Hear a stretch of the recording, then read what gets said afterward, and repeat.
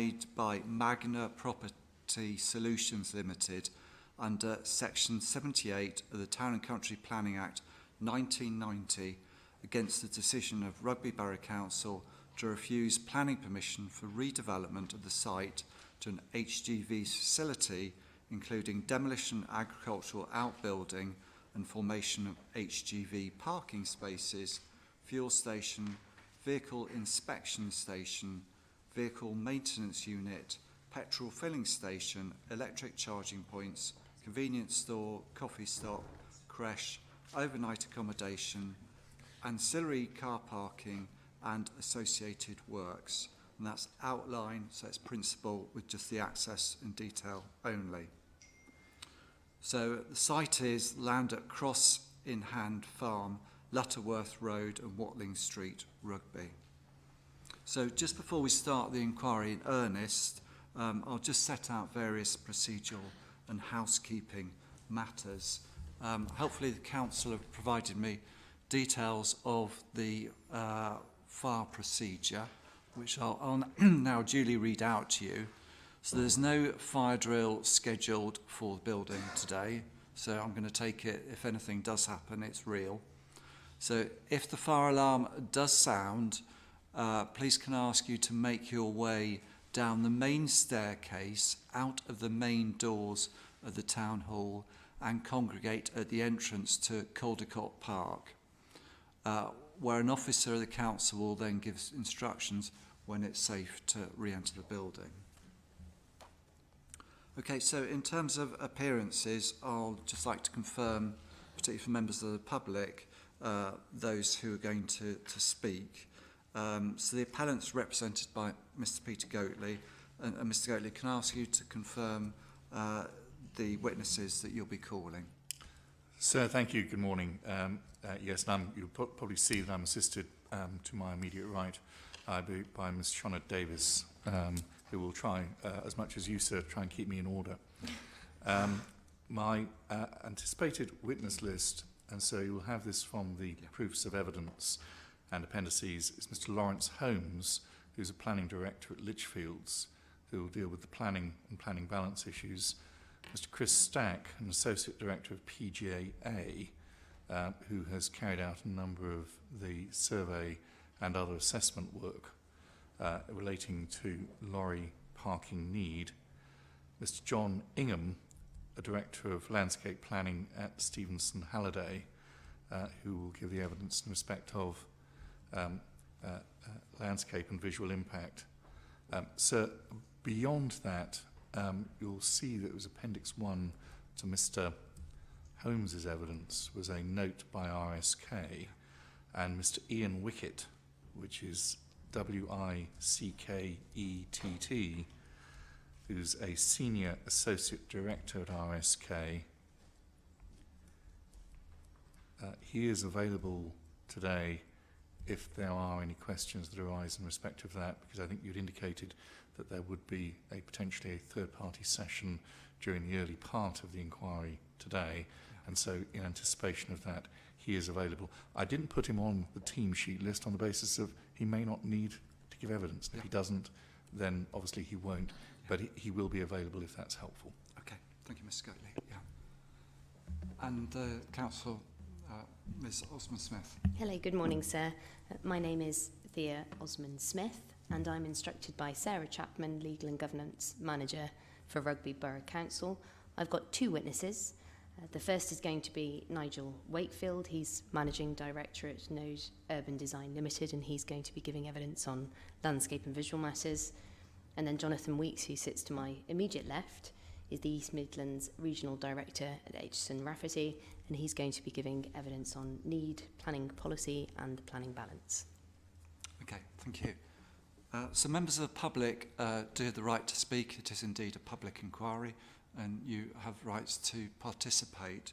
That's normal slot is after openings of both parties, so that'll probably be in about 20 minutes time onwards. I did indicate that if any members of the public wish to speak that couldn't make it this morning, I'd make a slot available at 4:30.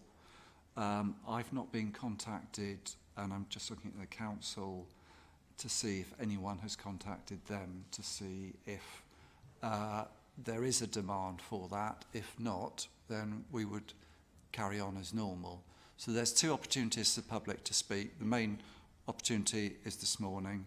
I don't know if there's any internet facility for people to speak. No. Okay, so if you do wish to speak, I've got to make a note of your name and get the spelling right, because I have to put that in my report. So forgive me if I laboriously ask for your spelling of your name. Also be aware that although they don't often, the advocates do actually have a right to ask you any questions, and so do I, although I tend to rather than the advocates.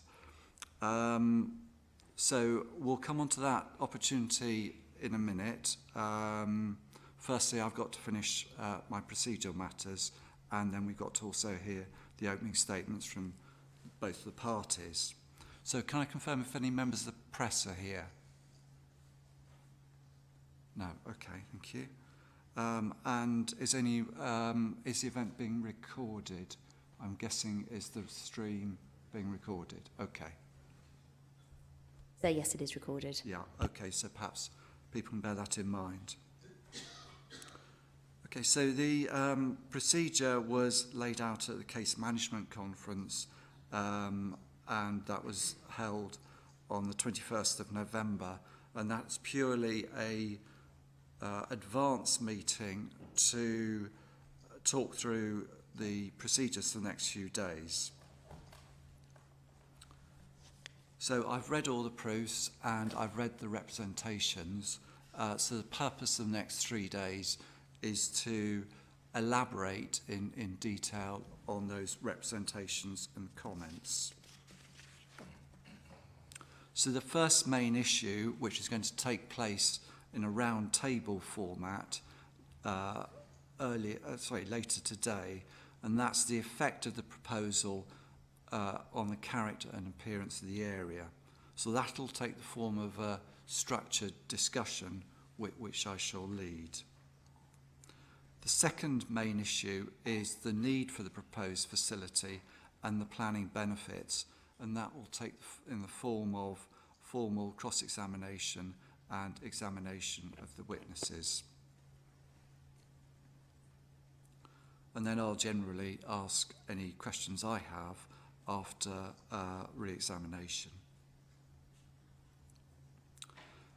So during those formal sessions, members of the public are very welcome to remain, although you don't have a right to participate.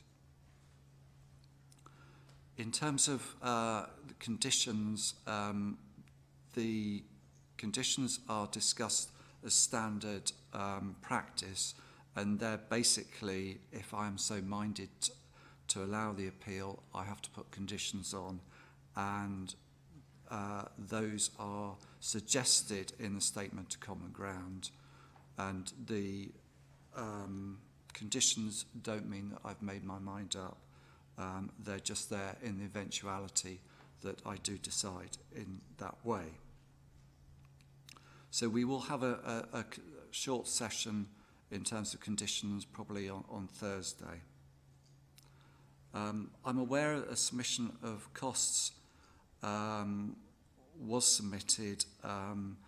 That has, I'm told, now been forwarded to the council. I'm sorry, that was rather belatedly done. I'm somewhat minded to use a written representations procedure for that, but Mr. Goatley, I can see you're keen to speak. So I have to say, it may be a matter that we come back to in due course, okay. But it may be that you're not troubled by that. So perhaps if I can address you in due course, yeah, as far as it's necessary. Yeah. And I don't wish to interrupt your flow, but in actual fact, something that's just popped up on my feed is in fact the LPA's rebuttal statement, which has only just been sent by PINS to us this morning, literally as you were making your opening remarks, sir. It's not necessarily a very lengthy document, but it's about 18 pages. I'll need to speak to my people. I don't think it's likely to have a major adverse effect on timing, but for reasons which are obvious, I will need to have the opportunity to deal with it. I'm not going to object to it because it was submitted within the timescale that was set out within the CMC, so it would be inappropriate to object to it, but I just will need time in order to be able to deal with it. Yeah, my apologies for that. It was sent in to the inspectorate on the 3rd of January. It was timely, and I'm somewhat embarrassed to say it's not being forwarded on. So my apologies for that. And I have asked for that inbox to be checked, and similarly the 106 has also been forwarded round, as well as the costs. So I've had somebody go through that inbox this morning. So thank you. I didn't see some of the information until 9 o'clock last night. I have read the rebuttal evidence from the council. I think it relates more to matters relating to the second main issue. But I do need to make sure that you have a chance to fully digest it. One, for me to digest it, two, for Mr. Stack and Mr. Holmes to digest it, and for us to meaningfully talk about it. I know there's some plans, I know there's some pictures. I'll need to be informed about whether or not we need to go and look at things or whatever. I don't think it's going to disrupt the 3 days, but it just may have an effect on timing, depending upon where we get to today. Yeah, okay, thank you. Right, okay. I have visited the site twice before, but I will be making a much more thorough site visit after I have heard from the issues. And that will be accompanied by both parties. And that's really an opportunity for me to see and experience what's pointed out. I'm somewhat flexible about the timing of that visit. I think it's not impossible. It might even be this week, but I'd just like to see how matters go. So the inquiry is scheduled for 3 days. So that's Wednesday and Thursday this week. I'll look towards breaking at lunch about 1 o'clock and have short breaks in the morning and afternoon. I did intimate the potential for 9:30 starts on Wednesday and Thursday, and I don't know at this stage if both parties could confirm that that won't prejudice anyone. For our part, when I say we're staying relatively close, but for the traffic within the centre of Rugby, which provides its own degree of entertainment first thing in the morning. What I'd say is, yes, if you'd like to start a bit earlier, we will be able to accommodate that from our part. Ms Osman-Smith, your thoughts on 9:30 start? Likewise, sir, that's absolutely fine with us. Yeah, I think I too have experienced Rugby rush hour this morning. I think it would be prudent if we could start at 9:30. Yeah, thank you. Okay, so that'll be tomorrow and Thursday then. Okay. Just coming back to the documents, if there are documents submitted during the inquiry, as you know, I have to keep a running tally of those, so I may ask for your help to do that. But also, please copy any documents to the case officer at PINS. And I shall be confirming that those have been received and actioned appropriately. Now, we'll aim to finish around 5-ish. Having said that, I am advised that a 4 o'clock finish is necessary tomorrow due to availability of the council chamber. And linked to that, I'm just looking at the council to see whether it's possible to leave papers overnight, but I guess that might not be the case if there's a committee meeting. It will be possible to leave papers in the rooms, but not in the main chamber. Okay, thank you very much. That's very, very helpful. Just finally, on terms of documentation, I'm aware that planning obligation has been received that again was received at the right time and is for a bus contribution, and it's fairly short and succinct. We'll consider that at the same round table later the week in terms of conditions. So that concludes my opening remarks. So hopefully the procedure's there. I'll ask the appellant's advocate in a minute to begin their opening submissions. And after opening submissions, then members of the public have a chance to speak. I said earlier that I would also give an opportunity at 4:30 today if any members of the public can't make it this morning. So the procedural matters done. I'll just look to both advocates that there's nothing I've missed or they want to add or clarify. Nothing missed, sir. It may just assist in respect of the planning obligation, which you referred to a few moments ago. As I understand it, that is now in an agreed form as between, thank you, the appellants and the two relevant authorities. So it is, I understand, now doing the rounds for execution. I think you probably know what's coming next, which is that I'll be asking for some leeway, if I may, for the period of time in order to be able to get the document suitably round and executed. But the document is submitted to you. That's the agreed form document. Okay, that's helpful. We'll agree timescales at the end of the inquiry.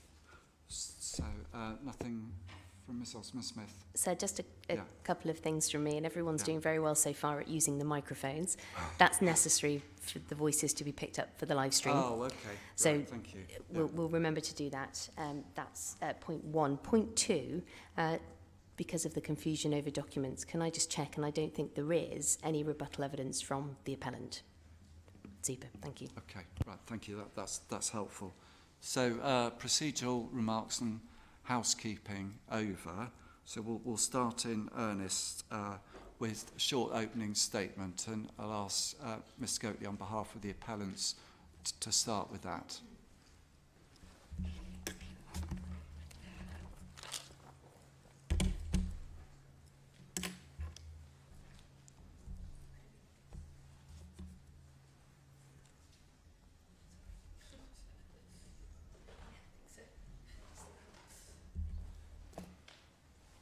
Okay, thank you.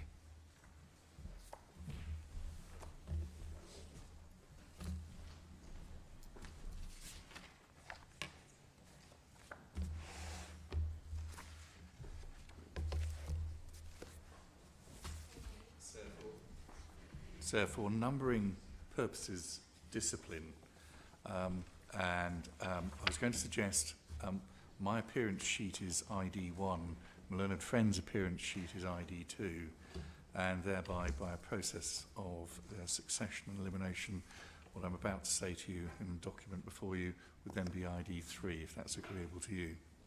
Sorry, can you start again on that? Yes, sir. Yeah, ID, indeed, sir. ID1 Yeah. would be my Yeah. appearance list. Yeah. ID2 Okay. would be the council's appearance list, Yeah. and ID3 would be my opening submissions. Okay, that's helpful. Thank you.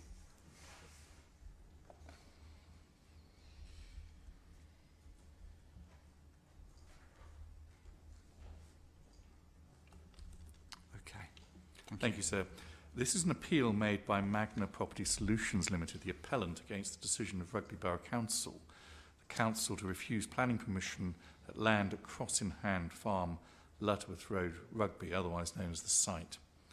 The proposed development is for the redevelopment of the site to an HGV facility, including the demolition of agricultural buildings and formation of HGV parking spaces, fuel station, vehicle inspection station, vehicle maintenance unit, petrol filling station, electric charging points, convenience store, coffee shop, creche, overnight accommodation, ancillary car parking and associated works. Outline principal and access only.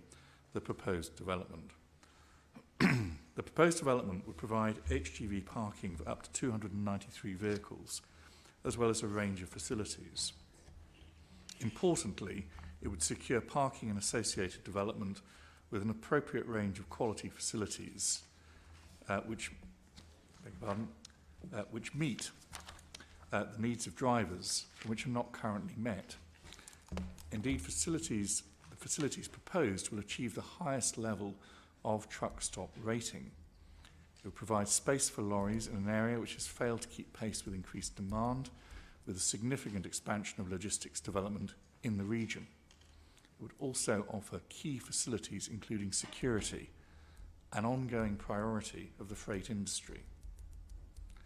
The sole reason for refusing permission related only to landscape impacts, and during the case management conference, Sir Yu distilled the main issues as follows: the effect of the proposed on the character and appearance of the area, particularly with regard to its uses, scale, massing, form, loss of hedgerows and mitigating landscape, otherwise described as the landscaping effects, and secondly, the need for the proposed facility and the planning benefits, the need case.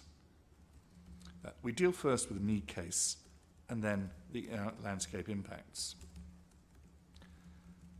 Policy GP2, the settlement hierarchy of the Rugby Borough Council Local Plan 2011 to 2023, the local plan, states that new development will be resisted and only permitted where national planning policy framework permits development in the open countryside. However, the NPPF also requires that policies and decisions should recognise the importance of providing adequate overnight lorry parking facilities, taking into account any local shortages, to reduce the risk of parking in locations that lack proper facilities or could cause a nuisance. Accordingly, whether or not there is a need for the proposed development is an important material consideration in the determination of this appeal, particularly in circumstances where the local plan does not provide any policies in respect of the consideration of or delivery of such HGV facilities. In understanding why such need arises, it's relevant to consider the location of the proposed development. The site is to the southwest of the A5 roundabout junction with the B4027 Lutterworth Road, Coalpit Lane, and the A4303. It may be noted that the A5 is part of the Strategic Road Network, the SRN. This area is widely known in the freight industry as the Golden Triangle due to its accessibility to the M1, M6 and M69 motorways. This is a concentrated area of logistics development. It's close to the Daventry International Rail Freight Terminal, Magna Park, and in an area which straddles the boundary between Warwickshire, Leicestershire and Northamptonshire. It takes in both the East and West Midlands. The most comprehensive study undertaken in 2022 of the capacity and utilisation rates of overnight lorry parking facilities in England was undertaken in 2022 in the form of the National Survey of Lorry Parking. In the geographical corridor that concerns this appeal site, the level of utilisation of most truck stops identified a critical need with high level of off-site parking. Mr. Weeks for the Council accepts there's a need for additional capacity within the Magna Park area and that identified needs are considered to be at a critical level within the on-site lorry parks. The need is also rightfully acknowledged in the report to committee, as well as in the West Midlands Local Transport Plan 2011 to 26, the Warwickshire Local Transport Plan 2011 to 26, the West Midlands, there's Freudian for you, West Midlands Freight Strategy, and the National Survey of Lorry Parking in 2017. Against that background, the Council's need case seems focused on A, the suggestion that there will always be some lorries that seek to park on industrial estates or lay-bys, even when there are dedicated lorry parks, that the National Lorry Parking Survey does not offer any specific target for figures for additional lorry parking. It's claimed that the appeal scheme there would be a need for 181 spaces in the whole of the East Midlands and that there's over-provision in the West Midlands. And thirdly, that there are potentially better alternatives and the undetermined application at Magna Park is referred to. That analysis is flawed for several reasons. First, there's very clearly an unmet quantitative and qualitative need in the East and West Midlands. The NSLP found East Midlands lorry parking capacity was at 92% and 84% in the West Midlands. It is very close to or is exceeding such a critical utilisation level of 85%. In addition, the qualitative need is extensively addressed in the appellant's statement of case.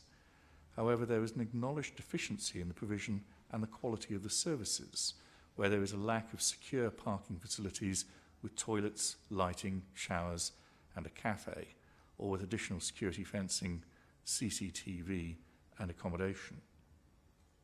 Secondly, Mr Weeks disregards the evidence set out in the NSLP 2018 and 2022, so the NSLP actually on its face indicates 2017, but in fact was issued in 2018, so you may find both dates being given somewhat interchangeably to refer to the same survey. The 2022 document doesn't suffer from that particular problem. So Mr Weeks' evidence disregards the evidence in those surveys with regard to HGV parking demand generated in the Rugby area of the West Midlands region.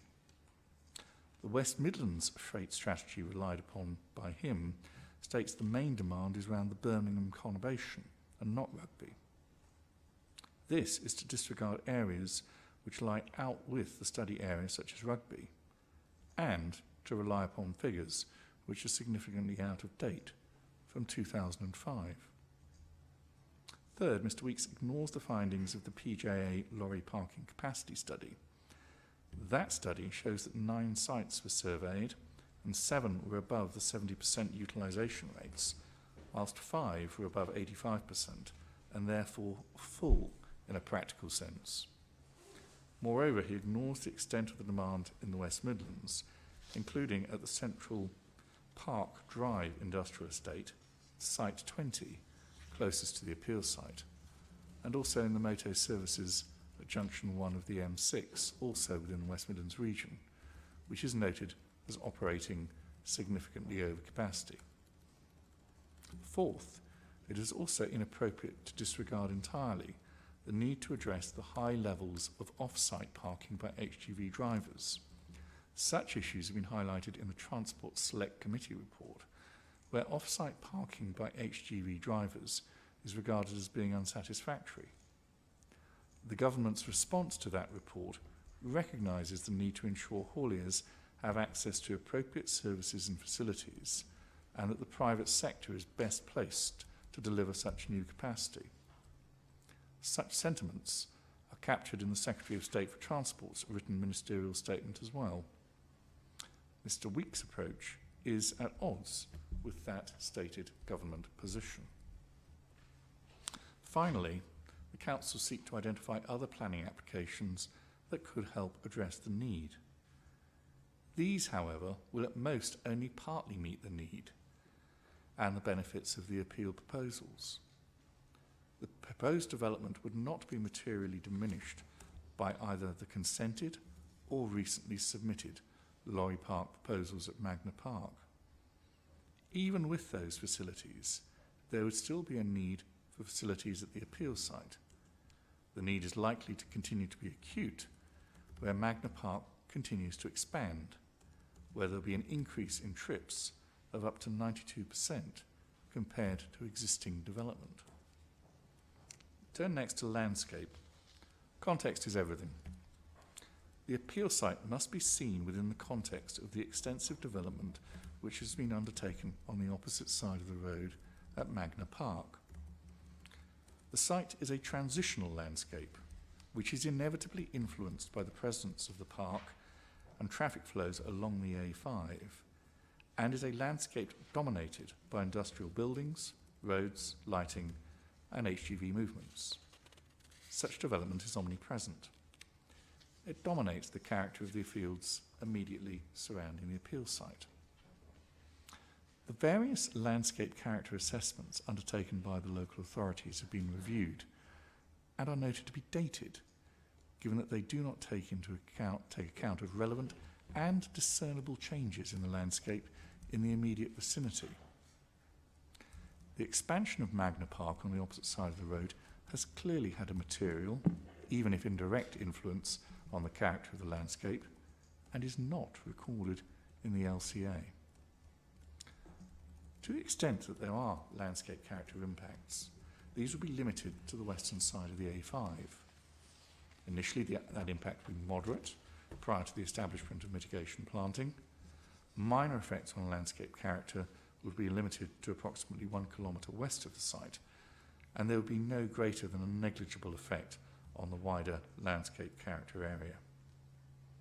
Views of the proposed development will be limited to relatively short sections of the A5 and B4288, and distant, intermittent glimpses from the public rights of way between 1.5 and 2 kilometres west and south of the site. The impacts on visual amenity are localised, primarily affect low sensitive receptors, A5 and B4288 road users, and the mitigation planting would establish over 15 years. Impact on recreational receptors, walkers, would be minor to negligible, reducing to negligible over 15 years. Where development is visible in distant views, it would be indistinguishable from Magna Park. Accordingly, the effects on the character of the rural landscape west of the A5 would be limited and localised. The appeal scheme would form an integral part of the freight infrastructure for which there is a significant need. It would be optimally located within the Golden Triangle. It would help to address both the qualitative and quantitative need for such facilities. The local plan does not plan for the type of development which is needed in this area. It is therefore not consistent with the NPPF. To the extent that there is any harm, it's limited, and the public benefits of the proposed development significantly and demonstrably outweigh any such harm. Accordingly, sir, for all of those reasons, you will be invited in due course to allow this appeal. Thank you. Okay, thank you, Mr. Goatley. Ms. Osman-Smith.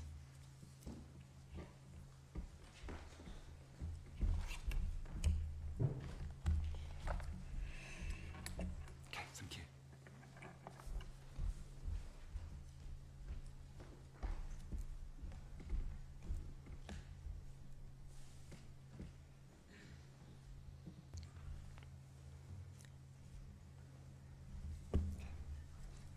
The proposals before the inquiry relate to a very large HGV truck park that is EIA, Environmental Impact Assessment Development.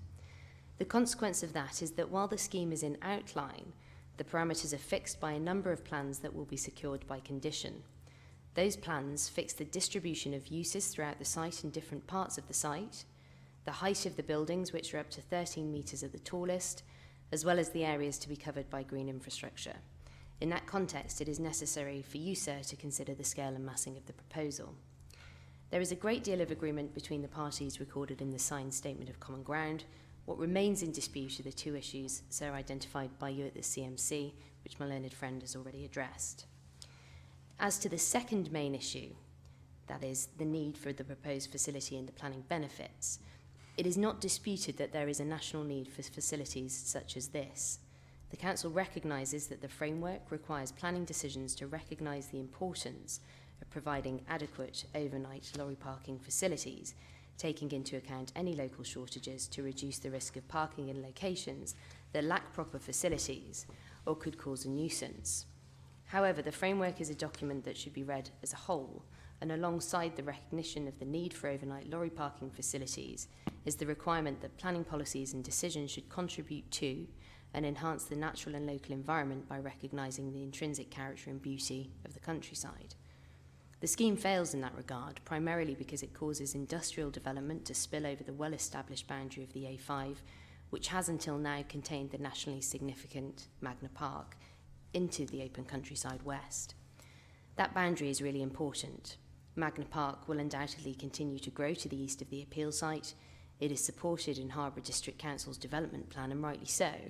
There is an allocation and policies, BE2 and SS1, which support its protection and growth for strategic storage and distribution. Compare and contrast that with the appeal site. There is no allocation, Development on this side of the A5 encroaches not just into undeveloped land, but into a different character area altogether. While there is need for this sort of development, there is not a need to have a facility this large in this location or all of the associated uses.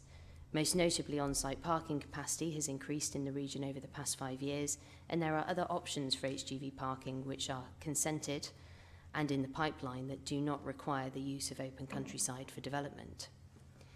In respect of landscape and visual impacts, as set out above, the scheme brings large-scale, tall industrial development into a landscape character area that is distinct and different to that in the area east of the A5. So, as you will already have observed and will see again on the formal site visit, the land to the west of the A5 is largely undeveloped and predominantly managed as farmland, with scattered farms, individual dwellings and small villages along and adjacent to roads and lanes. There are open rural views and distinctive landscape features such as long spinney and mature trees on the skyline. It is a landscape that has good value and medium to high sensitivity, and where the scheme will give rise to significantly harmful landscape and visual effects both at year 0 and at year 15. It is notable that such effects were concluded by the appellant's original LVIA contained within the environmental statement, but subsequent experts on behalf of the appellant have successively diminished the sensitivity of the site and its value as a component of a coherent landscape character area. See, for example, in respect of sensitivity, a key judgment in the consideration of landscape character effects. The 3 different documents I list there come to 3 different conclusions. First of all, in respect of the ES, it was medium sensitivity. Then, as part of the Pegasus LVIA attached to the statement of case, it became medium to medium-low. And now Mr. Ingham concludes that he would tend towards the medium-low sensitivity. Mr. Ingham's proof and judgments are provided without any reference to his own methodology. He expressly adopts the Pegasus LVIA in methodology, but seeks to chip away at its conclusions without any transparent basis for doing so. The scheme will bring about wholesale change to the site and its context. It denudes the site of its landscape fabric and character. None of the internal hedgerows will survive. The scheme promotes significant new planting because of the absence of natural screening, and seeks to create a wholly new and artificial perimeter of trees and hedgerow to hide a development that is inevitably harmful, industrial, and badly thought out on the wrong side of the road. It will block views and diminish the sense of openness that is presently felt while travelling through the landscape west of the A5. The effect is undoubtedly significant. As to visual impacts, the most harmful of these will be experienced by road users in close proximity to the development.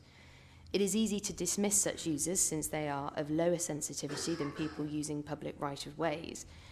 But GLIVIA, that's the Guidelines for Landscape and Visual Impact Assessment, does not take that approach.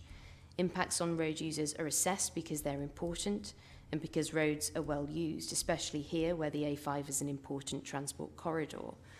That means that there is a higher quantity of road users who will experience the adverse effects that might otherwise be the case. The scheme will give rise to significant adverse effects for local users, for users of local roads, some of which will remain at year 15, as well as narrowing and closing down the views by virtue of the mitigation planting. As set out above, the Council takes no issue with the national need for additional lorry parking. The question is whether a facility of this size and comprised of the elements proposed is required here. The Council says not. The size of the scheme and elements such as the crush facility have not been properly justified. In that respect, the national surveys on lorry parking 2017 and 2022 are important. While nothing in national policy or guidance sets a numerical target for this type of development, the surveys allow an understanding of the number of spaces across different regions that are required as an immediate response to improving capacity. It is clear that it is neither practical nor necessary to accommodate all HGVs on site, because drivers will choose to park on laybys and industrial estates even when there are options to stay overnight in designated spaces. The reasons for this are disparate and perhaps not entirely understood, but both studies make the point that whether off-site parking is to be considered inappropriate for overnight parking is undetermined. Mr. Weeks calculates that the immediate need for the East Midlands is 181 additional spaces and none for the West Midlands. That is for the whole of the East Midlands, which is 15,627 square kilometres. Plainly, the provision of parking well in excess of that figure will be over-provision in just one area, when the facilities should be spaced out equivalent to a 20-minute drive time. There are also additional opportunities in the area, including a consented scheme for 78 HGV parking spaces at junction 1 of the A14 and the anticipated provision of approximately 140 spaces at Magna Park, secured first as part of the outline planning permission in 2015 and being brought forward through a new application submitted at the end of last year. Mr. Weeks further questions the ability of the scheme to deliver the individual elements applied for 3 key reasons set out from paragraph 6.45 of his proof. In summary, they are as follows.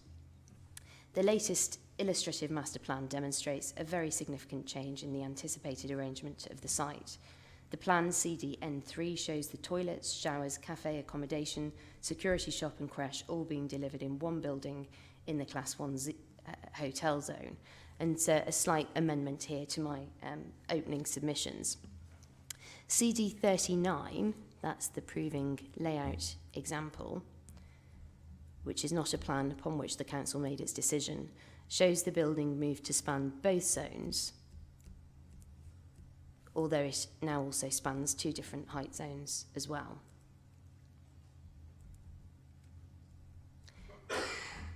So on to B. Not only do most of the uses not fall within that class, but there is no evidence as to how they can be acceptably accommodated within a single building.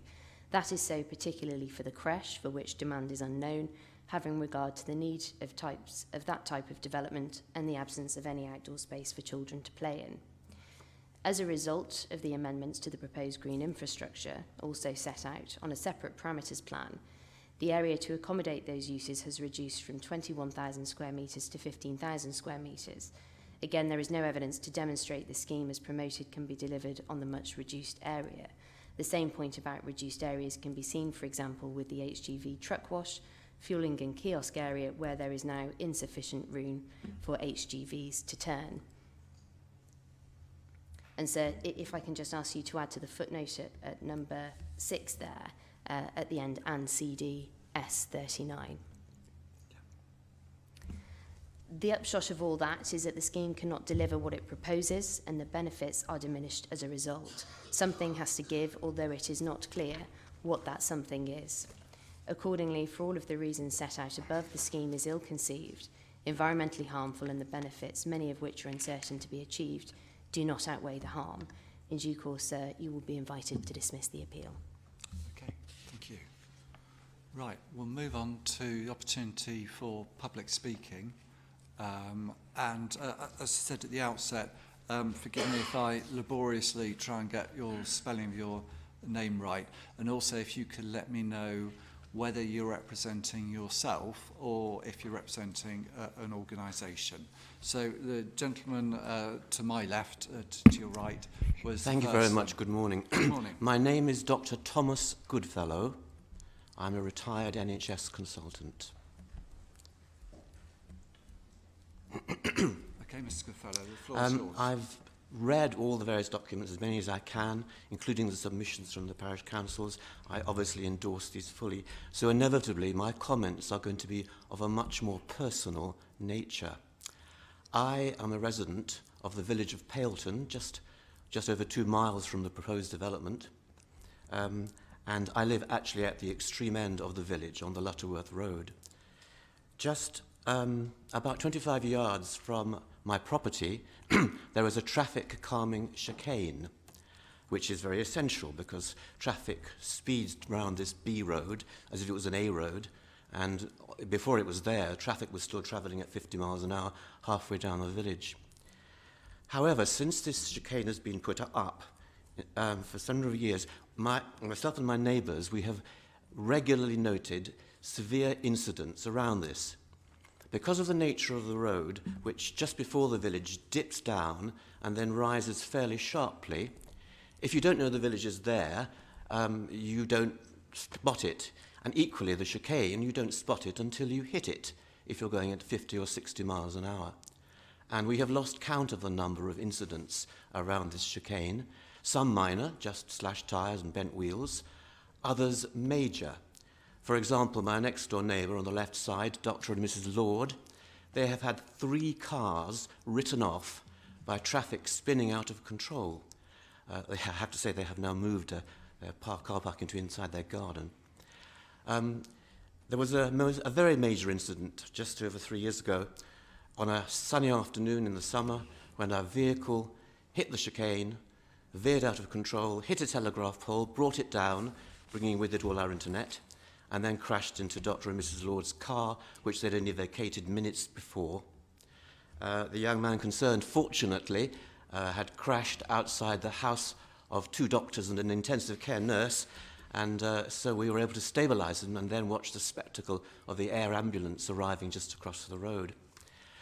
My point is that this road is a B road, but it is treated as if it was an A road.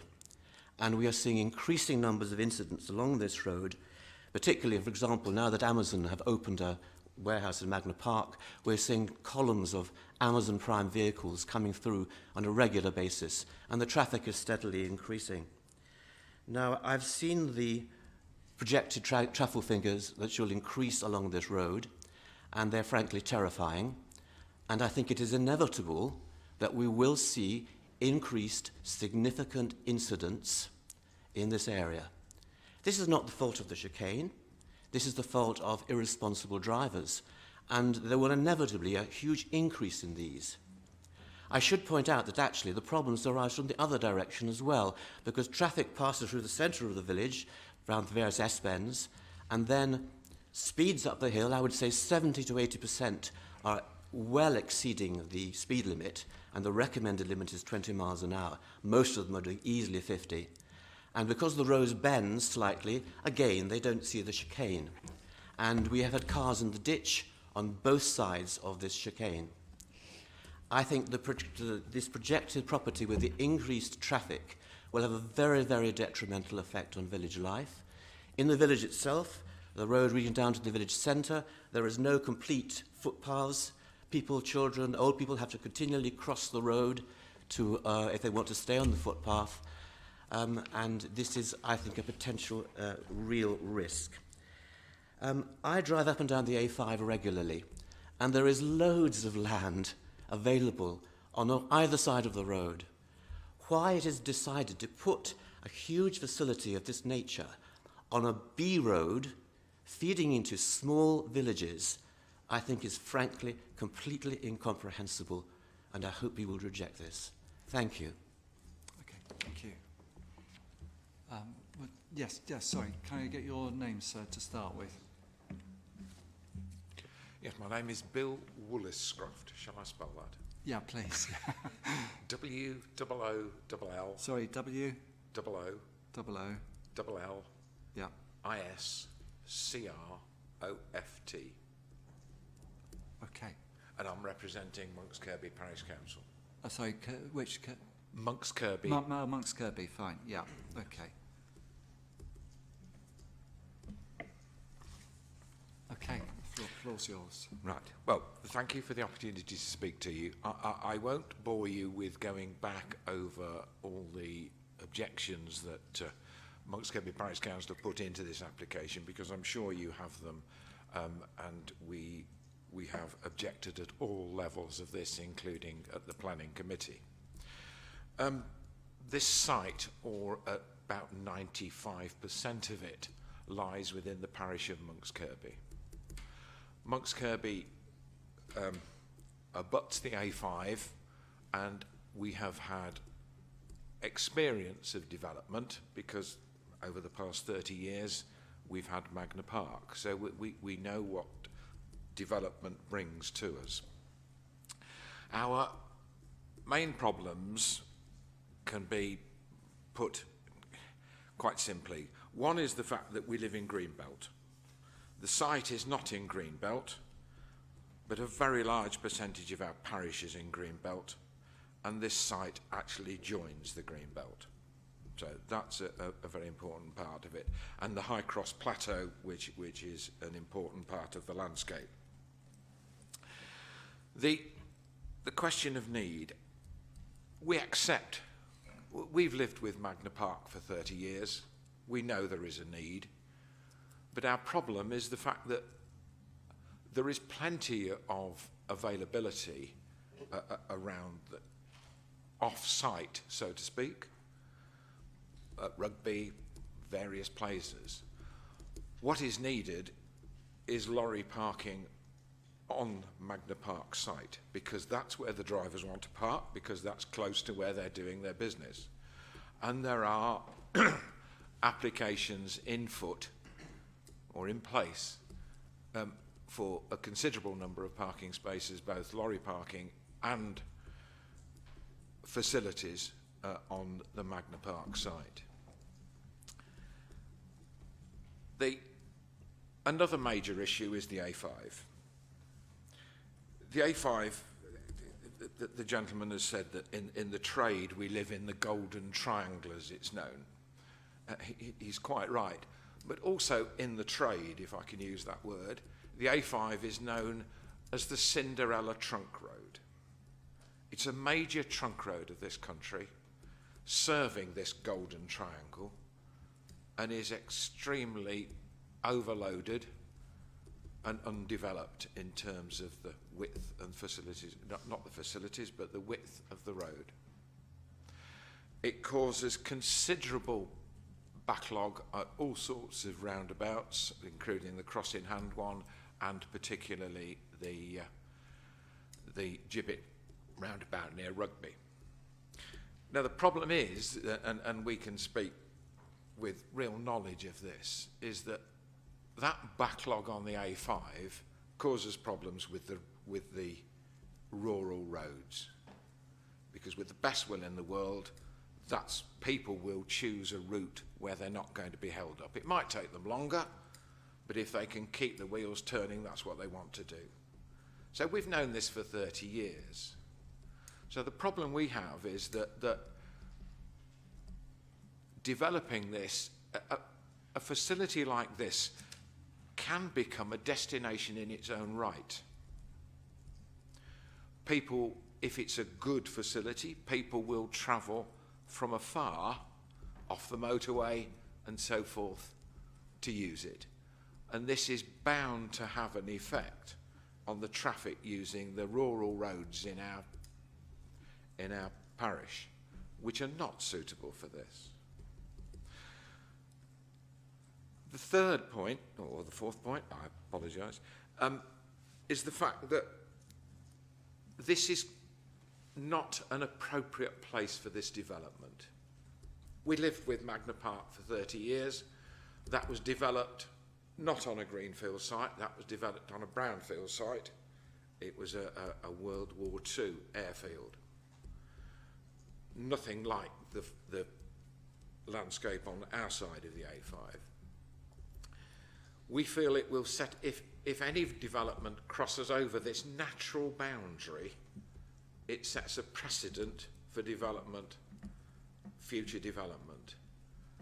And there has to be some kind of natural boundary, some kind of limit, because the facilities, the roads and the infrastructure on the Warwickshire side of the A5 are just not suitable for any type of development of this size.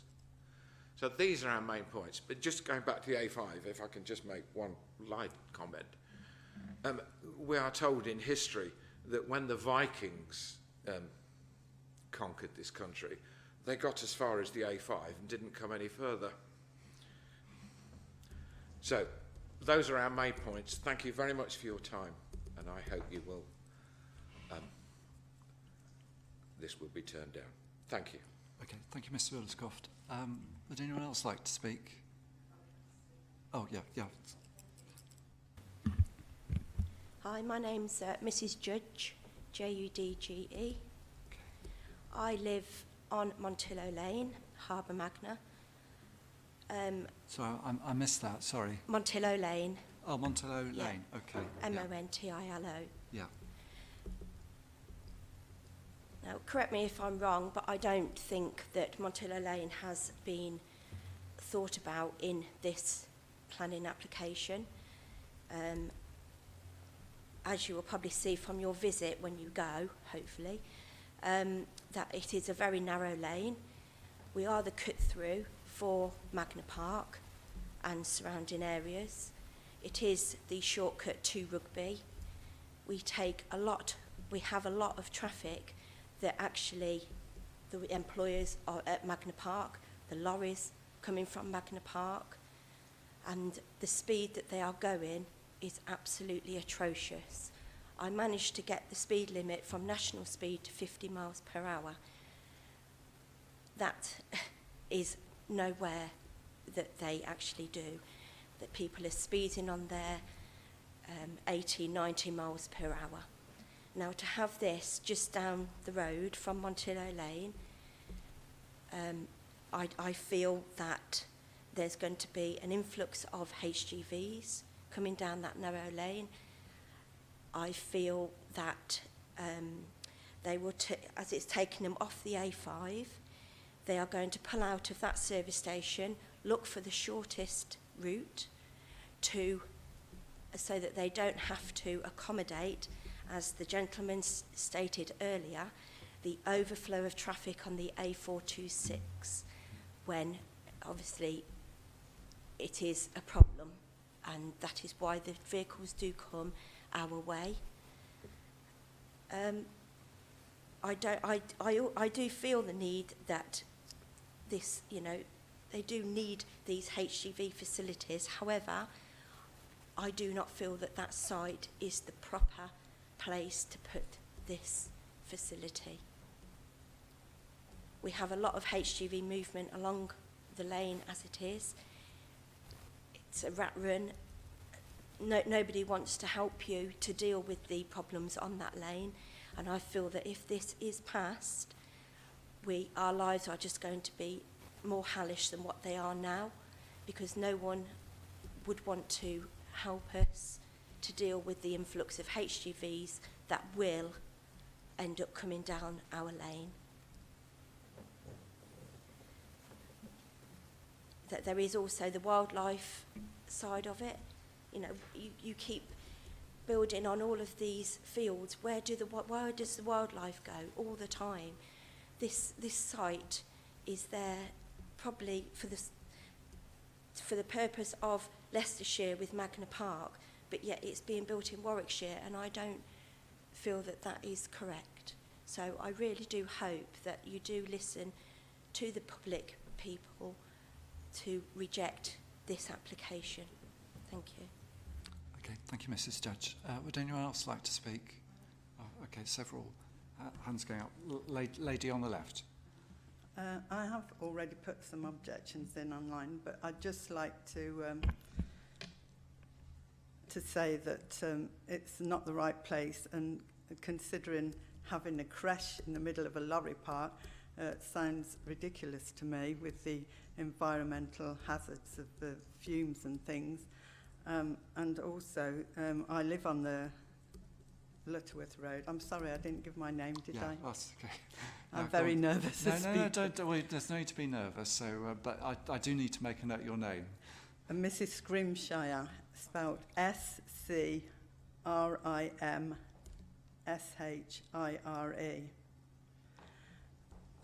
And when we were looking at the objections, we were asked to take photographs to help, but it's absolutely impossible to take photographs of speeding HGVs. By the time you've picked your camera up, there's no chance to take the photograph. So apart from the ones that get stuck in the middle of Paleton, where I live, right in the middle, and I have actually got a photograph of one that's got stuck in there trying to turn round. But I would object to this proposal because of, like everybody else said, the amount. It's just going to get worse, and our lives will just be made. My cottage shakes, and it really worries me at night when these speed through, that the cottage is actually going to fall down. So I would be against this proposal, even if the lorries were allowed to keep out of the village by some way, because it's just not right. I don't think, from all the reasons that the other people have said. Thank you. Okay, thank you, Mrs. Scrimshire. I think gentleman on the right, yeah. Thank you. Councillor Tony Gillius, Councillor for the Revel and Binley Woods ward. Sorry, can I just make another note to Councillor? Gillius. Gillius. That's spelled Gillias. Thank you, Ms Gillies. Yes, I also actually live in the village of Paleton, and I've lived there the whole of my life, and was there on the day when Bitterswell Aerodrome closed and the Red Arrows flew out there for the very last time. So a very momentous occasion that was. But of course at that time the workforce that maintained things like the Vulcan bombers and the Red Arrows themselves was just a normal working hours practice. And as the Magna Park has developed over a great period of time, we found that it's a 24/7 operation. So in the small villages that lie very close to Magna Park, we find that there was a time when you could actually sleep at night without being disturbed. But now, even myself, even though my house is about 15 metres away from the edge of the road, I'm getting woken up at 4:30 or 5 a.m. in the morning on a regular basis.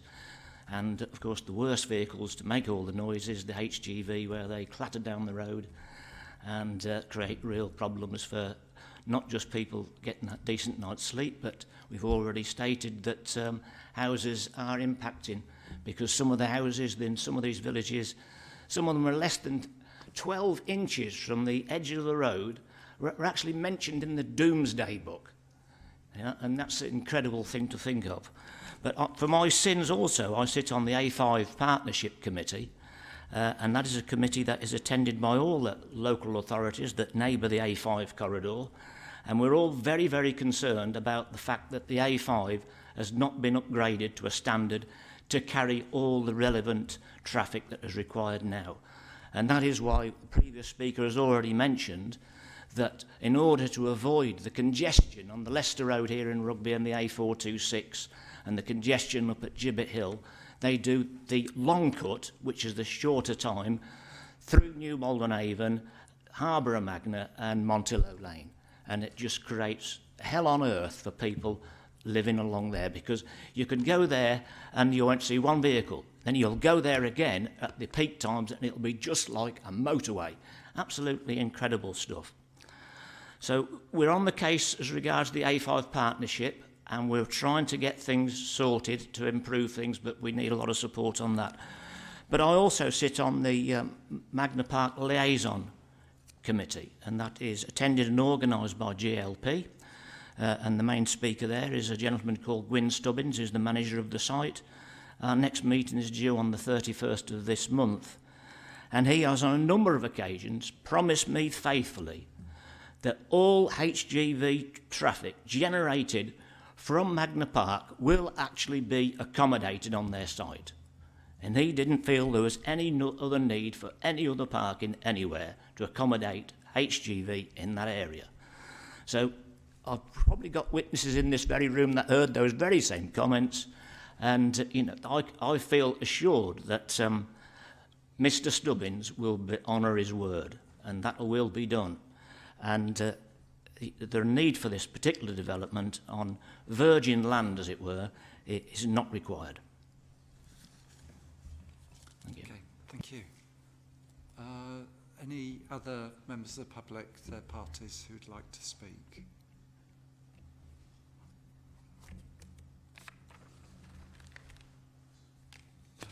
Okay. Mr. Goatley, you indicated that you had a highway witness, and I'm just wondering if you'd like to have the opportunity to comment on anything. So I was going to suggest to you, raise with you, whether it would be helpful for Mr. Wickett to make his observations on the various matters that have been raised, which have been identified there, either now or after a break, whichever you feel is more appropriate. Well, I wonder if it's worth now, and then perhaps I'm hoping then there might be more timely for a break after that. So, Yeah. Wickett,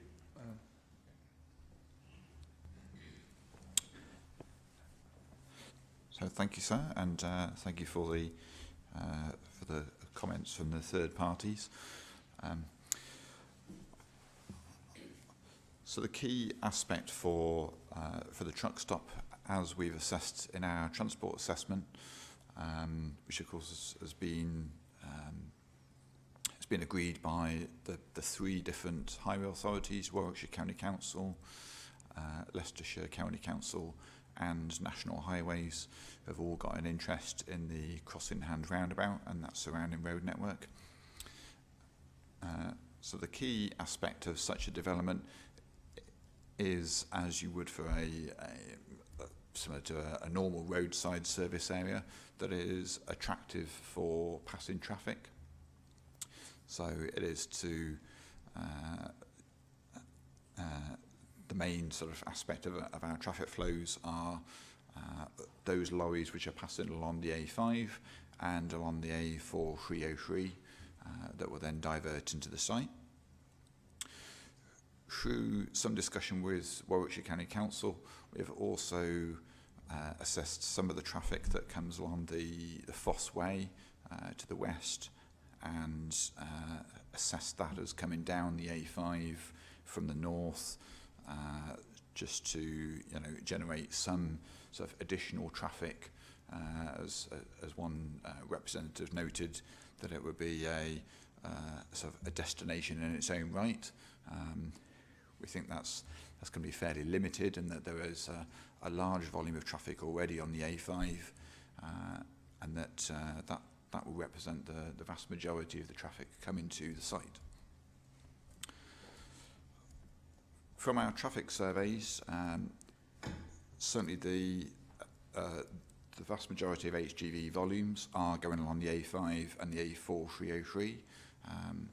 Through the 6 hours or so, including the peak periods on a weekday, there was almost zero HGV traffic along Lutterworth Road to and from Paleton that was recorded, and we haven't assessed any of that HGV traffic turning in and out of our site. So the assessments have been based on the assumption that there will be a small amount of new traffic to the area that is effectively diverted from Foss Way, and the remaining traffic is essentially diverted from the Crossing Hand roundabout. Effectively, they take a different exit from the roundabout, a short distance down to the site access on Lutterworth Road, and then return back to the Crossing Hand roundabout.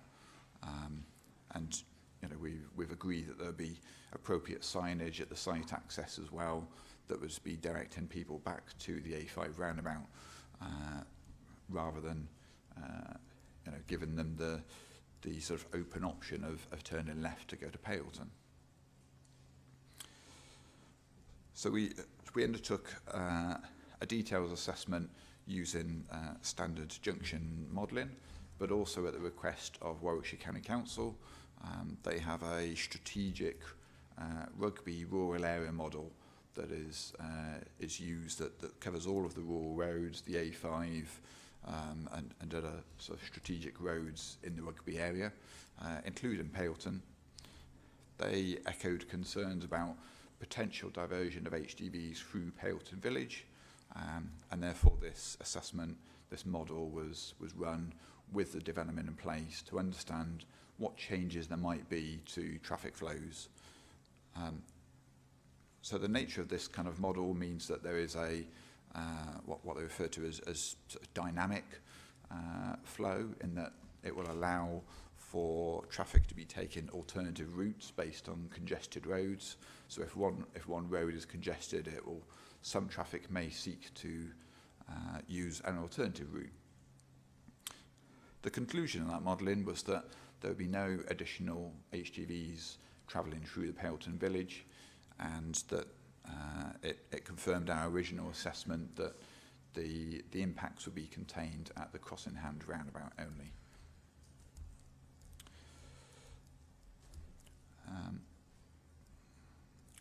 So I think, in summary, the HGV impacts in the local area, while they are the sort of anecdotes from from local residents that that they are passing through Paleton Village. This is an existing situation, but the proposed development will not be generating additional movements to that. And the rural area model, as discussed, as assessed with Warwickshire County Council and their own consultants who carry out the modelling, this has not led to an impact on those roads or Paleton Village itself.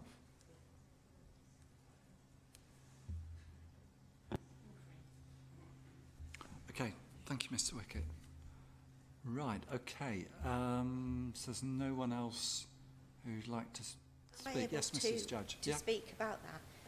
I don't So- see why not. Yeah. Okay.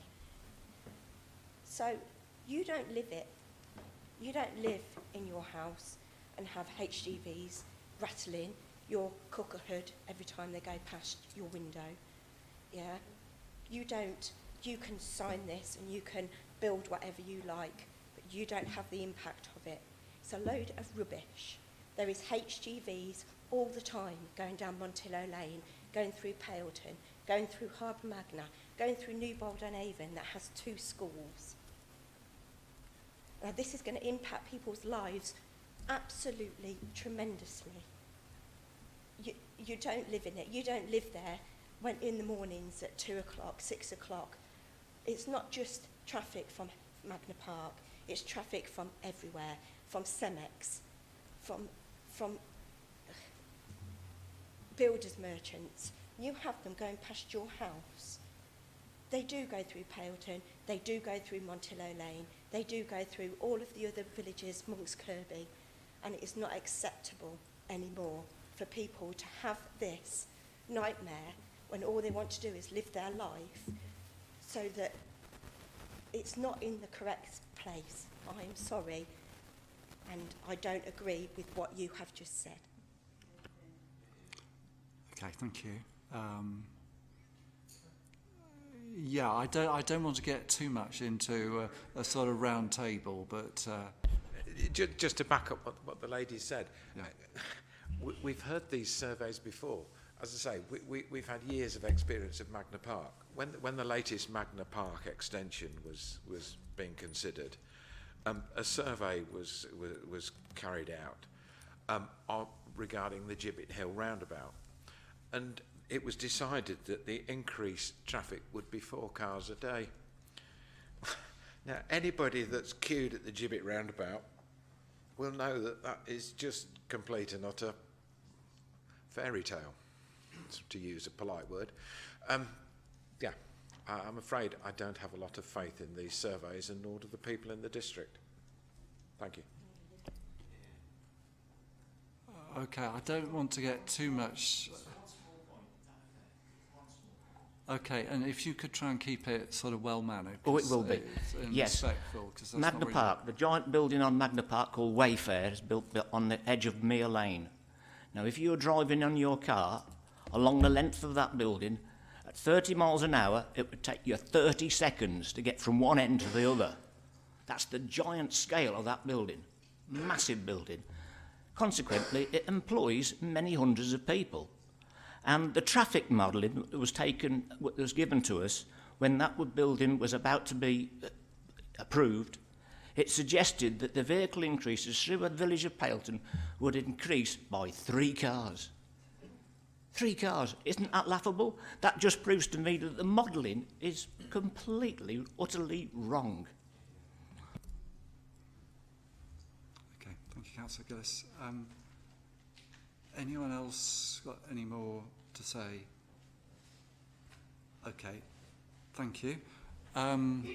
We'll have a short break now. I'd like to move to a round table. The thought I had, Mr. Goatley, is just to ensure that the appellant's not prejudiced, that if we do move to a round table and if there's anything you want to come back on, then tomorrow morning I will give you an opportunity first thing to revisit anything that's said. But I think most of the evidence relates to planning matters rather than landscape matters. So we dealing with the... Yes, yes. So, as I understand it, it appears that it's dealing with planning matters. Yeah. So, I mean, I'll have a quick skim through to see if there's Okay. anything which is there.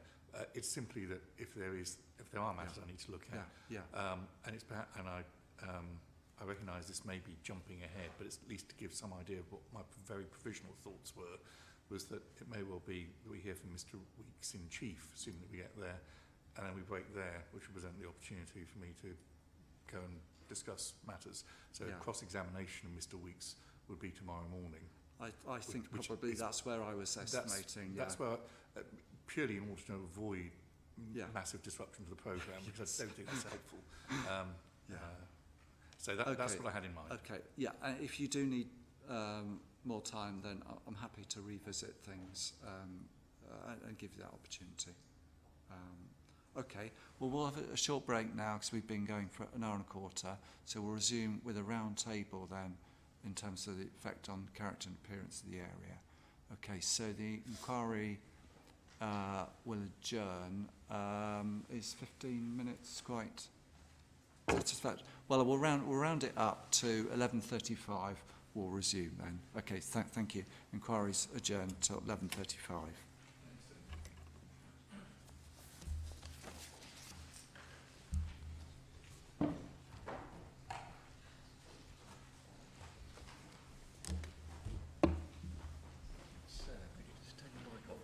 Oh, thank you.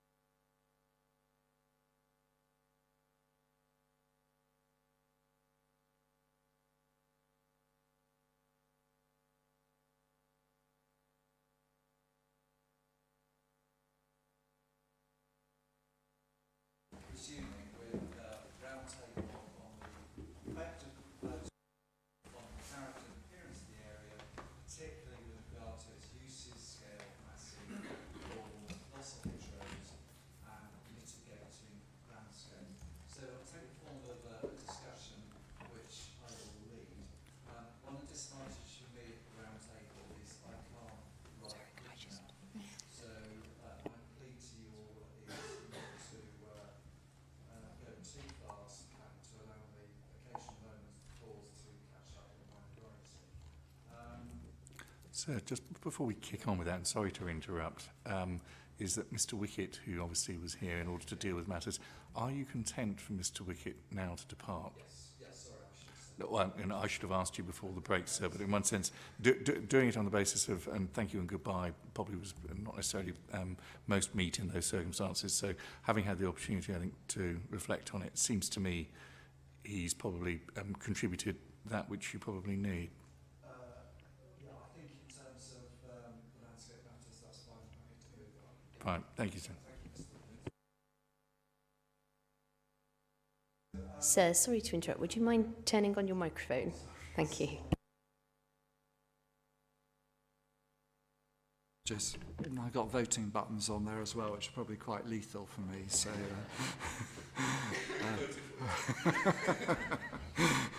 right. So I managed to avoid the voting buttons. Oops.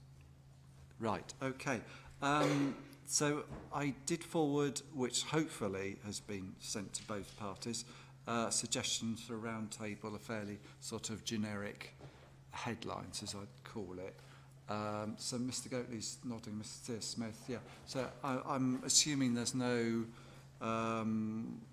additions or corrections or changes to that. So all I perhaps suggest is probably a matter doubtless for either of the two principal participants in that discussion.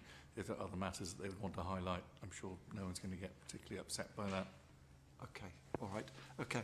And I'm also conscious of the time, so I think probably it's going to have to be split according to where we get in terms of lunch, and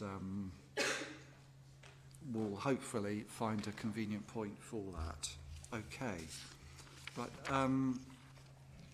So just starting with the relevant policies, those were very helpfully listed in the Statement of Common Ground. I just wanted to really give the opportunity for any significance either party felt in terms of those policies. So perhaps I'll start with the council. And is it a case of good morning, Mr Wakefield? Yeah. Yeah, thanks. Okay, so would you like to comment on what you see as the significance of the policies? So probably refer to my proof of evidence, because I've set out the policies within that, and particularly policy NE3. I'm taking national policy as kind of red, really, so just get to the focus on the key elements. And within my para 2.4, I've highlighted a number of key points of the policy, which is my interpretation of the key elements in relation to this case.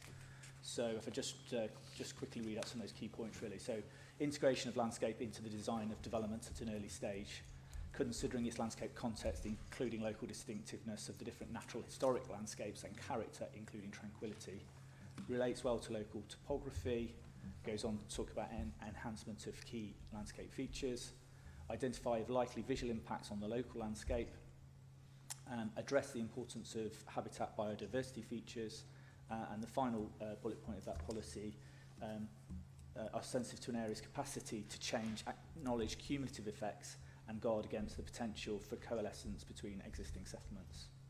I think that's the main, and was the obviously reason for refusal as part of the Rugby's case. Okay, thank you, Mr Wakefield.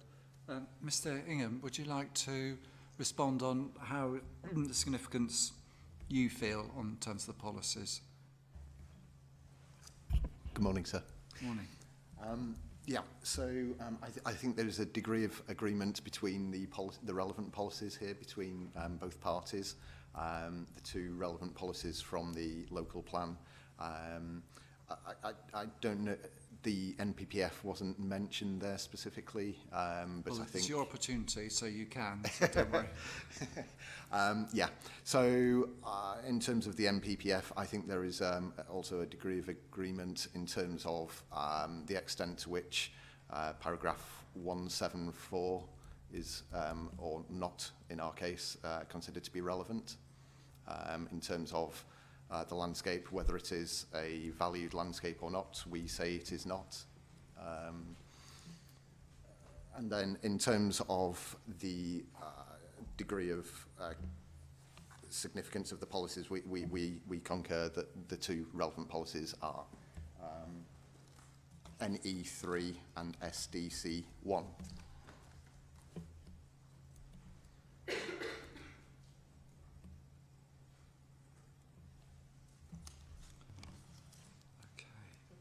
Mr. Wakefield, anything Yeah, to come just to back come on back on that. Yeah, sure, 174, the NPPF, is Yeah. about the character of the countryside rather Yeah. than the value. Yeah. Yeah, thanks. Okay.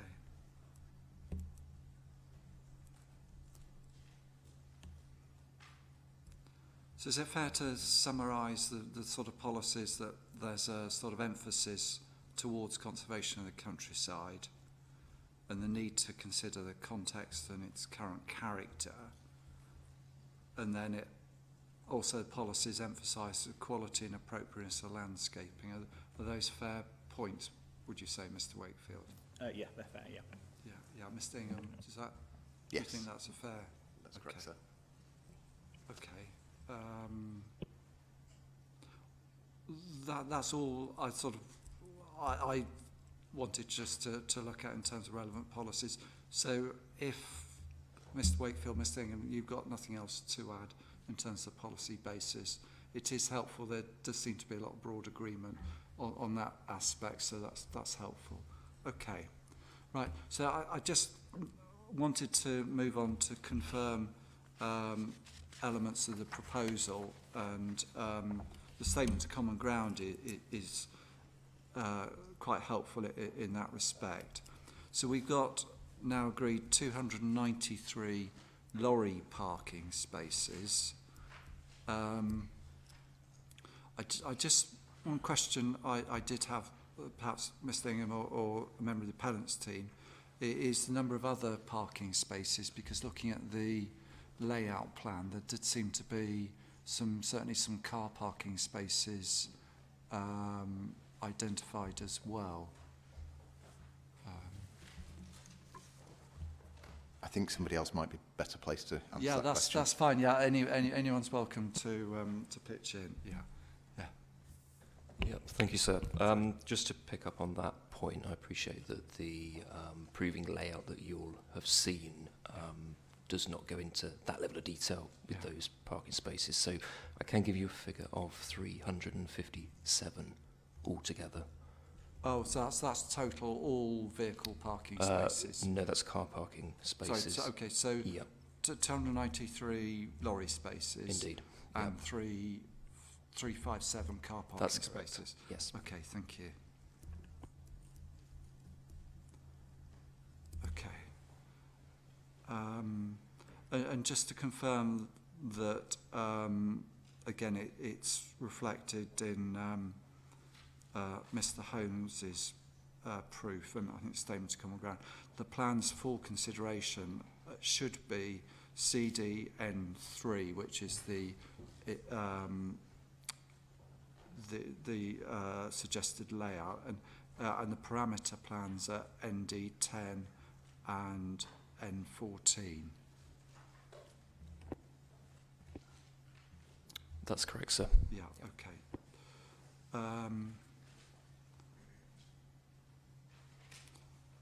Just on that, Ms. Osman-Smith in opening suggested that because a condition is mooted on those parameter plans, they effectively form part of the consideration and appeal proposal. And I just want to give the appellants a chance to comment on that. Is that what you'd advise me to consider? Sorry, so is this the point around the facilities building Yeah, and its I mean, consistency with the parameters? No, yeah, I mean, there's parameters plans suggested ND 10 and N14, Yeah. and I think the conditions then ties them back Yeah. as a sort of compliance. Mhm. So effectively, I should be considering those plans as part of the formal appeal proposal, Indeed. irrespective of the outline. So that's your understanding as well. Indeed, that's correct. Okay. And we can demonstrate that the scheme does work in accordance with those parameter plans. Okay, I'll come on to that in a minute, but I just wanted to get that agreed. Okay.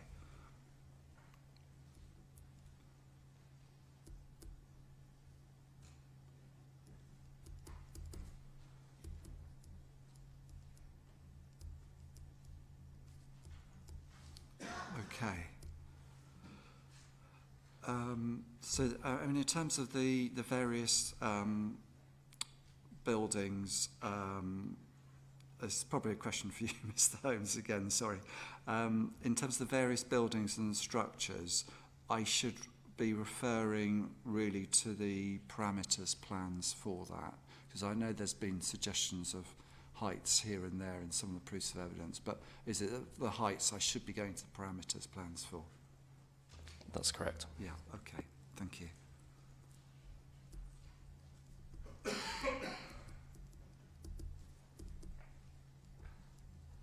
Okay.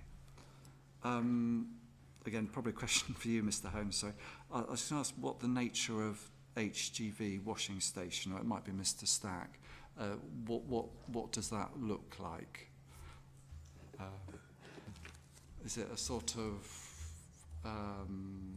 framework of some sort of structure? Is it an overgrown car wash or what exactly? Yes, it could be either, sir. So my understanding is it would be sort of an overarching wash facility that vehicles could drive through. That would be well within the height parameters for that element of the site. But nevertheless, there would be some flexibility there for the operator to deliver as they see fit. Okay, so it's a sort of overgrown car wash in effect, if that's all enlarged, probably better. I think word. so, yeah. Yeah, okay, all right, okay, thank you. And I was going to ask about the nature of the fuel station.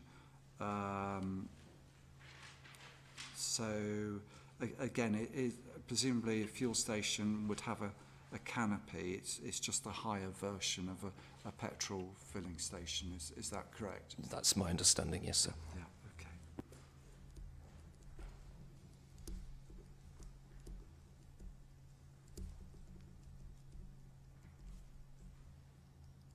Okay. So, again, I'll look to you, Mr. Holmes, sorry. The master plan drawing 02 Rev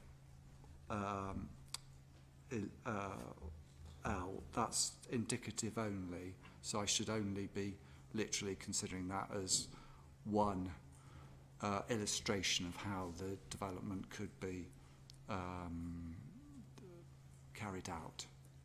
That's correct, sir. And indeed, it would be open to the future operator to deliver elements of the facilities building separately. So it's worth just bearing that in mind. Yeah. Okay. Thank you. I was also hoping to, this is probably more of a landscape witness's questions, to confirm the extent of the loss of the hedgerows, because there's a difference of opinion, I think, in both parties. So I think Mr. Wakefield in paragraph 6.39 of your evidence, I think you're suggesting 866 would be lost, whereas I think Ms. Thingham in your paragraph 7.214 you suggest 715. So I was just trying to see if we could get some sort of broad agreement on. Yeah, so I don't know who wants to go first. I think I've taken the original figure. I think the figure has come down to that. Is that? That's correct. My understanding is the figure quoted in Mr Wakefield's evidence was taken from an original scheme dating from about December 2020. The scheme was subsequently amended, and I think that's where the revised figure comes from. Okay, so if I work on the basis, Mr Ingham, that 715 metres of hedgerow, of existing hedgerow, would be lost. That's correct. That's my understanding. Yeah, okay. Okay. Similarly, I wasn't 100% sure, or it might not be 100% known now, the height of the lighting columns, or basically whether that should be in accordance with parameter plan 4.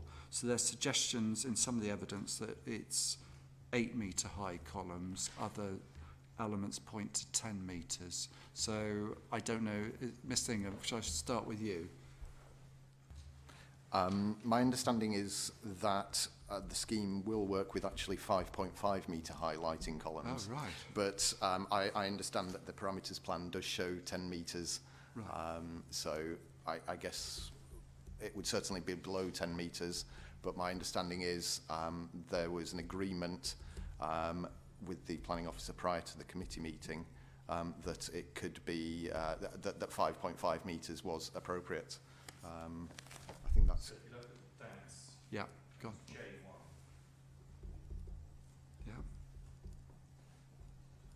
Okay. Page reference. Yeah, thank you, Mr Godey, that'd be helpful.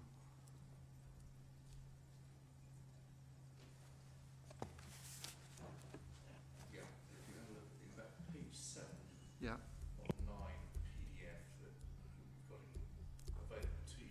I will have it, yeah. Yeah. That Okay. item 1, not putting my item 1, it's in there in respect of height. It's envisaged associated lighting columns to be agreed at the detailed planning stage would not exceed 5.5 metres in height. Okay. Okay, that's helpful. Thank you, I'm grateful. Just a final question from me in terms of just confirming the proposal. I was actually going to ask what the height of a lorry is that would, I know it's a bit like asking the length of a car, but in terms of the height of a lorry that would you typically use this facility. So I don't know if that's Mr Ingham, Mr Holmes or Mr Stack.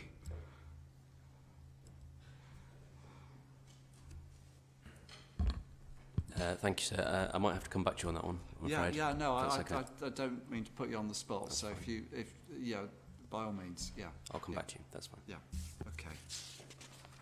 Okay, that's all my questions about confirming the details. Just moving on to the current value and status. So statements of common ground is very helpful that it's not a designated landscape. It's not a valued landscape, as Mr Ingham said earlier, in terms of the framework. It's not inside the green belt. And I'm not aware, Mr Wakefield, that the council's referred to the setting of the green belt in any adverse sort of comment. No, we don't. No, okay, right. So I can take it then that there's no issue with the green belt then, in that respect. Yeah, that's correct. Okay. And similarly, I'm advised there's one tree preservation order on, I think it's an oak tree, and the final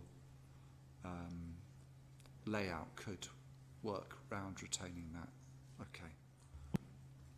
So I was going to partly ask what the sensitivity to change is in the existing landscape. So perhaps I'll start with you, Mr Wakefield. What would you say the sensitivity of the landscape is? Yeah, so my view is that it's medium to high, and you can find that reference in 6.47 of my proof. I have done a comparison.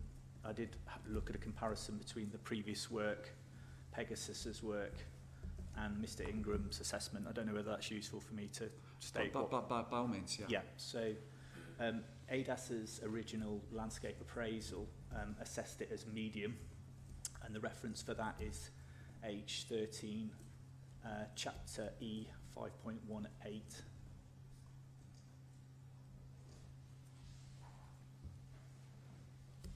Pegasus assessment, and tell me if I'm speaking too quickly. No, you're going fine. Thank you. That's most helpful.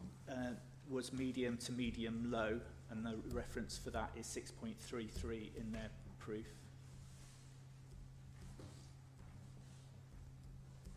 And Mr. Ingram erred on the side of the medium low in his proof of evidence, which is reference 7.2.11. So I missed that paragraph. Sorry, 7.2.11. Okay. So there has been a lowering of sensitivity from the ADAS, as was set out in the opening statement, from medium to medium low, to Mr. Ingram's view that it's now medium low, whereas I'm at medium high. So that's where the difference arises.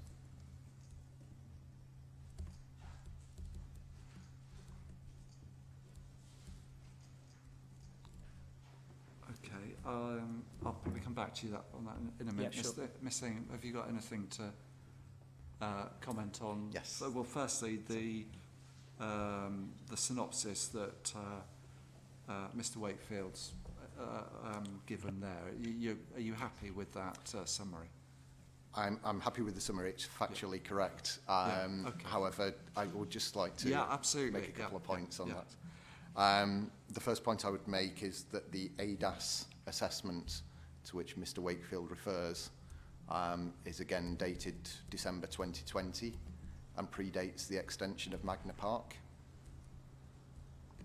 I'm sure we'll get on to the discussion of Magna Park and its influence on the landscape shortly. But at this point, really, the point I just want to make is that that has, in its own right, had quite a significant impact on the sensitivity of the baseline landscape. Can I just interrupt you there? Was that built then, or is that as sort of as got planning permission and going to be implemented? So the base date then, 220, was Magna Park substantially built then, or you sort of... The extension wasn't built at the time. But it was an extent. It was... there would have been a planning permission in place. Yeah, yes. yeah. Okay.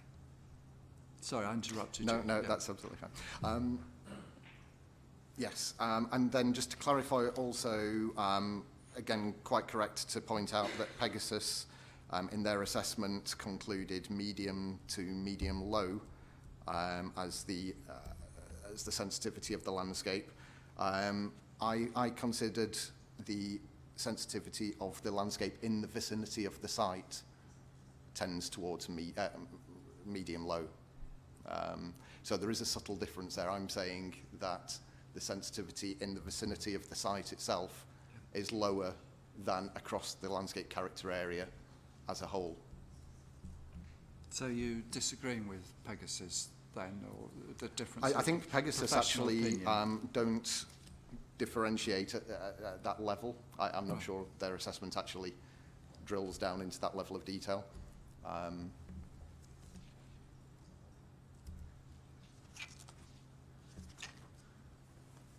I would be quite happy to explain my justification for considering it to be medium-low, if you would like, sir. Yeah, go on, and then I'll pass the baton back to Mr. Wakefield then. Okay. So in any consideration of landscape sensitivity, in accordance with the guidelines for landscape and visual impact assessment, that is one of the core documents. I'm afraid I don't have the reference to hand. Don't worry, yeah. There's two aspects to it. There's landscape value and landscape susceptibility. And when we consider values, There's a number of aspects to that. Designations is one of them, but only one of them. As we've already established, it isn't a designated landscape. But there's also no recognised ecological, geological or cultural heritage values associated with the immediately surrounding landscape. There's no specific cultural associations with that particular part of the landscape character area. It's not uniquely distinctive in any way. I've described it as a transitional landscape. There's limited recreational use of that part of the landscape. And in perceptual terms, I also would say that there's no sense of tranquility or wildness. And it doesn't have a particular functionality beyond agricultural use. So those are all landscape values.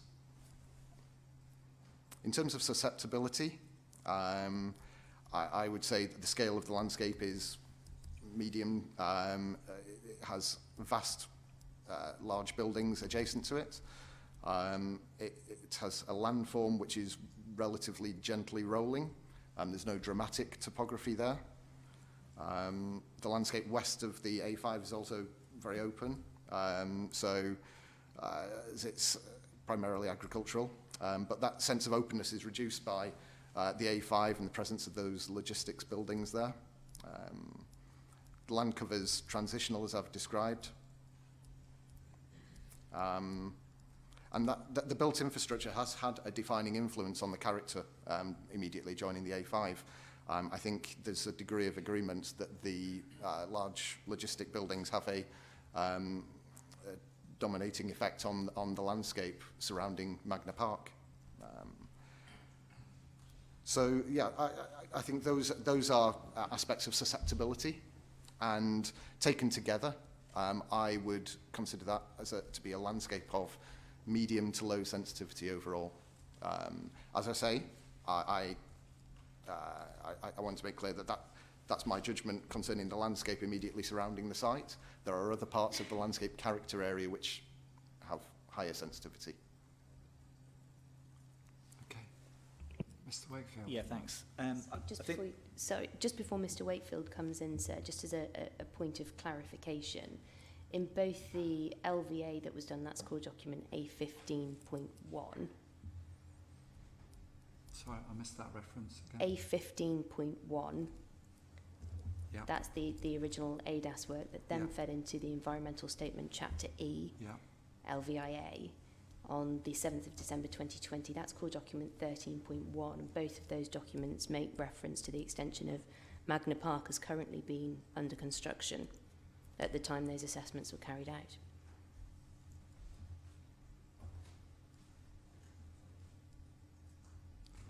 Okay, I'll ask the appellants to comment on that in a minute, that aspect. But do you want to Yeah, comment? can I just come back on the sensitivity, how I got to the medium high? So I think we agree on susceptibility to change as being medium, which is in agreement with Mr. Ingram and in agreement with ADAS's work. I think generally in agreement with what Pegasus was saying. I think the difference is in terms of the value of the site. I've identified the site as a good landscape value. There's a number of reasons for that. The site is particularly notable in terms of the topography on the high plateau. It's one of the highest points in that locality. And the setting with the distinctive character of the woodland on the edge of the site, so you've got spinny field, street field spinny, and you've got long spinny. The good quality character of the hedgerows on the site, which are numerous. The existing landscape beyond that, I agree, is even higher in terms of you've got a very open landscape. And I think one of the reasons I've given it as a good landscape value is because of how it relates to the wider landscape, and particularly that kind of the feeling of openness and the difference and how it relates specifically to the high plateau landscape character area. It's very typical of that and has many features which I valued as good. And I think that's the main difference between us on why we get to a different level of sensitivity. You mentioned the high point in terms of the topography. Well, what's the significance of that being a high point? I think it's quite a key nodal point within the landscape, because the Lutterworth Road, as you view it across the site from the A5, is basically the skyline. So on the skyline you see both Streetfield Spinney and Long Spinney, and you see quite distinctive mature trees along the edge of Lutterworth Road on the opposite side to the site. So again, if it isn't just within the countryside, it's a specific point, and crossing hands roundabout is this kind of particular junction where you've got this kind of the change happens on the western side of the A5. You've got the existing farmhouse, you've got the agricultural buildings, and I think very much when you view and look across the landscape, particularly when you're looking south and southwest, the appreciation of the countryside and the openness and that character area is strongly felt, which I think ups the value from what Mr. Ingram believes it is. Is it largely oak trees? If my Yes, am I correct. right on Yeah, that? quite distinctive actually. Yeah.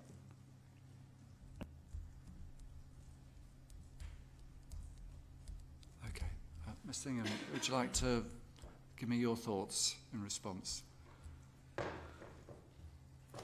Yes, so, sorry, just to pick up on the point raised by the advocates on the other side.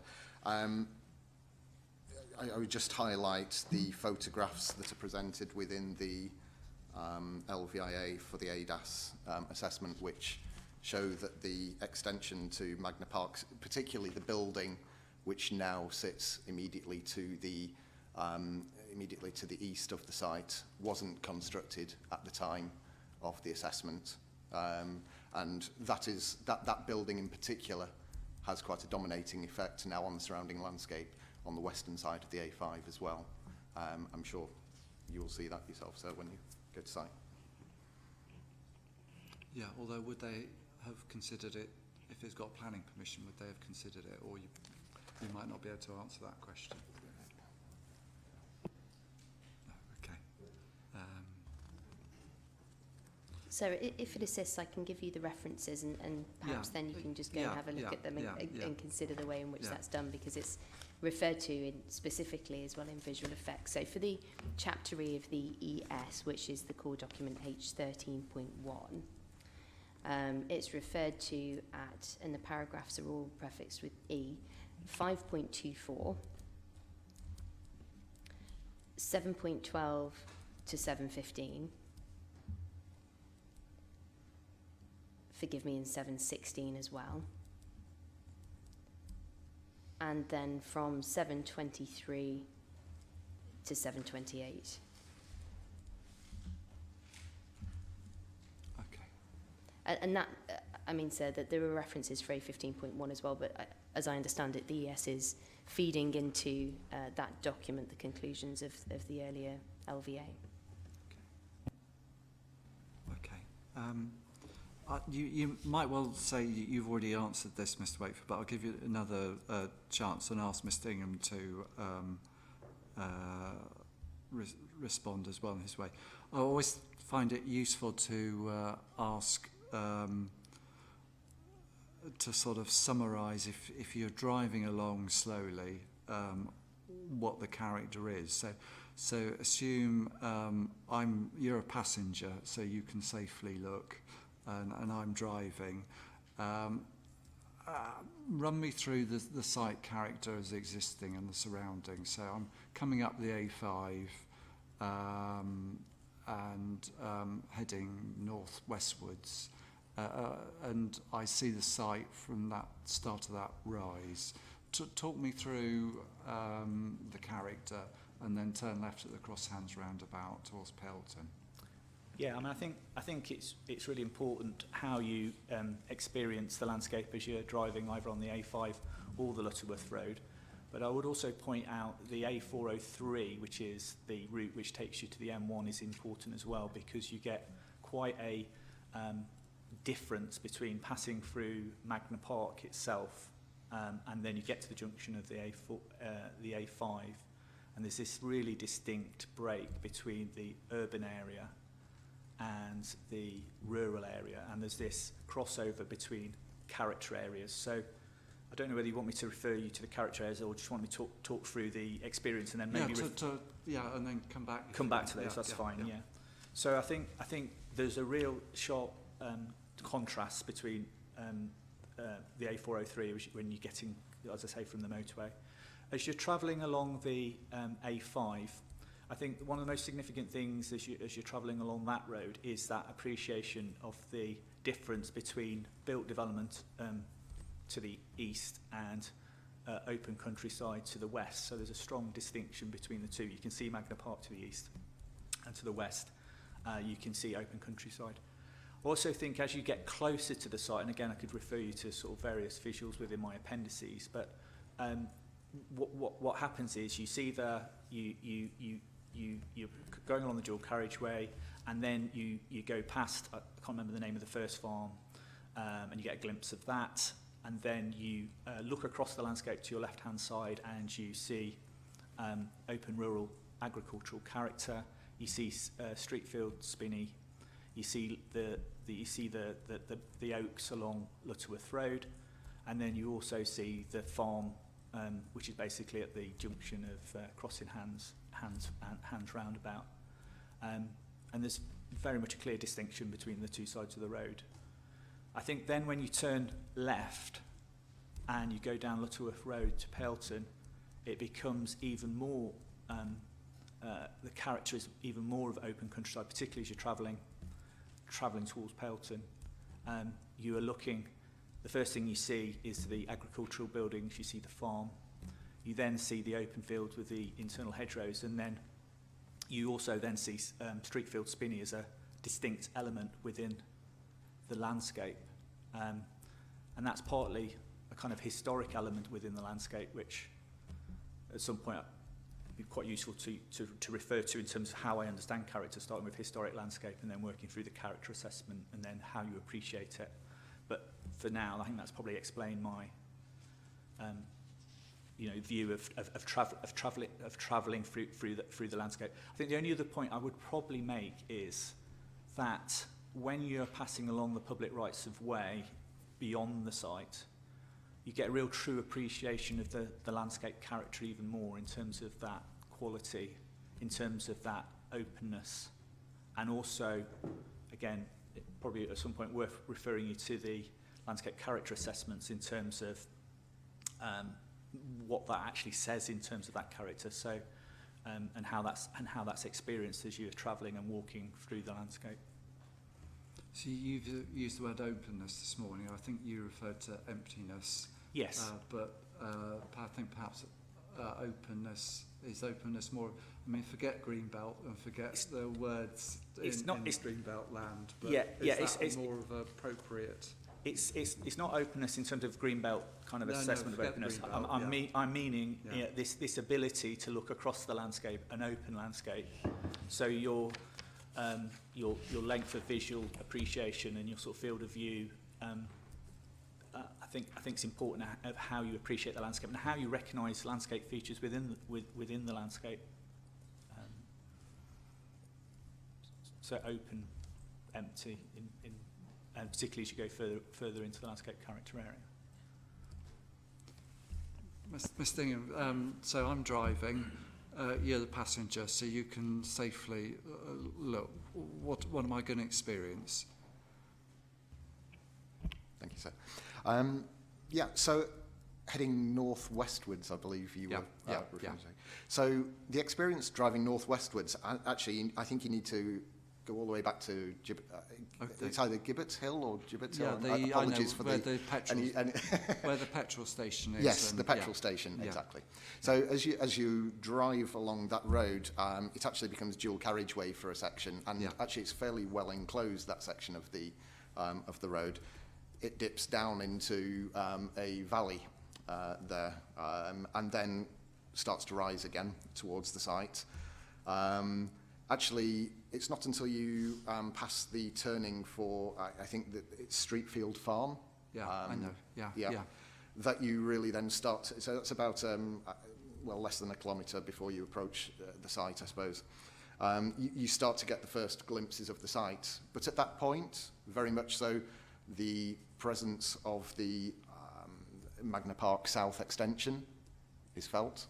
The building is inescapable. It is there as you're approaching the Crossing Hand roundabout. There are a number of trees along the road. As you approach the roundabout, it narrows back down to a single carriageway on either side, with a lay-by on either side of the road. But as I say, the presence of those buildings are dominant at that point. In terms of openness, I accept you can see across the site from the A5. There's no disagreement on that. But I wouldn't call that a vast or hugely open landscape. It is terminated by mature trees in tree belts at the Streetfield Spinney, then Long Spinney, which is the it's a long woodland belt which runs along Coal Pit Lane, which is one of the other roads that joins across the Crossing Hand roundabout. So I don't disagree that you can see across the site, but I don't think that is the primary orientation of your view either as you're driving along the A5.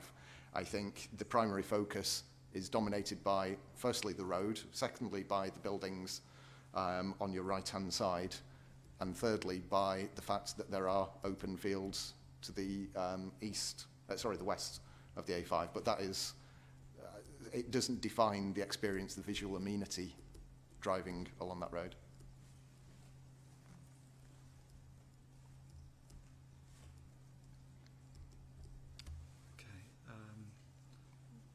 Mr. Wakefield, are you going to just very briefly? I think for me, what it is as you're travelling along A5 is the contrast between built form, and so as you're driving along, you're very conscious that there's built form on one side and not built form on the other side.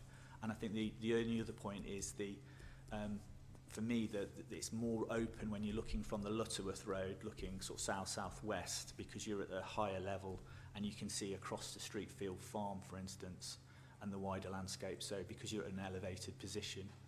Whereas when you're looking from the A5, you're looking across an open field. The terminus really of the view is the skyline and those mature oak trees on the skyline and Streetfield Spinneys, which is probably where we would agree.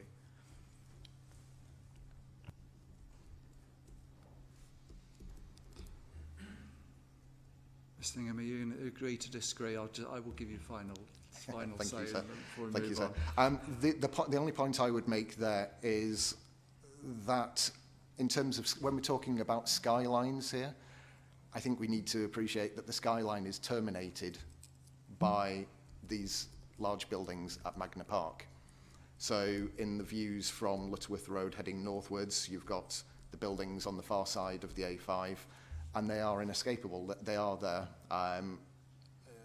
So there are no long vistas.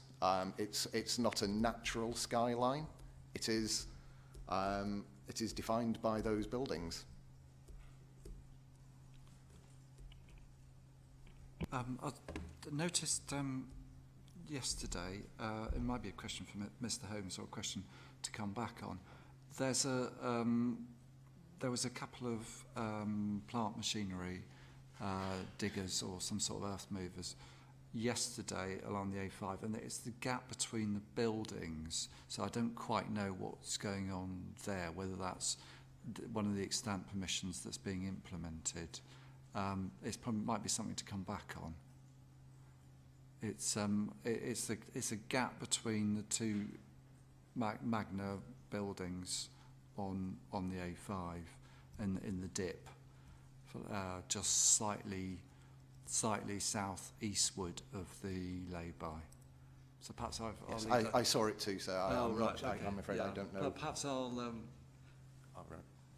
Perhaps it's a question that I'll leave for the site visit. And We may have to come back to you on that. yeah, one, no, I'm sure. I've got no doubt. I mean, it struck me it was an engineering operation, so I would hope they've got permission for some sort of use there. Anyway, sort of moving on. Perhaps we could just consider the effect of the proposal and what the sort of potential effects are. So we may or may not be able to agree on this, but sort of is it potentially looking at obviously the visual aspects, if there's any implications in terms of lighting, tranquility, noise, and as ever construction as well.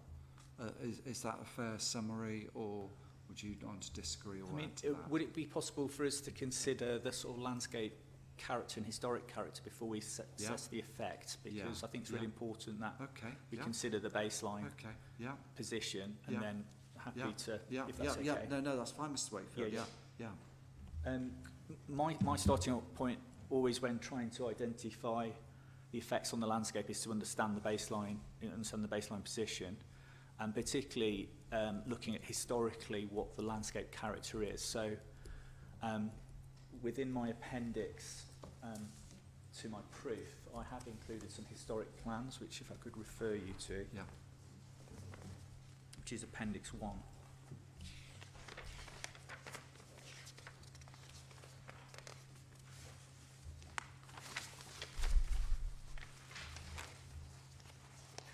And again, I'm not sure what scale you've got them at. They're a bit small, even at A3. But there's 4 OS plans there, and I think the first one dates from 1885, and the final one is current. But I think what's really important when you're considering landscape character and effects on the landscape is understand how the character landscape has evolved over time. So if you look at the 1885-1900 OS plan, you can clearly see the A5 Watling Street, which was obviously a Roman road, so historically an important road and an important dividing line. Obviously that road goes all the way from London to Shrewsbury. You know, it's a very distinctive feature within the landscape that's been around for hundreds and hundreds of years. But it's also worth looking at the kind of settlement pattern and the development within the landscape. And even as far back as 1895, the landscape, the morphology of the urban grain of the settlements to the east of the A5 has been very much larger in scale. So you've got larger settlements like Lutterworth and other villages, which you can see in that plan. The character to the west of the A5 is very distinctive, and it comes out later in the landscape character assessments in terms of what the difference is between the area to the east and to the west. And obviously to the west you've got the high plateau landscape area. But also I think it's interesting to see how the landscape features have been around. So again, if you look at the 1895 plan, on that plan, Streatfield Spinney exists, Long Spinney exists, but obviously at that point there's obviously no Magna Park.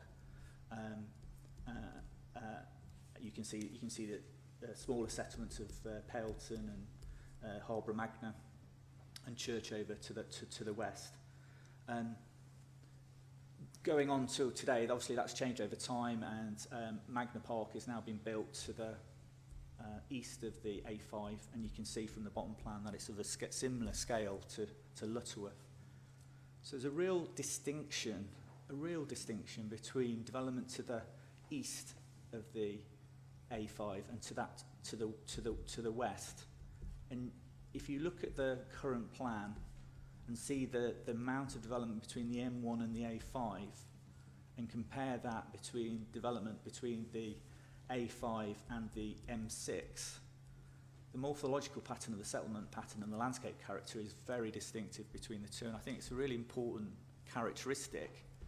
And one of the reasons for refusal, I believe, is that because that still exists to the east, it's important that it's protected. And again, on my appendix 2, I've tried to highlight that by showing in a bit more closer detail. And again, you can see there on the plan the amount of development and the size of the villages compared to the smaller scale settlement pattern to the east, and the lack of industrial development to the west. And I think that's a really important starting point before when you're understanding the landscape character of the area. It's then you go on to look at the landscape character assessments, and I think it's important to look at those because, so going on to and again it's the appellant's landscape character plan in my appendix 3, it's really important to see that there is a real distinct difference between where the site sits within the High Cross Plateau area compared to the Lutterworth Lowlands, which has got a completely different character. And the appropriateness of an HG facility and kind of industrial type development is not in keeping with that landscape character area. If it was within the Lutterworth Lowlands and was more associated with Magna Park, and again I understand there is some additional HGV coming online, it would appear to me that it would be more appropriate to be on the eastern side than it would be on the western side, because the landscape character is dictating that is not a typical characteristic of that landscape type. So your point is that it's different landscape type as well as, or instead, I'll read it, start again. Is it the landscape type or the historic landscape? I think it's 2 points there. I think the first one is about the historic landscape character, the continuity of a rural agricultural landscape with small hamlets and villages contrasts quite starkly between the area to the east, where you've got the larger settlements. So there's over hundreds of years there's been a different pattern between the two character areas. So historically there's a difference. And I think what that then inters in terms of the landscape, when the landscape character assessments were done, that is then reflected in terms of the differences between the landscape character areas. So I think the two elements kind of combine together, and I think they take into consideration, but I think it's really important to think historically about how the landscape's transformed over time.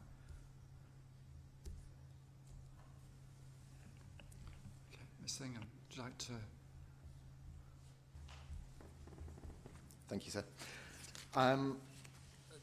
In a historical context, I can't disagree that Magna Park wasn't there in 1965 and that it is now. I think that's what the plans show. I don't really have any comment to make on the historical side of things. In terms of the character areas, I think it's inevitable that there are different character areas either side of the A5, not least because they are different administrative areas. Harbour District Council undertook their character assessment. Rugby, well, actually Warwickshire County Council undertook the assessment for the Rugby District. I'd probably also note that Magna Park largely wasn't constructed at the time of the Harbour character assessment, which dates back to, I think, 2007. I'm sure there was some development there already, but certainly not to the extent that it is now. I would... there clearly is a lot more development on the western side, the eastern side of the A5, but the influence of that development for better or worse, does extend across the A5 as well. Indirectly, those buildings are a dominating effect on that landscape as well. So I think in considering the landscape character assessments, we need to bear in mind that they are quite dated. They were written prior to most of this development at Magna Park. And that what we have now is a transitional landscape across the A5 there.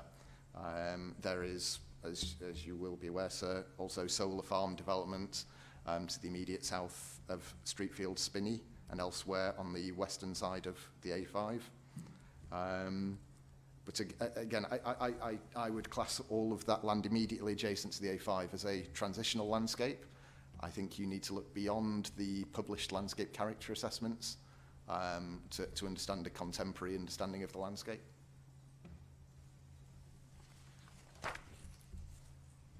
Thank you. Okay, I'll give you a final response, Mr. Wakefield. Yeah, thanks for that. I think in terms of the time that Magna Park's been around, I know it's been a development over a very long period of time. I don't know the exact date that it first got built, but it's been around for 20, 30 more years, I would suggest. I'm happy to be corrected if I'm wrong. So I do think some of the landscape character assessments will have taken that into account.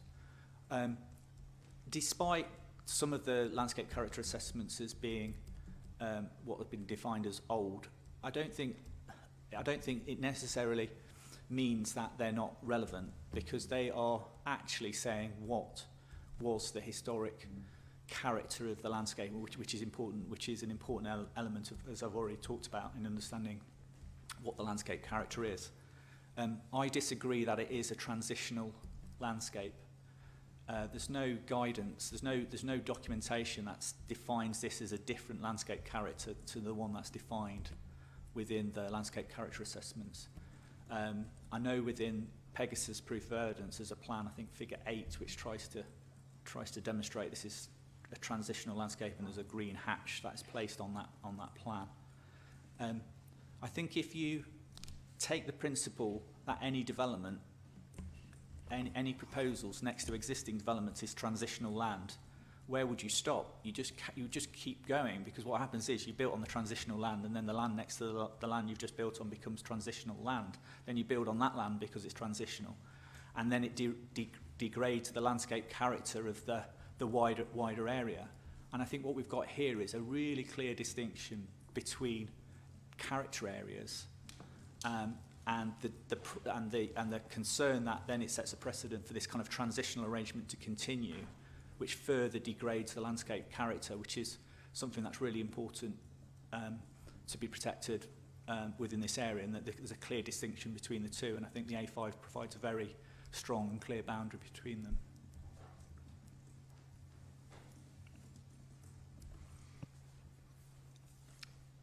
Okay, so the effect of the proposal then, I mean, in terms of the effects, so it's not just the visual, it's the experience. So in terms of what makes up that experience, is it fair to say that,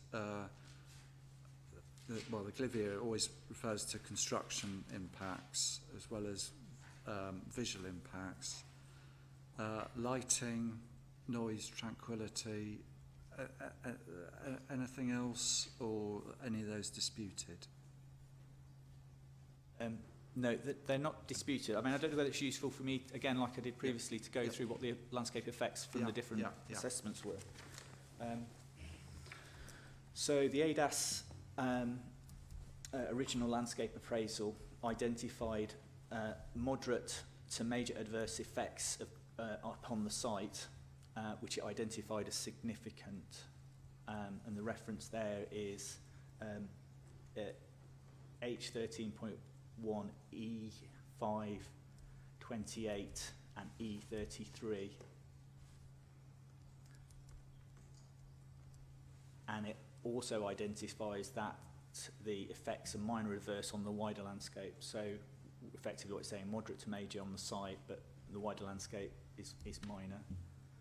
my assessment is, and it effectively agrees with the ADAS landscape appraisal, and my view is that the effects are moderate, major, adverse for the site and its immediate context, which is significant, and I would agree that beyond the site those reduce to minor adverse. The Pegasus LVIA identifies moderate adverse effects for the site, so one step down, and minor adverse effects for the wider landscape. So I think all three of those were agreeing on the wider landscape. And then Mr. Ingram, again, he agrees with Pegasus and suggests it's moderate adverse effects on the site and minor adverse effects on the wider landscape. His reference 7.2.22. And again, those effects of those effects are obviously relatively similar for myself and the previous appraisal, and then effectively one notch down for Pegasus and Mr. Ingram. And effectively they've been obviously taken into consideration the sort of methodology in terms of coming to effect, so considering sensitivity and the magnitude of potential magnitude of change to come to those kind of conclusions effectively. Okay, let me give Ms. Lingham a chance to respond.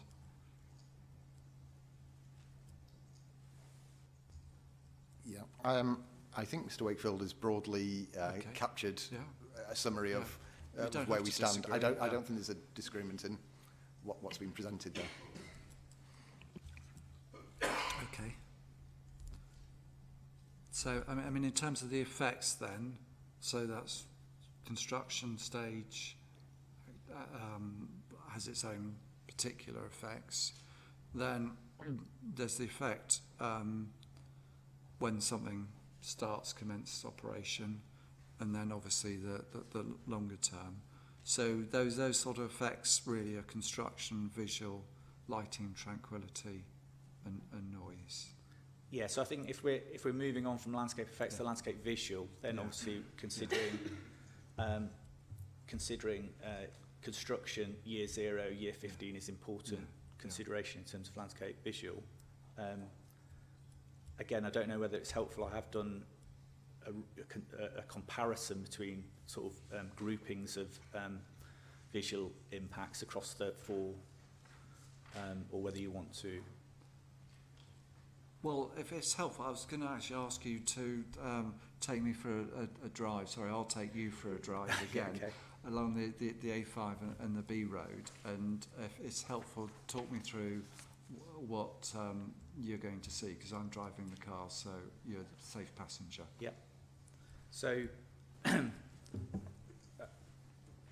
don't know how you want to, but if we take the Lutterworth Road, for instance. Yeah. So, and again, there's a number of viewpoints you could look at. So, again, I've looked at all the different, so basically ADAS's viewpoints 1 and 3, 5 and 6. Again, I don't know if you want me to tell you all the references. No, I've got them, don't worry, Yeah. Node's viewpoints 1, 2, 3, 4 and 5. And Pegasus viewpoints 1, 1A, 3. So generally, all of those viewpoints cover the stretch of Lutterworth Road.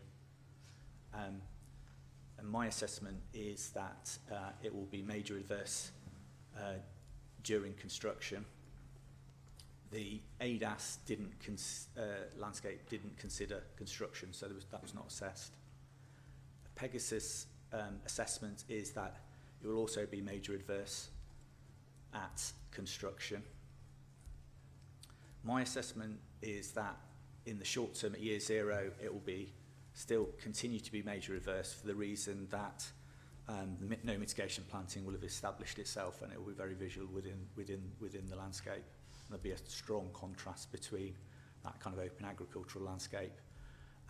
There'll be significant amount of development on the site, the loss of the 715 metres of hedgerow, the fact that that land's going to be, you know, hard surfacing, there's going to be built structures up to 13 metres, there's going to be potentially a number of buildings. Obviously this is pre-mitigation. Then the ADAS assessment in year 0 assessed it as moderate adverse, so slightly less. But Pegasus assessed it as at the same level as myself, as major adverse at year 0. So then moving on to long-term impacts from the Lutterworth Road, I feel that the mitigation will reduce it from major adverse down to moderate adverse. The reason I believe it will still remain moderate adverse is even though the mitigation is in place, you will still see buildings within the landscape, even though there is quite a depth of planting. You'll definitely see within to the site of the access point. The roundabout is a significant change to what is currently a rural B road. And also it impacts on this appreciation of the wider landscape. So my point about the kind of open views, the mitigation effectively will reduce that. So it's changing the character of that. So although it's assisting in terms of kind of unintended consequences of the mitigation effectively, is what you're doing is you're shortening the view and you're shortening field of view. Compared with, so just to finalise that, how it compares with the Pegasus and the ADAS assessment. So Pegasus assessment, long-term agree with myself that the impacts will be moderate adverse. ADAS said minor adverse. So there's not much difference in actual assessment from the Lutterworth Road between the parties in terms of assessment. I suppose it's whether it's the level of significance that's given to that assessment, really.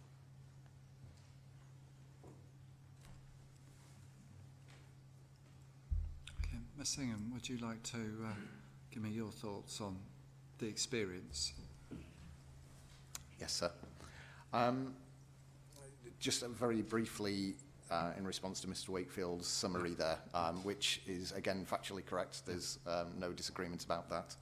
I think essentially we both concur that the site is visible as you pass it on Lutterworth Road and the A5. That isn't in disagreement. As in terms of the construction effects, because I think that was something you referred to just a moment ago, sir, that they are temporary effects, and the temporal nature of effect is a factor in determining the significance of visual effects. So the construction period for this development would in landscape and visual terms be relatively short term, and that has a moderating impact on the significance that I would attribute to those effects. In terms of the effects, I believe Mr. Wakefield's evidence concludes a significant effect, and this is with reference to his figure 3 in his evidence. Essentially, viewpoints 1 to 5 on Lutterworth Road, which essentially past the site. Those are viewpoints immediately adjacent to the boundary of the site. And then likewise on the A5, significant effects relate to viewpoints 22 to 25, 26. So again, those are all viewpoints which are taken immediately adjacent to the site itself. I think, therefore, there's a degree of agreement. I think Mr. Wakefield refers to them as minor effects beyond that distance. I don't disagree with that. I think beyond the immediate boundaries of the site, those visual effects would be minor. So I don't think there's any disagreement between us on that. Yeah, I don't really have much more to say on that, sir. Okay. Just in terms of where one experiences it from just a couple of initial visits to the site, is it fair to say that certainly the lay-by area, which I think is probably viewpoints 22, 23, is broadly at similar level to the site in terms of, I think there was contours, I think, showing on certainly some of the plans that seem to suggest that was broadly, the heights were broadly comparative. Is that right? Yeah, I think that's fair. I mean, obviously, within my appendices, what I've tried to do is a sort of kinetic experience as you move along the A5. Yeah. So there's a number where you can see how it changes across those. Could I just come back on a couple of points? Yeah, sure, absolutely. Yeah. There was just the reference to that the major adverse is only kind of construction is only for a short period, but again, Pegasus assessed that year 0 the impacts are still at major adverse. So it isn't just the construction period where there'll be major adverse impacts. Both myself and Pegasus agree on that. Obviously, mitigation, once it establishes, starts to potentially reduce those impacts. And yeah, I think useful, as pointed out, that I see those as significant effects, and it comes down to whether your conclusion, whether something is major adverse or moderate adverse, can be a significant effect. And my view is that a moderate adverse effect can be significant and an important consideration for the decision maker. And I did notice within the ADAS landscape appraisal, there was reference to that moderate adverse impacts can be significant. I think Pegasus takes a slightly different view. They take a view that it has to be major, moderate/major to be significant. So there's a slight difference of where the significance lies. So I think to me, that's the core of the difference between us. And I think we do agree on the minor adverse impacts. The further away you get away from the site, the differences lie greatly between the Lutterworth Road and the A5. And again, I did do an assessment to compare so you can see what the difference is between the A5. So again, I don't know if that's helpful for you to understand where we all sit. Yeah, go on. Yeah. Okay, so A5, so that was ADAS's initial viewpoints 2 and 7. My viewpoints 22, 23, 24 and 25, and Pegasus viewpoints 2 and 2A.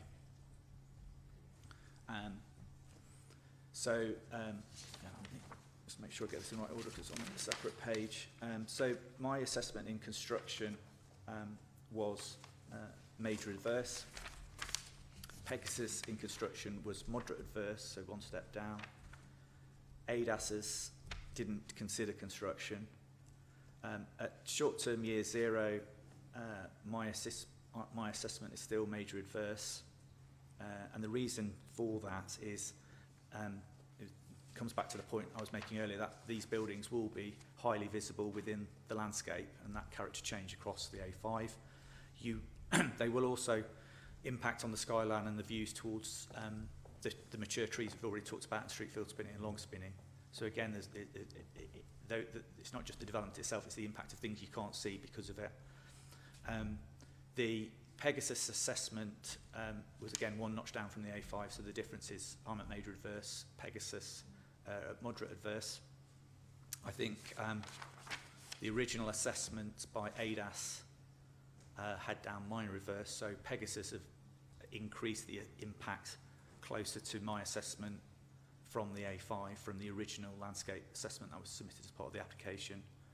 And then finally, my assessment of the long-term impacts is minor to moderate adverse due to the mitigation, but for the points I made earlier, I still think there's an element of moderate adverse impacts which can be significant, whereas Pegasus assess it as minor adverse, so relatively close, but there's a one notch slightly different on each of those. Unfortunately, you come to a view which you agree with on those. I also did an assessment of the Crossing Hand Junction and the farm as well, because I think that's another important consideration if we're trying to identify where the greatest impacts are from. And I think it's really important to consider, and obviously when we go to the site visit, I think it'd be important to go to the junction of the Crossing Hand roundabout and actually stand on that junction and have a look across the landscape, particularly looking kind of south and southwest. You see the farm, you see the agricultural buildings, you see Streakfield Spinney, you see the open character of the landscape in that location. So my viewpoints, 24, 25 and 26. The original ADAS landscape appraisal didn't take any viewpoints from the junction, and Pegasus didn't take any viewpoints from the junction. And the reason I think that's important is because it's kind of a significant node within the... So it's a point where you come to a junction, you stop, you're slowing speed, then you're turning, or you're looking where you're going. So again, it's noticeable. And just to go through again, just to identify the differences. So construction, I had major adverse. Within the text, even though Pegasus had no viewpoints, they said that there was major adverse impacts to the farmhouse at construction, and they also, and then the ADAS assessment, also no viewpoints, but referred to within the text, that was moderate adverse impacts. Short-term year zero, I've identified major adverse impacts. Pegasus also identified major adverse impacts, whereas, and then the final assessment was ADAS long-term, to make sure I get these right, moderate adverse, nodes assessment, moderate adverse, and then the Pegasus in para 7.11 doesn't specify an assessment, but it says with effects, it just refers to effects reducing over time as the perimeter landscape wood belt matures. So they're at they're at major adverse, but they think there'll be reduced impact. So I'm assuming, they're saying it's going to be less than major adverse, so it would suggest maybe moderate, but it doesn't actually say that. Do you want to come back? For fear of confusing matters with all of the various different grades of adverse effects, I think it's probably worth just clarification that all of the effects that have been referred to there as the ADAS assessments relate to the December 2020 LVIA undertaken by ADAS. The scheme was revised after that. And so those effects, there was a supplementary ES document. So the effects that have been repeated there as the ADAS conclusions all relates to the earlier scheme. And importantly, there was a considerable amount of additional mitigation planting that was brought into the scheme prior to the supplementary assessment that was done by ADAS. So I just urge a little bit of caution as far as those ADAS findings are concerned. Yes, I think, sorry, I'll leave it at that, sir. Thank you. So, I was going to ask, there's an existing farm building that's currently on site. I mean, to what extent is that a useful yardstick for me when I go back on my site visit to have a look? If you remember, it's the one that's sort of shown, as an existing building, but the suggested indicative master plan to show a building there. It's, I'll try and describe it to you. It's a steel-clad building with a door on it that's slightly orientated roof line towards the A5. So if one's going along, one sort of sees it to the left-hand side of the farm buildings. So do you remember the building I'm talking about, Mr. So, Higgins? yes, I can imagine the building you're referring to. Is that a good yardstick for me to when I'm to consider impacts of things, or? I'm not sure you can draw a direct comparison really between that building and the proposed structures. Okay. The farm buildings are obviously close up to the road, Yeah. and the proposed buildings are set further back. But in terms of scale, if that's what you mean, sir, then they're not immediately comparable. No. Okay. What, do you want to elaborate on why they're not then? Is it the scale, height, juxtaposition might be different, or in what way? Position-wise, yes. They are at the more elevated part of the site as well, so the facilities building would be at the lower part of the site as well. So, as has already been discussed, there is a fall across the site in terms of topography from the northern end to the southern end, and the larger of the buildings is actually proposed at the lower end of the site in elevation terms. So there is a difference there as well. There would also obviously be a substantial belt of screening immediately adjacent to the northeastern boundary of the site, lying between the A5 and the new structures as well. So. Okay. Mr. Wakefield. Yeah, if I may, if I could just come back on one of the previous points, was about the assessments of the ADAS and taking into consideration the previous scheme rather than the revised scheme. If you look at the assessments of the ADAS appraisal, they identify less impacts than the Pegasus scheme, even though the Pegasus scheme is based on a scheme where there is increased mitigation. So the point that the impacts are less because, or the implied implication that the impacts are less because of it's on the old scheme, not the new scheme, I don't think really stand, because the impacts have actually gone up, even though the mitigation from a visual impact from those viewpoints, so from the A5 and from Lutterworth Road, there's been an increase from the ADAS to the Pegasus assessment, even though there's been more mitigation and a revised scheme put in. Okay. Do you want to come back to my question about the existing building? Is that a good yardstick or not, do you think? Might be worth referring to my viewpoint 25, because that's got quite a good view across the landscape with the agricultural building in. I don't know the exact height of that agricultural building, and I know there's a transition in terms of proposals for buildings between parameter plan, I think goes 8 metres, 10 metres, 13 metres. And I think it's towards the Lutterworth Road, I think it's 8 metres. Then beyond that, as you're going away from Lutterworth Road, it becomes 10 metres and then becomes 13 metres. In terms of that building, it wouldn't surprise me if that building isn't at least 8 to 10 metres in height. Again, I don't know for definite. So I think some of the buildings may be of that height, but I think the larger building within the site is 30 metres. That may be higher than the existing agricultural buildings. It will definitely be higher than I would imagine higher than the farmhouse.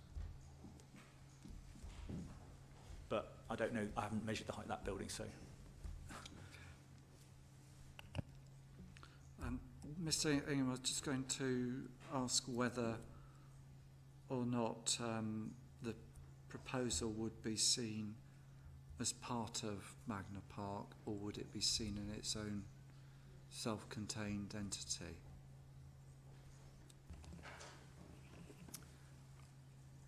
I think from more distant viewpoints, where there are glimpsed views, I think there's an agreement between Mr. Wakefield and I that there are a small number of locations more distant where there would be minor effects, and in those locations I think the proposed development would read as part of Magna Park when viewed from more of a distance. Approaching the sites from the A5, clearly the proposed development is on the western side of the A5 there.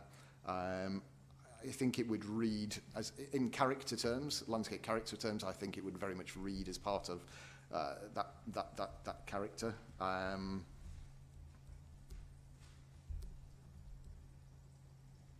I think it reads as part of the round. There's a concentration of development around about the roundabout there, and that's part of it. But I think the mitigation planting that's proposed around it, once that has established, I think that would largely enclose the development, and as such, it probably wouldn't read as part of the Magna Park. Okay, because the red line indicates that there's, I think it's an existing field, isn't it? It's excluded by the road. So it's always going to have that degree of separation, isn't it, from the A5? Yeah. I believe that's the district boundary. Oh, is it? Oh, right. Right. Okay. Right. Mr. Wakefield, your thoughts? Is it a self-contained entity or seen in conjunction? I think, personally, I think it's a self-contained entity. I think it's particularly noticeable and will be in construction in year zero before mitigation establishes. Particularly the point I made about travelling along the A4, is it 003 from the M1 through Magna Park. You get to the Crosshands roundabout, you then cross. Real distinction between employment, industrial uses and open countryside. And I think you'll see that because you've got that separation of the farmhouse, as you just talked about, and then you've got the development, it is separate. I also think that at night, as you're passing through, the change with the roundabout and then the lighting involved with the lighting of the site, it is pushing. So it becomes a separate entity because you've got the lighting for Magna Park. You've then got a small area where the farmhouse is, and then you've got the development which is going to be lit. And notwithstanding kind of height of columns, obviously various heights been mentioned from 8 metres to 5.5. I think there will still be a degree. There will still be a degree of light pollution even with the mitigation across the site. Where I do agree is that from the long distance views, it might be perceived as part of Magna Park, but I think as you experience it locally on the A5 and on Lutterworth Road, it will feel as a distinct element because of the stark contrast between developments to the east compared to the west. What about the context of the farm? Would the farm, because of the fields along the A5, is that likely to be perceived as part of the farm, or how does the proposal affect the setting or not of the farm? And what you'd see? Yeah, I mean, I think it's going to have quite an impact on the farm because what it's going to be is it's going to be dislocated from its agricultural land use adjacent to it. So effectively, you're going to have this slither of land with an agricultural building, but without the sort of agricultural land to go with it. And I think what will happen is there'll be potentially pressure, I suppose, to redevelop that to maybe other uses in the longer term. It downgrades the kind of experience when you're on site and you see the farm in relation to the landscape. You see the two together. You don't just see the farmhouse as a separate entity. Mr. Ingham, anything you want to come back on? No. Just the point that the farmhouse itself doesn't have any heritage association as such, so the structures and the more utilitarian buildings which surround it have an impact on the view of the farm as it is at the moment. It's again factually correct that it will remain outside of the site. Adjacent to the A5. If I could just make one point about the lighting, perhaps, because I think in terms of how the site would read at night time, I think it very much would relate to the Magna Park development.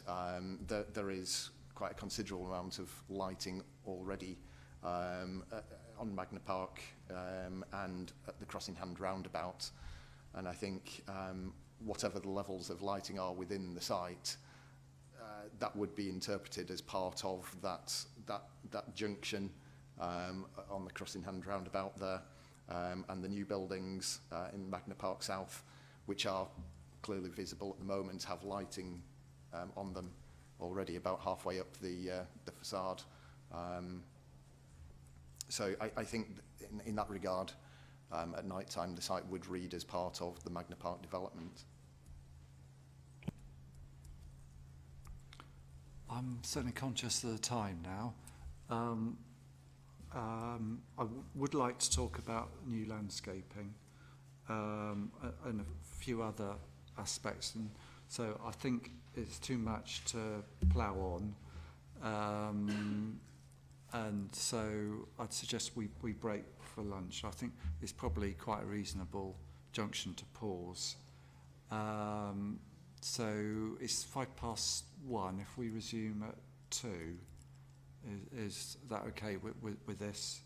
And hopefully then we can fit Mr. Weeks in, at least sort of examination in chief after that. Yeah, okay. So inquiries adjourned till 2 o'clock then. Thank you.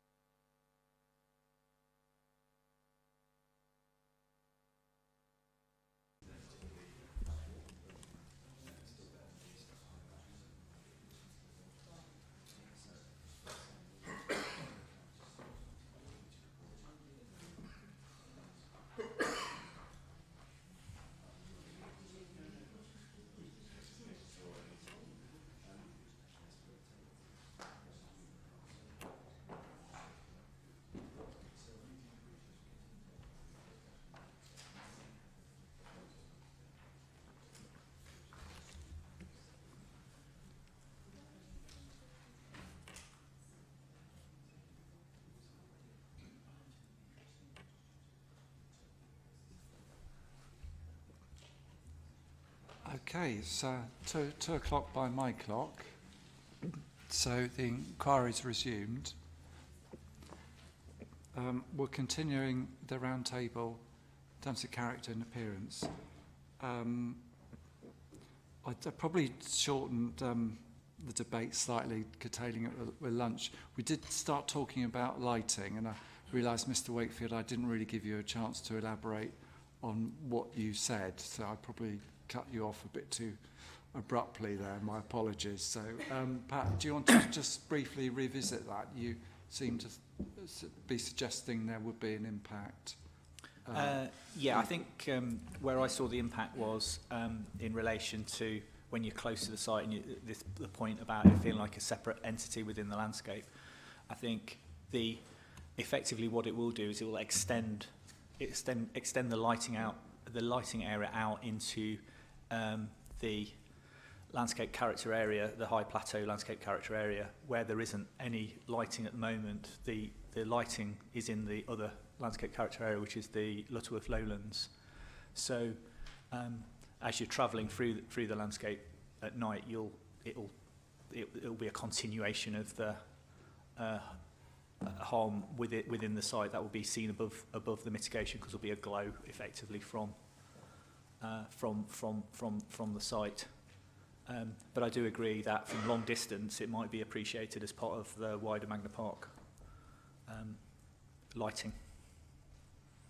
So are you suggesting that even, say, 15 years when the landscaping is matured, would you still be perceiving light then? Is that? Yeah, I think so, because I think you will see definitely at the roundabout, at the entrance to the site, there'll be a visual view into the site where you'll probably see some potential lighting columns. But then I think generally, depending on, again, the amount of lighting that's going to be needed to light the whole of the car parking area, to obviously make sure it's safe at night. Even if you might not be able to see the column, there may be a sort of glow, particularly in winter, when you might be able to see through particularly in the winter, I think. And again, I think that's a key consideration, sort of the winter impacts as well. Okay, Ms. Ingham, anything to add on lighting or respond Thank you, sir. The only point I would make there is, as I think we are in broad agreement, that the primary location where you're going to experience these effects is from the A5 and the B4428 Lutterworth Road. And people using those locations at night time are going to be in cars, which are, would obviously shed light themselves. So, and the other point is simply a point that I made earlier on, that when you look across the site at the moment, the backdrop to the site is the sheds at Magna Park, which have lighting already. So I accept that there would be some additional lighting within the site there. But once the mitigation planting is established around it, I don't think that would be any more discernible than the existing lighting at Magna Park. Okay. Right, okay. I don't know if either of you want to elaborate any more in terms of the effect of... Sorry. Well, yes, it's not on lighting, but I've just got a factual element. We've found out the height of the barn, which I thought might be interested. It's 6.92 metres. So the height of the barn, particularly that, if you can see in view 25. So proposals within that area, I think probably within the 8 to 10 metre parameter plan zone. So the buildings will be higher than the barn.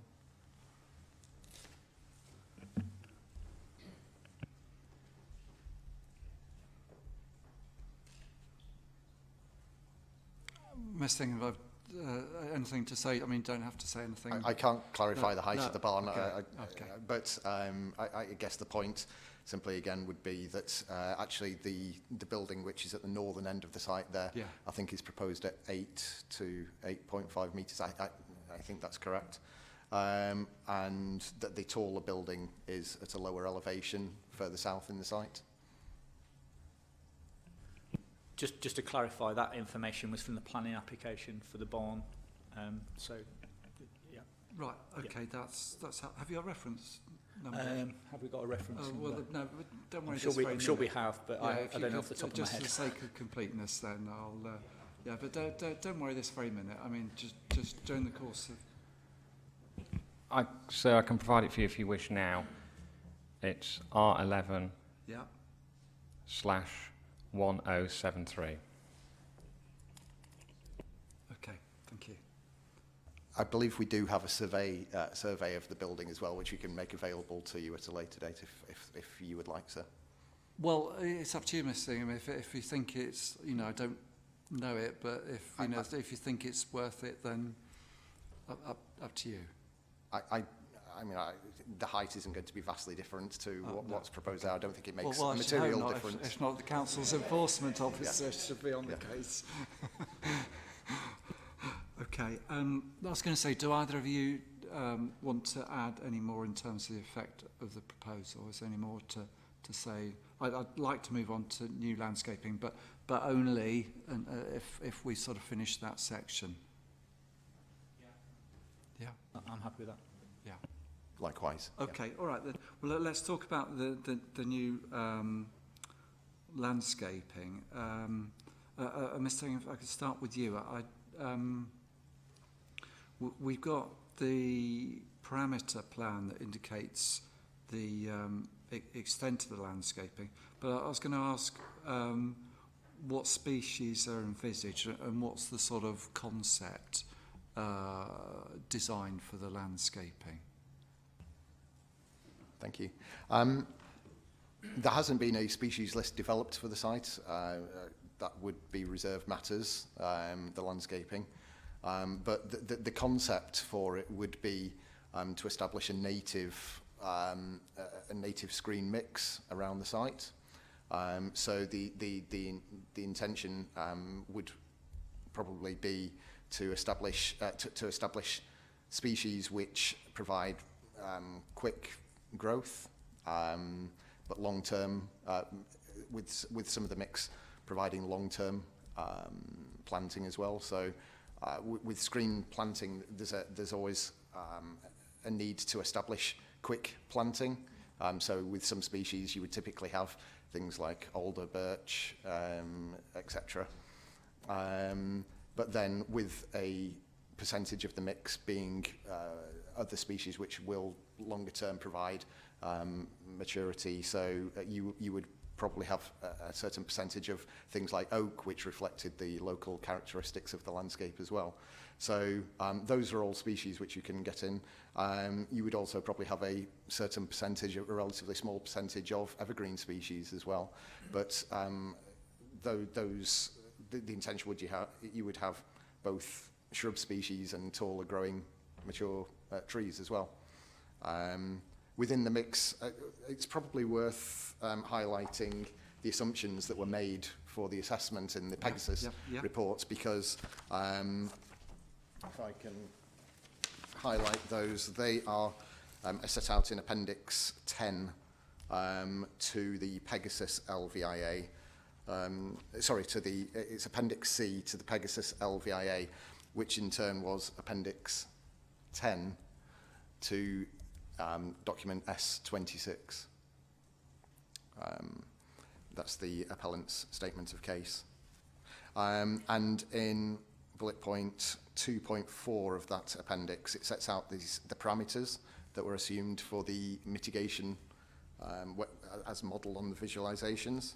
So the assumption there is that there would be some avenue trees planted as part of the scheme at the entrance. They're called avenue trees, but I think you can take that to mean semi-mature trees. And then also some lower, what we call whips, which would be smaller stock, typically 1 or 2 years old. And that tends to grow actually quicker than the semi-mature trees when you plant those. And the intention would be that... So they're bare-rooted, are they? They're bare-rooted? Usually bare-rooted. There are some species you don't plant bare-root, but that's a technicality, I guess. Yes, typically that's the bare-root stock, which you would see in tree tubes. Yeah. But the taller specimen trees or the semi-mature trees, those would... the mitigation plan here and the visualization assumes that they're planted at 4 to 5 metres, which is actually quite large. It may be a little bit smaller than that initially. Semi-mature trees, typically 3 to 4 metres, 4 to 5 can be achieved.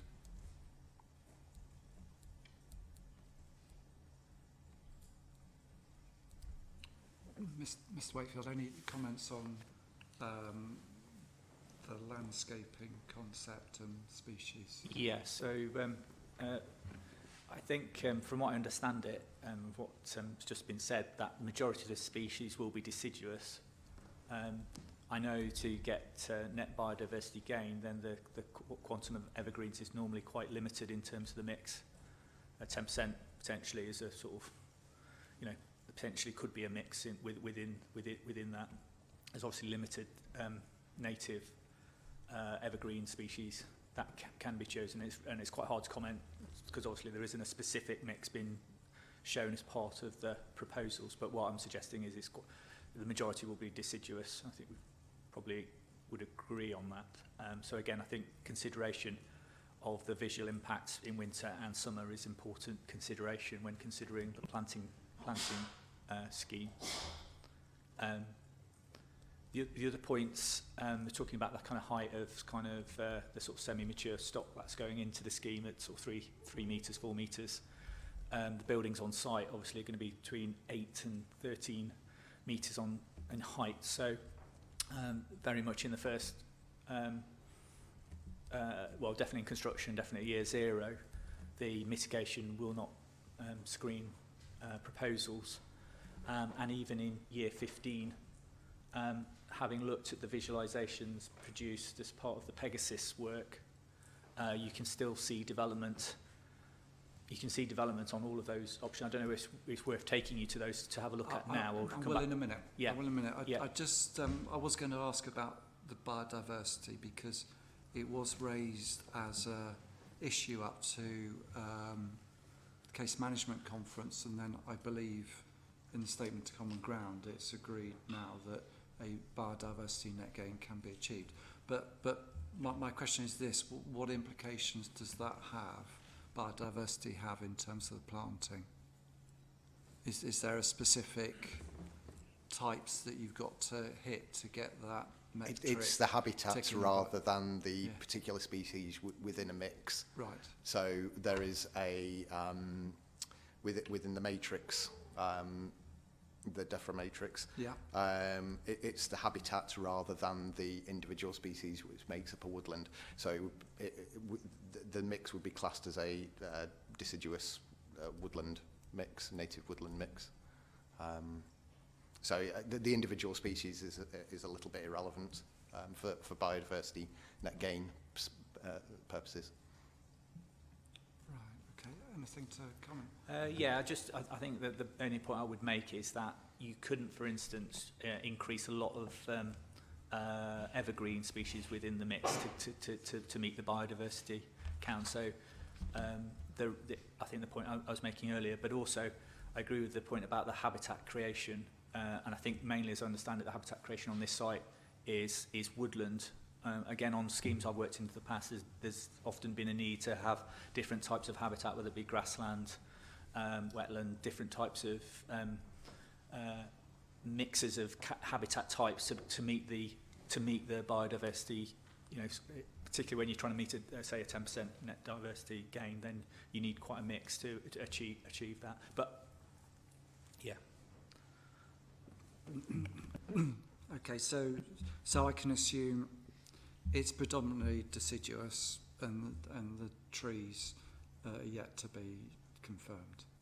Yeah, I think that's fair. Okay. Yeah. So if I could just also add, yeah, of course you can. Yeah. That as well as the planting, it's probably worth reference to it's figure 9 within the Pegasus LVIA, which indicates some mounding as well, onto which the planting would be planted.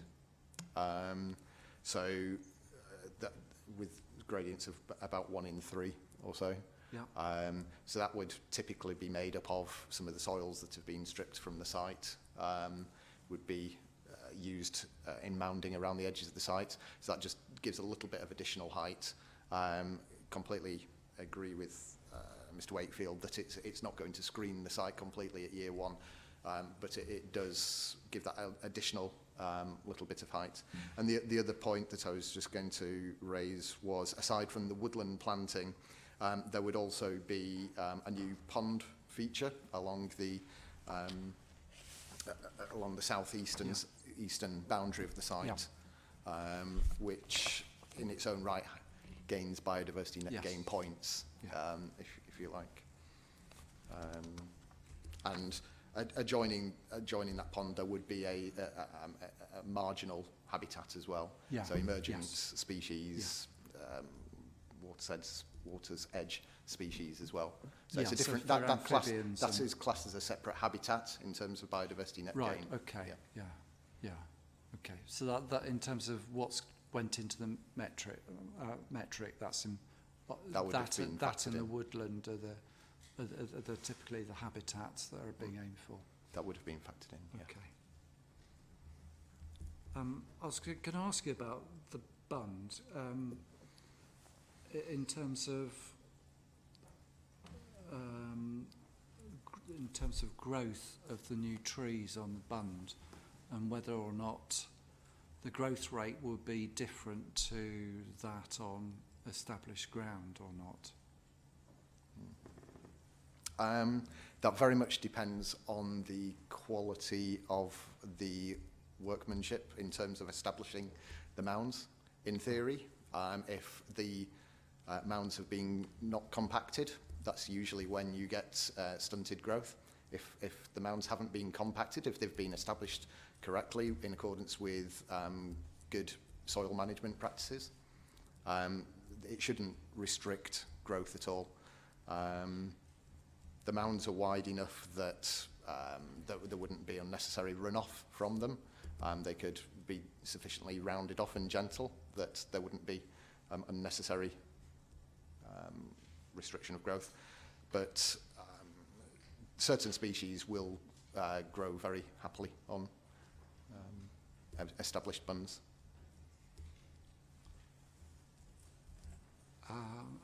Mr. Wakefield, do you want to respond specifically on that? If not, I've Just got a on, question. just there's a couple of points I wanted to make. The mounding that's proposed isn't a typical characteristic of the landscape character type in the sense of... Can we come back to that? I'm just anxious on the the growth, really. Okay. The growth in terms of the mounding.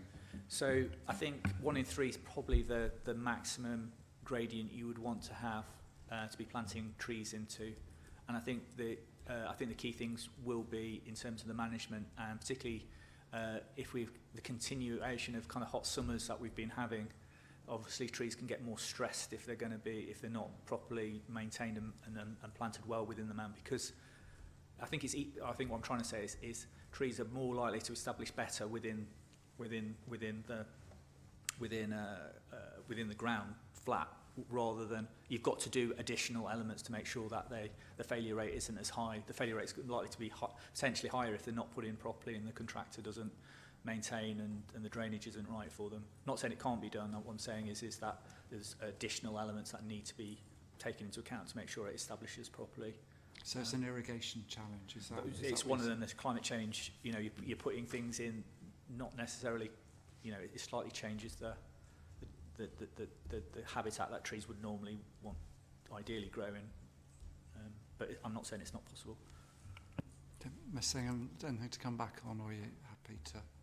I know, not particularly, other than I would make the observation that a lot of the existing buildings at Magna Park have got very successful planting schemes on bunds that have been created around them already. So there is clear local precedent for establishing mounds. And the point about character is that, again, simply that there is direct comparison with the buildings around Magna Park. Most of them have bunds around them, which are planted.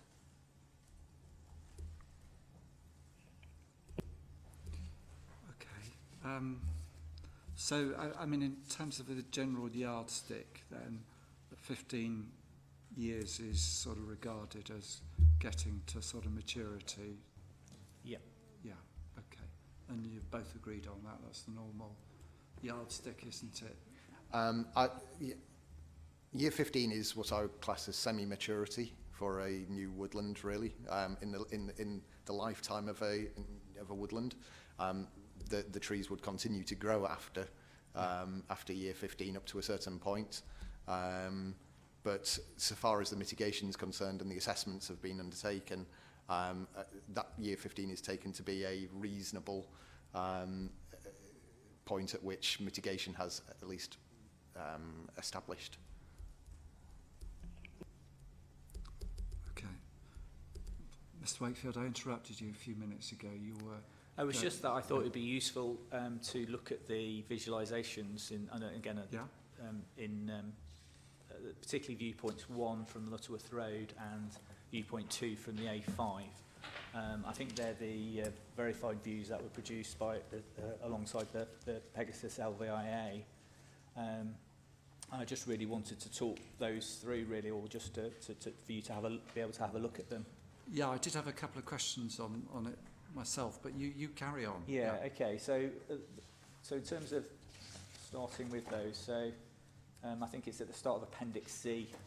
Is this Pegasus? So I'll get it in front of me. Yeah, Pegasus, but I think they've been verified by Vista 3D, but I think Pegasus, part of Pegasus is appendices. Okay, right, yeah, I've got the document up in front of me, yeah. Have you got the core document reference? Yeah, I was just asking you what's called. Oh, I don't know. Sorry. I think it's in the C, is it S26? Yeah. It's because they're all in a massive, S26. Well, I actually downloaded it onto my desktop because I was didn't want to be at the remit of Wi-Fi. So I've got the document independently on my desktop. So.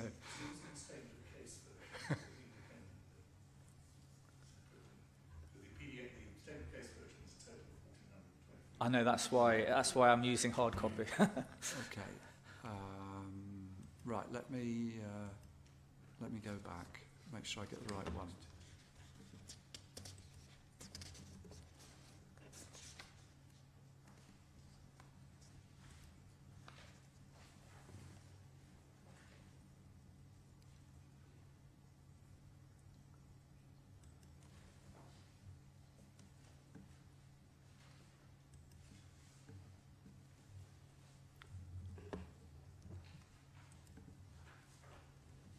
Sorry, core document S26. S26. Okay. Assuming we're going to viewpoint 1A? Yeah, 1A, that's it, yeah. 1A at year 1. That's at 383 or 1423. Hang on, I'll just get...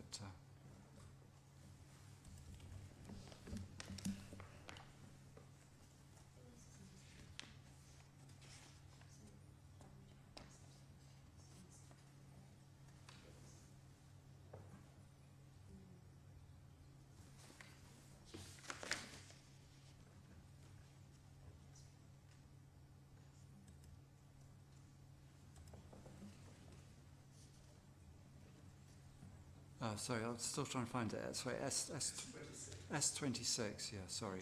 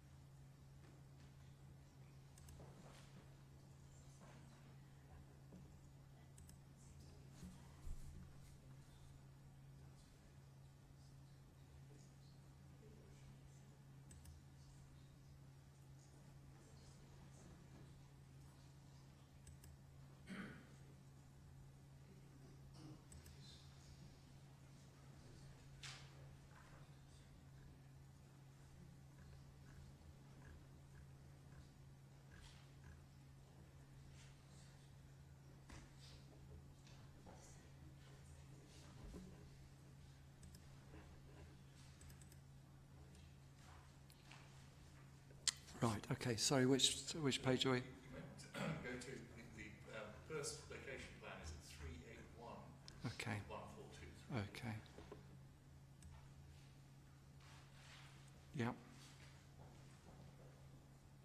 And then you'll see where the various viewpoint locations are then referred Yeah. to. Yeah. And then the verified images then follow from those pages. And I think Okay. the next one then becomes of relevance for you is viewpoint 1A. Yeah. And that's on 383. Yeah. 1423. Okay. Yeah. Hope Yeah. that helps. Yeah. Yeah. Yeah. Yeah. Yeah. Yeah.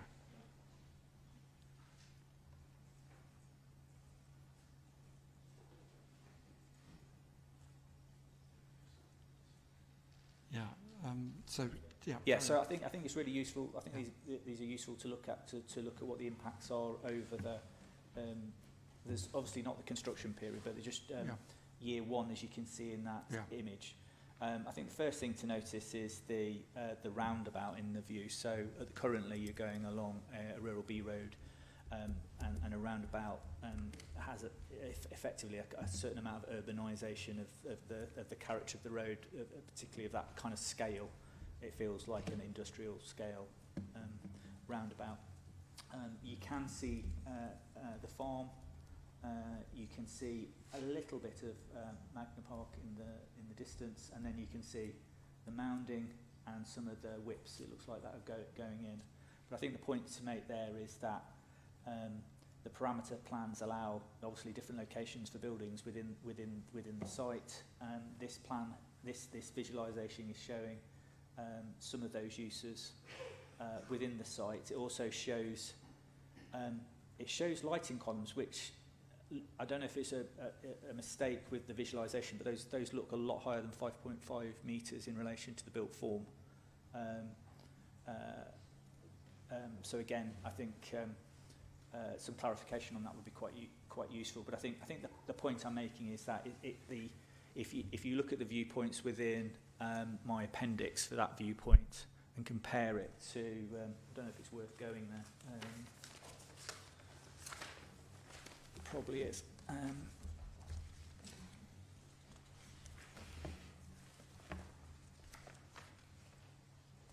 for instance, viewpoint 3, which is sort of roughly where it's not quite the right direction, but I think what the point I'm trying to make is it's going from a kind of quite rural character along the road, roundabouts going in, you can see Streetfield Spinney, you can see the internal hedgerows, to something which feels like you're on the edge of a industrial site. Then if we turn over carrying on, it shows what the impact at 7 years is. Obviously the planting started to mature, but you still get visual of the uses on the site. You can still see the lighting columns.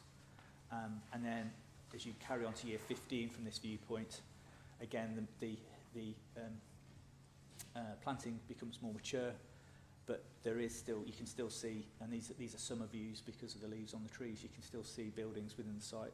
Again, we haven't got the benefit of winter views from the visualisation, so again, what I would suggest is that there'll be greater impact in the winter. And then the other view I wanted to go on to was the A5. I don't know whether you want to go. I'll stop you fair there enough. and Yeah, let fair Ms. Thingham come in there. And, yeah. Yeah. Any thoughts, Mr. Ingham? Yeah. Okay. So the first, just it's perhaps a minor point of disagreement between Mr. Wakefield and myself, is the extent to which I perceive Lutterworth Road on the approach to Cross in Hand roundabout being a country lane. I don't really perceive it as a country lane approaching the Cross in Hand roundabout. It is a fairly wide, I think it's national speed limit on that road, although I stand to be corrected on that if it's not. But the impression I get is certainly that vehicles are moving fast along that section of the road there. And it's well established with, you know, grass verges there. I don't perceive it to be a particularly country lane in the sense that one would want to walk along the road edge there. So that's just a first point. In terms of the visualizations, I think they broadly illustrate what the effect would be. I would actually say that the existing buildings at Magna Park are fairly prominent along this section of the road. The point that Mr. Wakefield makes about in winter months it being more open also applies in the baseline scenario as well. So there are, in the winter months when that hedgerow is cut lower, the existing buildings at Magna Park are more prominent. I agree that in winter months there would be more of an open view of the site here, of the structures within the within the site, but the same applies in the baseline scenario as well. I can't, I'm afraid, clarify the height of those lighting columns. I'm afraid I wasn't involved in the production of these visualizations, but I tend to agree with you. I think that they are shown at higher than 5.5 metre. In there. I think the intention would always be that there needs to be around the roundabout some higher columns. But I think so far as the roundabout is concerned, I don't perceive this to be a particularly sensitive country lane at this point. Elsewhere along Lutterworth Road approaching Paleton, that may be the case. So, yeah, I don't really have any more to say about the viewpoints. I think it's a reasonable representation of the effects on this section of the road. Just in terms of Magna Park from that viewpoint, is it arguable that, and I don't know how high the building is at Magna Park, but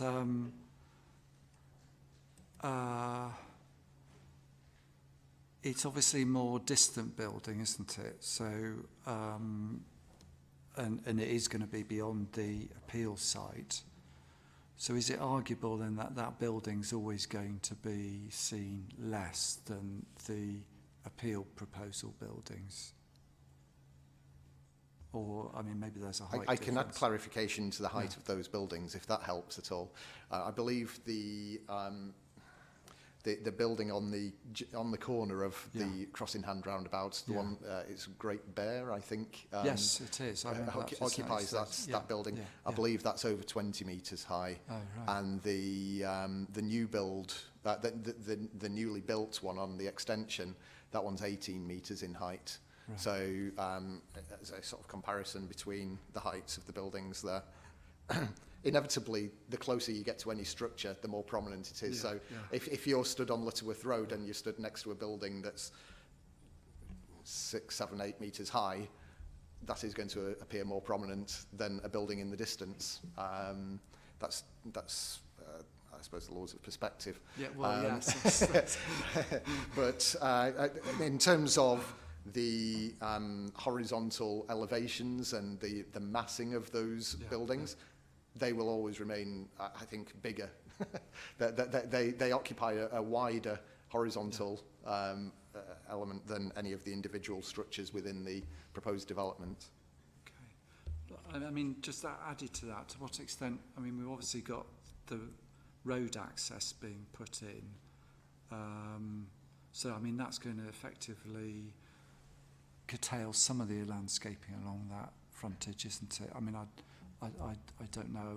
But as inspectors, we're not allowed to put a ruler across a plan, but it is fair to say, isn't it, that access would effectively open up a view. That's correct. There will be an opening at the entrance to the site.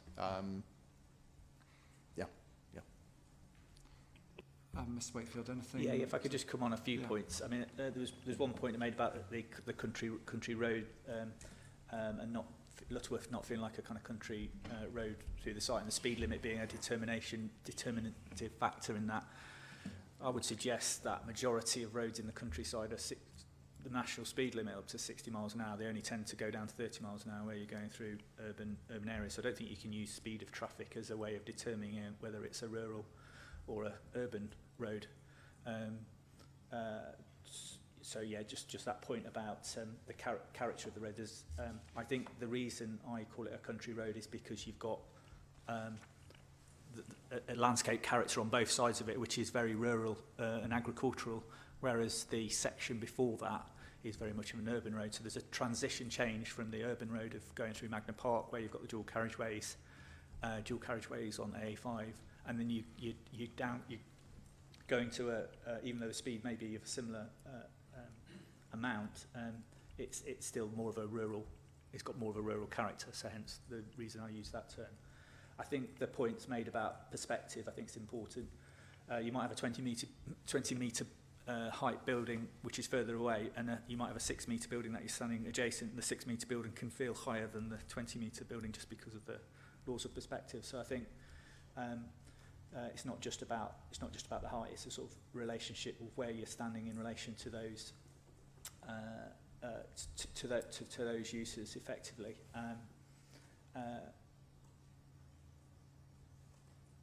I think the main points I wanted to make on these visuals, again, I probably want to then move on to the ones from the A5, just to consider those, and then I had some points I wanted to make on the sort of unintended consequences of the planting scheme. Yes,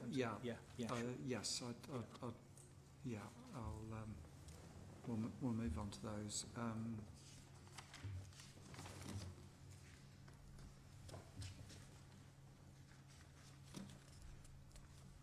Again, just going through, I noticed there's some more zoomed in images actually as you go through. If you just carry on the pages, there's a number of zoomed in images. I don't know if you've got to those. Yeah. Again, it probably just makes it more, I think, yeah, as you get closer it seems bigger. I mean, to what extent, I'll start with you, Mr. Wakefield, but also Mr. Ingham, to what extent is, obviously the visibility is going to be important around that access. So I guess it's a commercial display, isn't it? So I think that's 4 metres back, isn't it, rather than the normal than the domestic. residential, yeah. Yeah. So do you want to comment about I think landscaping? I think you alluded to the point that there's going to be a gap. Obviously, the existing hedgerow will have to be taken out to allow the access point in. And it's not just only the physical space required. It's HGVs and a large number of HGVs. So the actual radii of the curb. And again, I'm not a transport expert in terms of what that radii needs to be, all the length and the visibility, but of all the visibility and all the radii, they're going to be of the widest because of the need to accommodate HGVs in and out, and particularly as you can have HGVs going in at the same time as coming out. So, and if the speed of the traffic if it is a 60 mile an hour zone, then obviously the display tends to change, I believe, in terms of the distance. So you can drop it if the speed's lower in a say a 30 mile an hour zone. So yeah, it will be at maximum effect, I would have thought, in terms of the requirement for visibility. Yeah. Sorry, beg your pardon. 216 metres, I think, is the length of the 216. length of the visibility. Yeah. Okay. And that's obviously is it 4 metres? Oh, thank you. Thank you. Okay. Ms. Thingham, anything to comment on? No, there is a highways design, I'm aware, for the scheme, which has been submitted in the core documents. I'm afraid I don't have the reference to hand, but if you need it, we can find it. Okay. Okay. Oh, well, thank you. That's very helpful. I suspect part of that is yeah, I'm sorry, I'm not allowed to take a scale rule to these things, which is frustrating at times.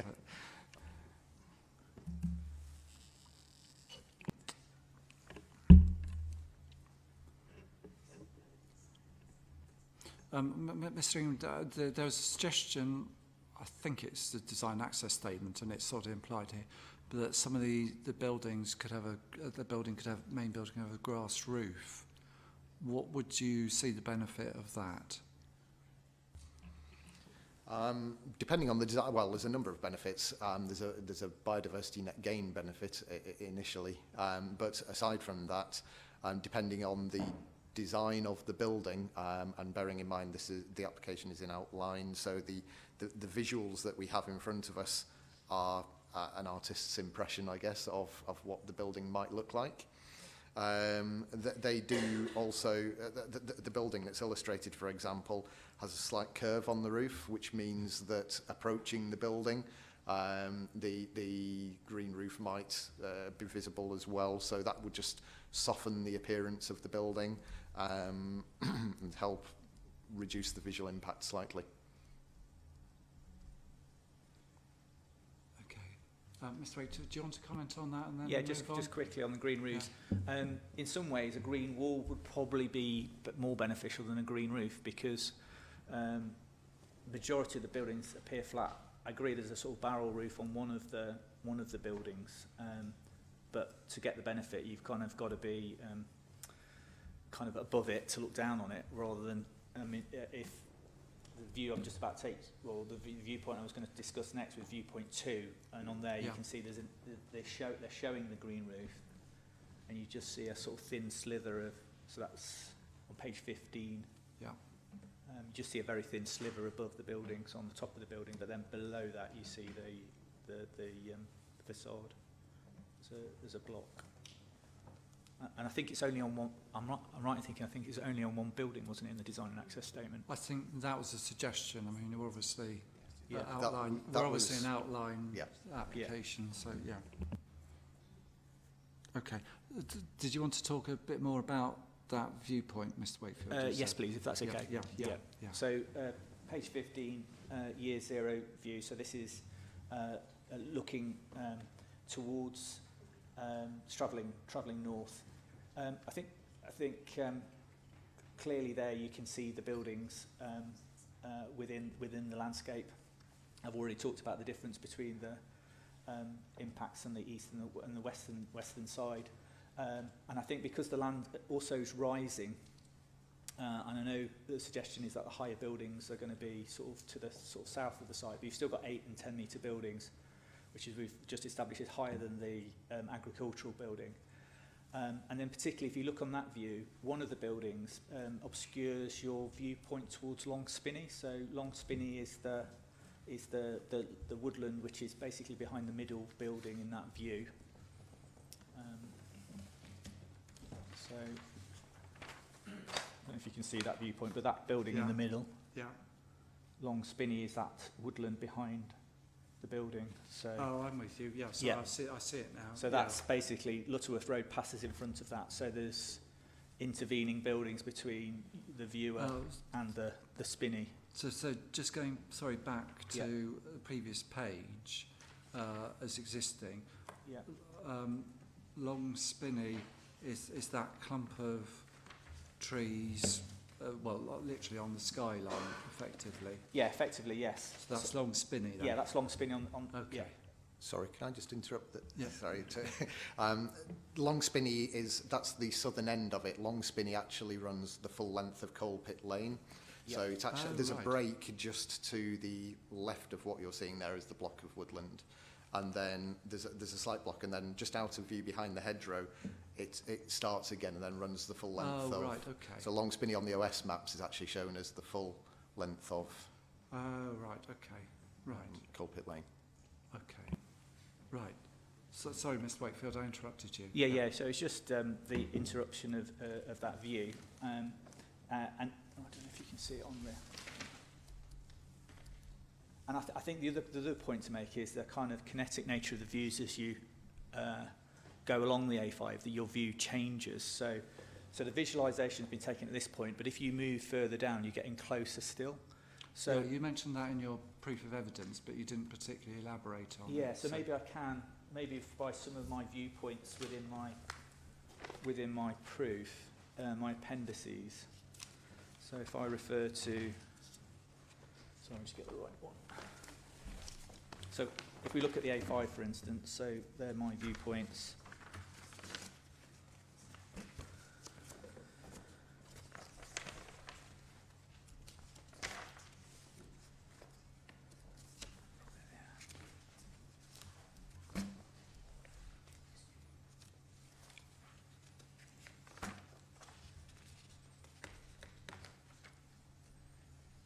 So viewpoint 19, for instance.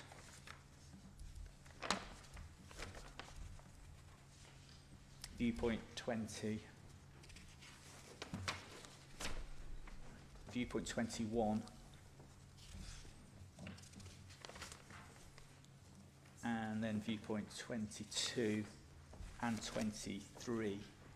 There's a series of photographs along the A5.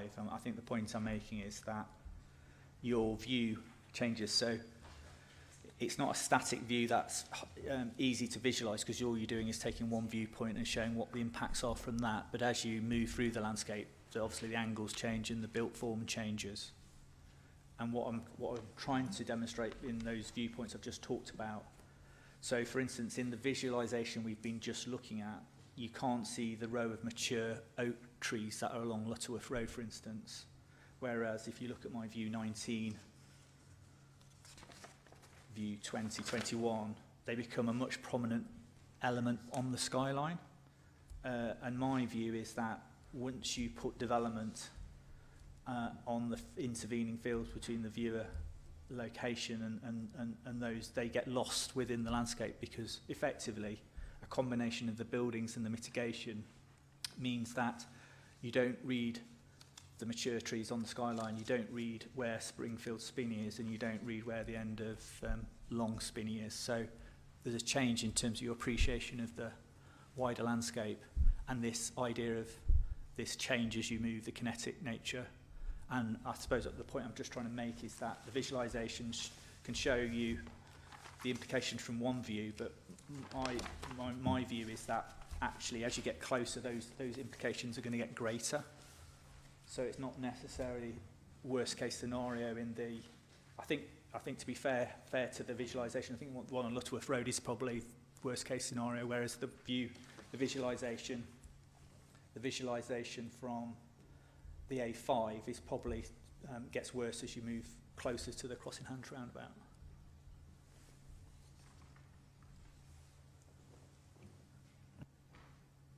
Okay, Ms. Singham. your thoughts on viewpoint 2? The first point I just wanted to make about viewpoint 2, this isn't a criticism of the Pegasus LVIA visualisations, and the same applies to the viewpoints presented in Mr Wakefield's evidence, is by their very nature, the viewpoints are focused on the site and don't take in the full context of the view. So at viewpoint 2, what isn't captured in this view is if you were to turn immediately to the right, there would be an 18-metre high building immediately adjacent to you. So we then go through those visualisations, and I completely agree. They are the proposed structures, the buildings, would be visible at year 1 and even year 7, and to a very minor degree also at year 15. But in the context of the existing very dominant buildings to the immediate right of you, and just out of shot here, they really represent a fairly small component of the view. The view at this location, for almost everybody that's driving along the A5 here, is directly forward along the A5 towards the Crossingham roundabout. And yes, if you turn left and look out of your side window, you can see the site and you would see these buildings. But that needs to be seen in the context, I think, of the primary orientation and focus of the views here. With regards to interruption of views towards Long Spinney, I actually look at it from a different angle, in so much as I see the building lying below the horizon of those trees there, in this particular view, and as such sort of sets a backdrop to the site. So I think this, in my mind, it actually illustrates the point that there are other vertical scale comparisons in the wider landscape. The tree belts being one of those. So in terms of scale, I think actually the fact that you can see the large tree groups in the background actually illustrates that point.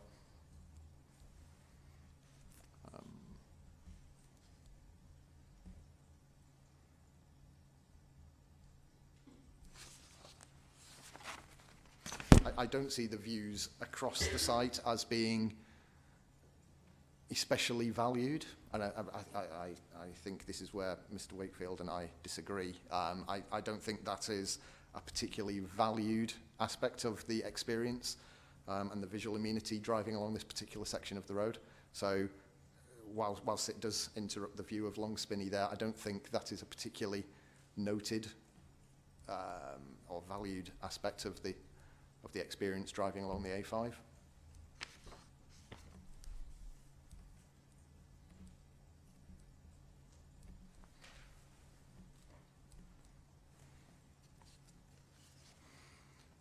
Yeah, sorry. No. Okay. Ultimately, though, yeah. I think the viewpoint 15 illustration does demonstrate that, for the most part, the site would be largely screened by that point. Some of the building would just be visible above the top of the vegetation, but in many respects that's no different to the existing buildings along the A5 on the other side at Magna Park.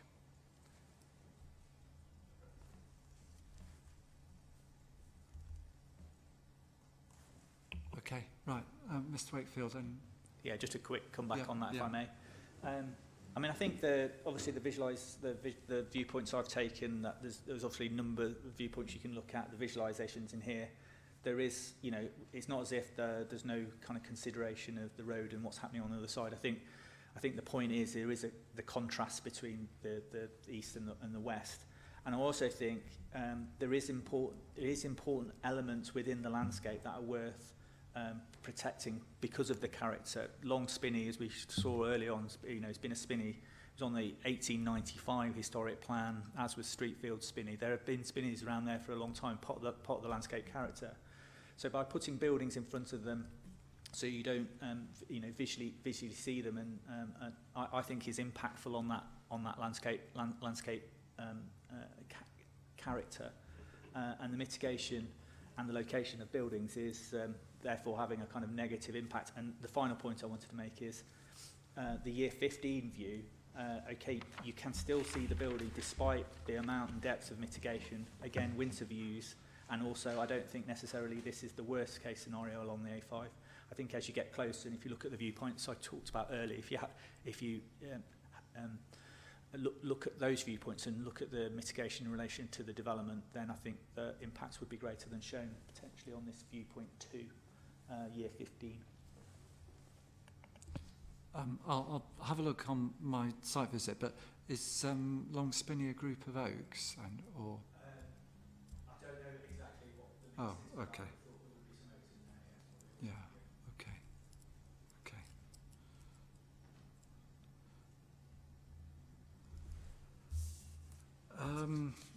Any more thoughts on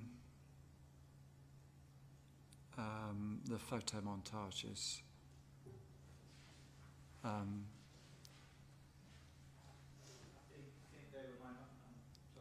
I think they were my main points. Again, there's some sort of slightly closer visuals as we go through. Just trying to slightly zoomed where you can see a bit more of the building. But yeah, I think that's all I'd had to say on the visuals. Okay. Mr. Ingham, any more to say on the visuals from your point of view? No, thank you, sir. I don't have anything further to add. Okay, all right.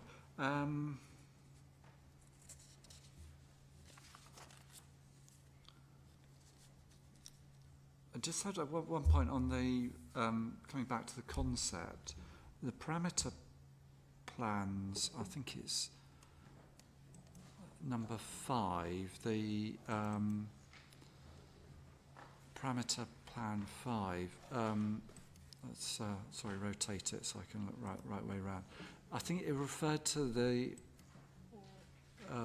filtering of views, and I was just going to ask if that's the sort of concept, the intention of the landscaping, that it's effectively looking to filter.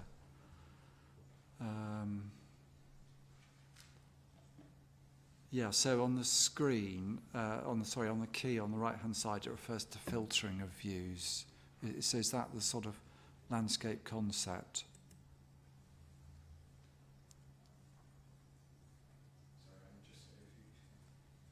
Sorry, I'm just looking at the drawing now. Oh, sorry. Yeah, sorry. I mean, my eyes are going. Actually, I'll have to go to the optician sooner or later. But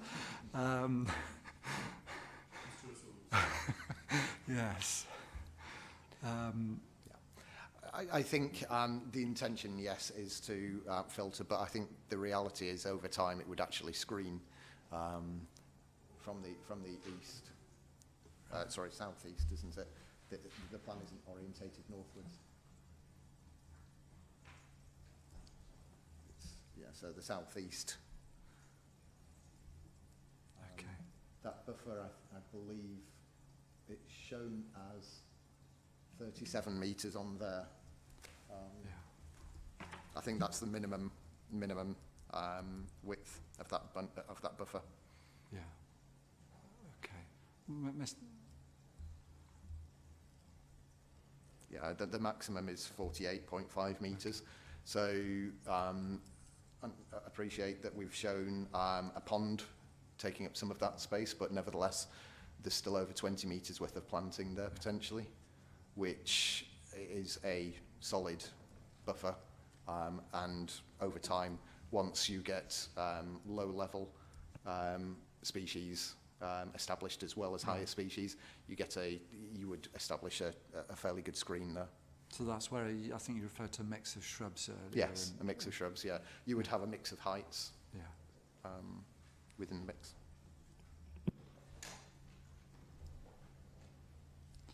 Mr. Wakefield, any thoughts yeah, on just that a comment? couple. I think if it was felt to be, you know, a solid buffer to the development to hide it, the key would have said solid buffer, but it's not. It's saying filtered views, and my view is it will be filtered views, particularly in the winter. I think also it's probably worth noting that the depth of mitigation varies across the site. So again, the point about the pond taking up the majority of, or at least half the buffer on the southern edge, and then the width of the buffer to the A5 or to the farmhouse is 13 metres. So there is different widths of buffer. A 13 metre buffer, I think, is very narrow to call it woodland planting. It's more of it's like a smaller belt of planting rather than you need a certain kind of width really. Normally you get to about 30 metres to classify something as a woodland. So yeah, just picking out those points really.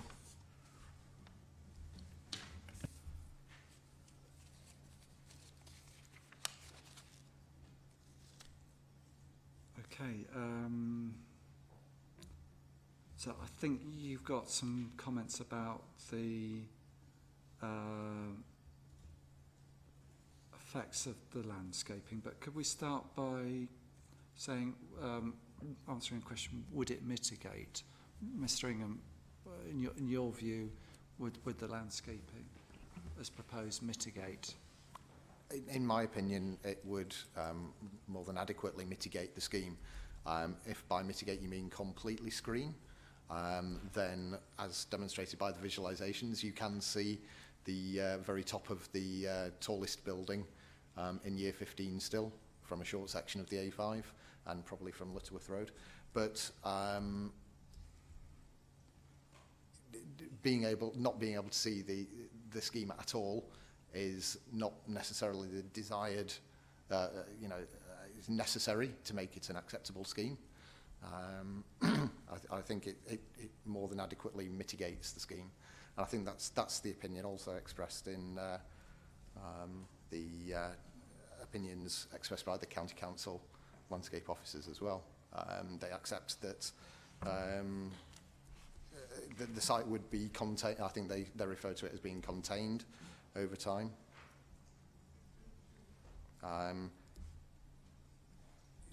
In my opinion, it adequately screens the site to the extent that it makes the scheme acceptable in the long term.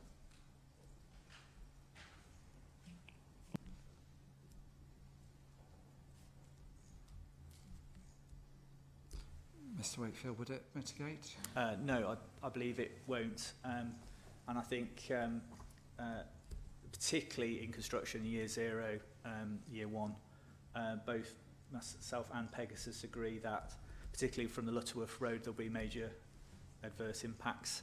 There's a slight difference of impacts from the A5 between myself and Pegasus. I see it as moderate, they see it sort of moderate minor. I believe that you'll still see, even post 15 years, as we've already discussed, there'll be filtered views rather than complete screening of proposals. Buildings are going to be up to 13 metres in height. That takes a long time for the landscape to reach that kind of height to mitigate. You are going to see views in at the entrance point. There is going to be, it's very hard to mitigate against the lighting, particularly lighting in the early years will be visible, and even later still appreciation of that. Also, there will be signage and lighting potentially for that signage as you enter the site. So again, it kind of urbanising elements within the landscape. So and that needs to sit beyond the mitigation, as it were. So it's I assume there'll need to be a sign to demonstrate what facilities, whether it be a petrol filling station or whatever whatever the facilities are provided on the site, or what the facilities are. So no, don't think it will mitigate. And my view is that it will have significant impacts.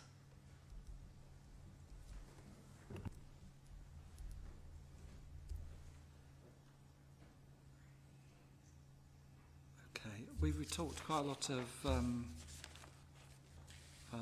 the buildings. What about the lorries themselves? Any sort of thoughts on that? I'll start with you, Mr. Wakefield. Yeah, I think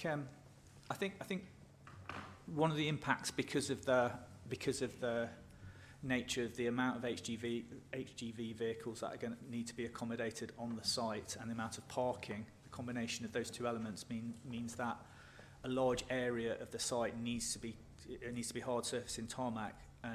The parameter plans are showing kind of mitigating around the edge, but there seems to be a lack of planting within the site, and I don't think there's enough space to accommodate all of that parking and have significant planting within the site itself, because the planting, the space requirements are being taken up by the buffer planting. I accept that the one TPO tree is being proposed to be retained as part of that, but I think the fact that you've got so many HGVs means that a lot of the site will be hard surfacing. The height, again, I don't think we've come to a conclusion what the height of a HGV is in comparison, but what I suggest is that in construction in year zero, you will see rows and rows and rows of HGVs sat what is in a rural landscape character type.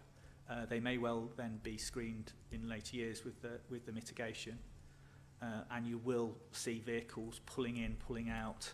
Obviously, there's a certain amount of noise involved with vehicular movements moving around. So I accept that it's next to the A5 and there's a lot of movement and there's a lot of noise from the A5, but you're kind of extending that impacts into the wider countryside.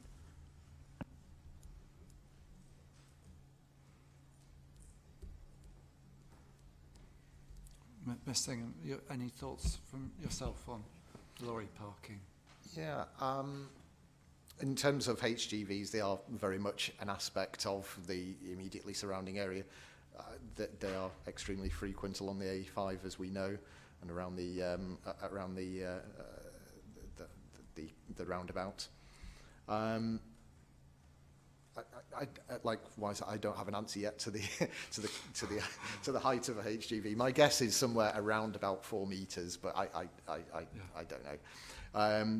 But the point is there that the bunds that are being proposed around the site are in the range of about 2.5 to 3 meters high, and with the planting on top of those, it would only be a matter of years before that element of the development was screened. It would obviously take longer to filter and screen the buildings, but the HGVs themselves would be screened relatively soon after the development.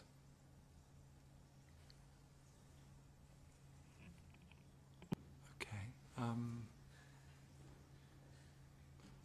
So, Mr. Wakefield, go on. We're just having a discussion about the height of a lorry. I think I think we've just had a look online. 4.9 meters is what's coming up. I don't know whether that's typical or. Perhaps I'll leave it for a bit of homework between parties tonight. How's that? And we can come to view tomorrow morning. So I mean, the difference is irrelevant, really. The point stands that it relatively quickly the mitigation planting would screen that element of the development.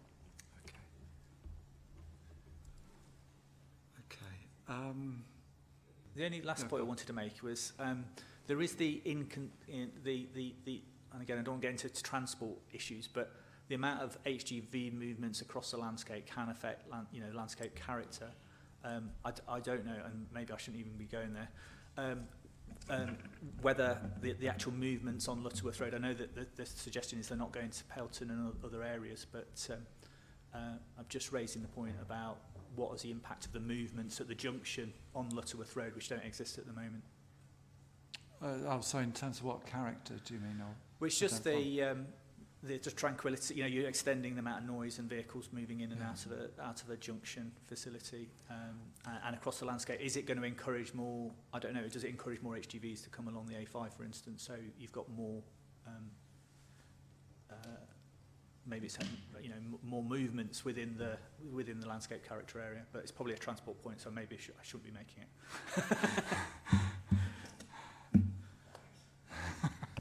Okay, all right. We'd better move on then.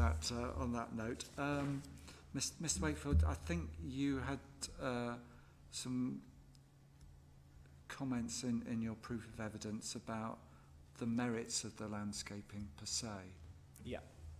Do you want to talk about that? So I think if you refer to my appendix 6, landscape visibility, I think often when mitigation planting schemes are being produced, the main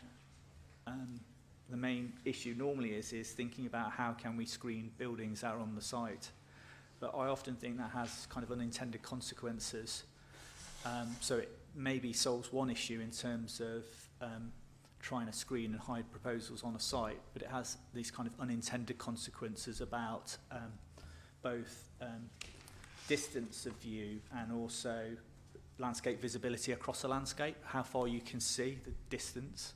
And also I think it has implications for sort of field of view and what is a normal person's field of view and how you appreciate the landscape. So if I could start with the issue about visibility, I just refer to my appendix 6. And you'll see on that plan a series of current kind of view lines across the landscape, and it gives some indicative distances of things you can see across the site. So view line 1 shows a view from Lutterworth Road across the site, where adjacent to where you sort of access the farm, or not access the farm, but where the farm complex is. And there's a 580 metre view across the landscape, this idea of open landscape, and particularly as the landscape character area talks about open character and this kind of appreciation of the open. By putting mitigation of a 30 metre buffer along Lutterworth Road, effectively you're depriving that view across those fields, seeing the internal hedgerows and the way street field spinney would be appreciated within the landscape completely changes, because rather than seeing it as a sort of distinctive element, it becomes part of becomes kind of merged with the mitigation planting to a certain extent, so the sort of distinctiveness of it disappears. And then also the sort of appreciation of the rural character and the longer distance views to farms and things. So view 2 was looking at the distance, again from the same point, and you get a sort of kilometre view across the site, because you're at a higher level, you're kind of looking across the landscape, the open landscape, landscape dipping away, and you can see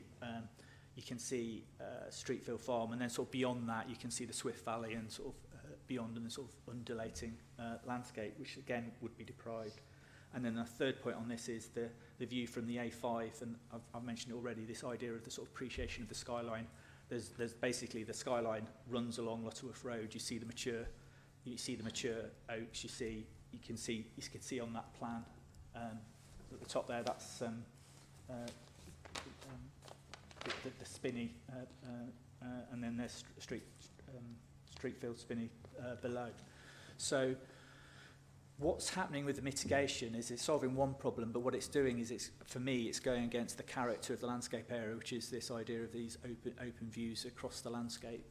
They're being contained because effectively what you're doing is you're blocking the view. So the combination of the bunding, combination of the planting is having that implication. It also has the implication of field of view. So my appendix 7 shows currently if you're travelling along Lutterworth Road, you get a kind of angle of view of approximately 60 degrees. So I think obviously it depends on you turn your head and you move along. It does change as you go along a route. I appreciate it's not a static thing, but effectively what the mitigation planting does is you'll see it kind of reduces your field of view very much just along the road, because you've got effectively like a blinker on one side, because effectively the planting's starting to provide a sort of edge. Okay, you have potentially views out to the other side of the road, but you're sort of deprived of those other views to the south and southwest. And I think it's important, particularly where you've got it may be different in a different character area where it's very much an enclosed landscape. But whereas the landscape character type is saying it's very open type of landscape, then appreciation of the landscape isn't just one key factor is how you appreciate the views and how you appreciate the openness of the wider area. And I think that's an important consideration to take into account when you're thinking about what the implications of the mitigation are. Mr. Ingham. Thank you. Mr. Wakefield's analysis that he's presented is accurate in so much as it it makes the point that from the A5 or the Lutterworth Road, the mitigation planting will screen the view across the site. That only really matters, I think, if there are values associated with the views from those particular sections of the road. And I think this is probably at the crux of it, is that we disagree on the value associated with those sections of the road. I see the mitigation as being mitigation planting, the structure planting around the site, being quite complementary to what is already in the landscape in terms of long spinney, Streetfield spinney, and all of the planting around Magna Park. I think actually it makes the connections. In terms of, there are no recognised vistas across the site. There's no recognised skyline, which is particularly highly valued. The views are would be obscured across the site. I can't disagree with that. But I don't think in landscape and visual terms that is a particularly big, significant impact.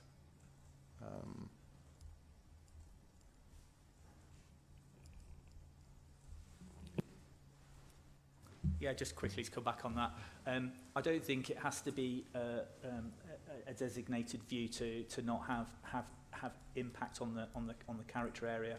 I think the distinctiveness of Long Spinney and Streetfield Spinney already shown that the form of those have been around for hundreds of years. That the impact of the mitigation, the character of the landscape area is more open than it is of a wooded character. It's very distinctive woodland on the higher ground, which I feel will be lost. And I think that distinction between this open character and the industrial character and the Lutterworth Lowlands, the difference between it, part of the maintaining that character is protecting these smaller elements of the, well, not smaller elements, key elements of the character by ensuring they're maintained.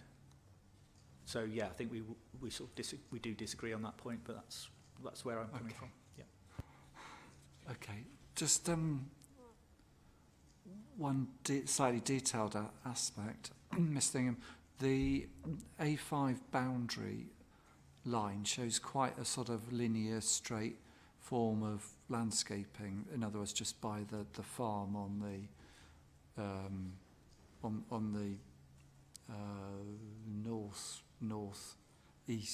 west boundary of the site. Does it matter if that's long or straight, or could you deal with it in a detailed scheme?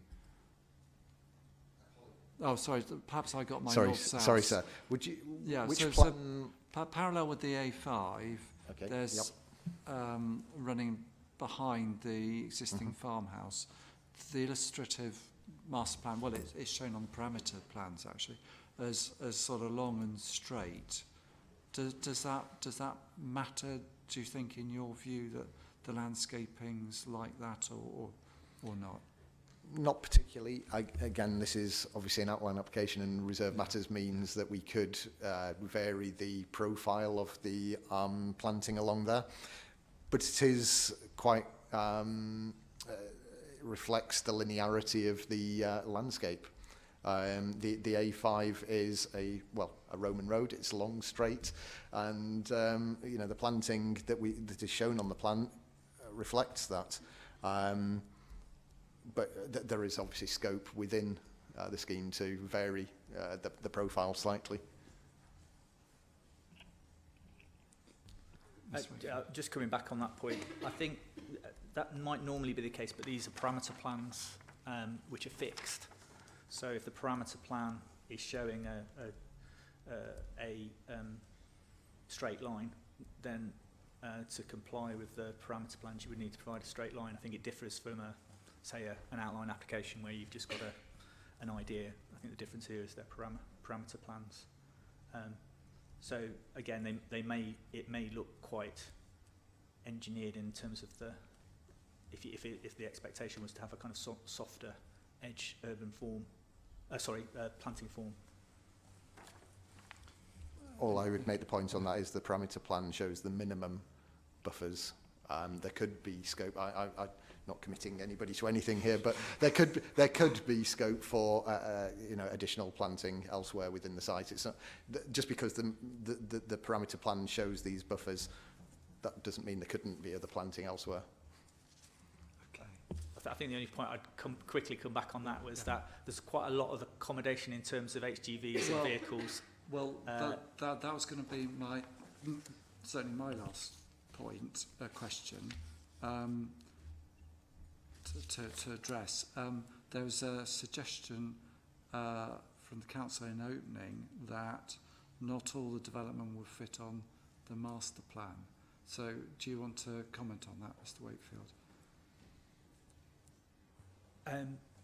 It might be better for Jonathan to answer that from a planning perspective. Yeah, no, that's if fine. That's It's okay. a round table, so yeah. It's a round table, so by all means. And if Mr. Holmes wants to pick up the baton instead of Mr. Ingham, then by all means. Okay. As I can say, I know it's a point which has been covered within my proof, and it may well be part of cross-examination, things which comes up anyway. But I know where the concern from the council has been raised is that effectively between the earlier revision of the layout plan and the latest version, the landscaping was increased quite substantially, with 25 metres being added in depth along Lutterworth Road in particular. But what that has done is then reduced the available land for development within the centre part of the site. So in particular that sort of retail area on the northeastern corner, the estimate is about 28% of the land which was expected to be available for those facilities has been taken into the landscaping now. And it's just general maths really, in the sense of if you've got the same level of facilities and the supporting facilities to go with it, so the car parking and circulation areas and so forth, then something has got to give. If you've got less land, you either need less supporting facilities, which means it's not in line with what is actually needed to be provided, or you have to reduce the scale of some of those facilities or all of those facilities, or some of those facilities need to get dropped out the list. Okay. Charles, same question to Mr. Holmes then, who's geared up. Yeah. Happy to come back on that, sir. Yeah. Well, I mean, there's two fundamental points. Firstly, we started out with 378 HGV spaces, so of course there's a sizable reduction there down to 293. That obviously necessitated a little bit of reconfiguration within the site as well. So originally the illustrative master plan was in fact showing some of the uses in separate buildings, as it were. When we revised the plan, we looked to amalgamate those into a single facilities building. So that's obviously what you can see on the illustrative master plan as it stands.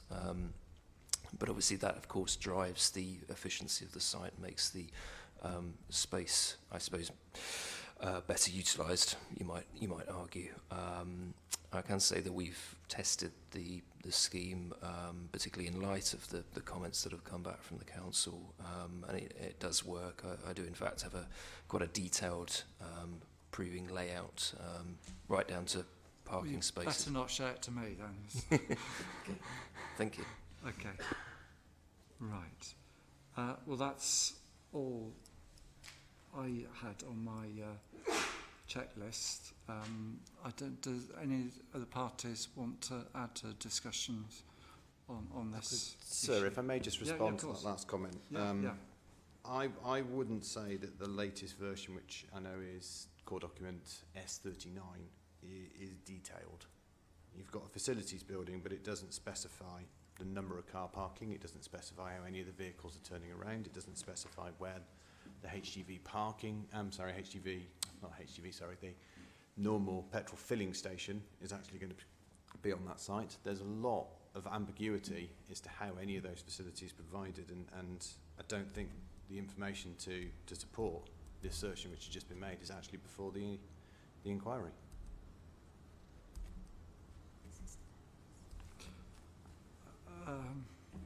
Mr. Holmes, do you want to come back on that? I'm more than happy to provide something more detailed, sir. As I say, we have that information. The architect has has looked at the parking arrangements and it has been tracked. So I can provide you with reassurance that it does in fact work, albeit it is an illustrative layout as it stands. Well, it's up to you. I mean, it's not for me to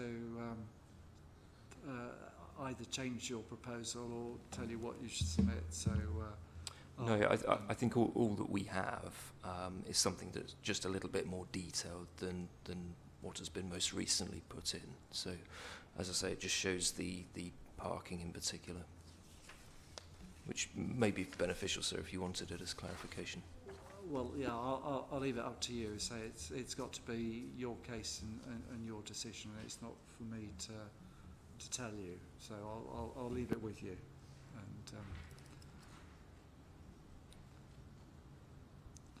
okay, that's all I had on my checklist to discuss. Yeah. Sir, thank you. If that is a plan that's going to be put in, obviously I'm about to call Mr. Weeks. This was a point that he raised in his proof of evidence before Christmas. All of these points of detail about how things were going to be accommodated on the site given the reduction in space. So if it's going to be put in, it would be really good to see it. And it would be really good for me to have an opportunity to discuss that with Mr. Weeks and have a look at it before he gives his evidence, if that's the appellant's plan. Well, I think we certainly should have a comfort break, and perhaps I'll leave it up to the appellants to decide if they want to submit it or. I mean, Mr. Holmes has given his comments on it and his assurance, but I'll leave it up to you if you want to do any more than that. Yeah, but I think in any event, it's opportune moment to have a break. So if there's no other points to make on character and appearance, we'll move on to the second main issue then. Yeah. Okay. Do 15-20 minutes. Well, it's sort of perhaps if we said 3:45 with Mr. Weeks. Yeah. Okay. Thank you.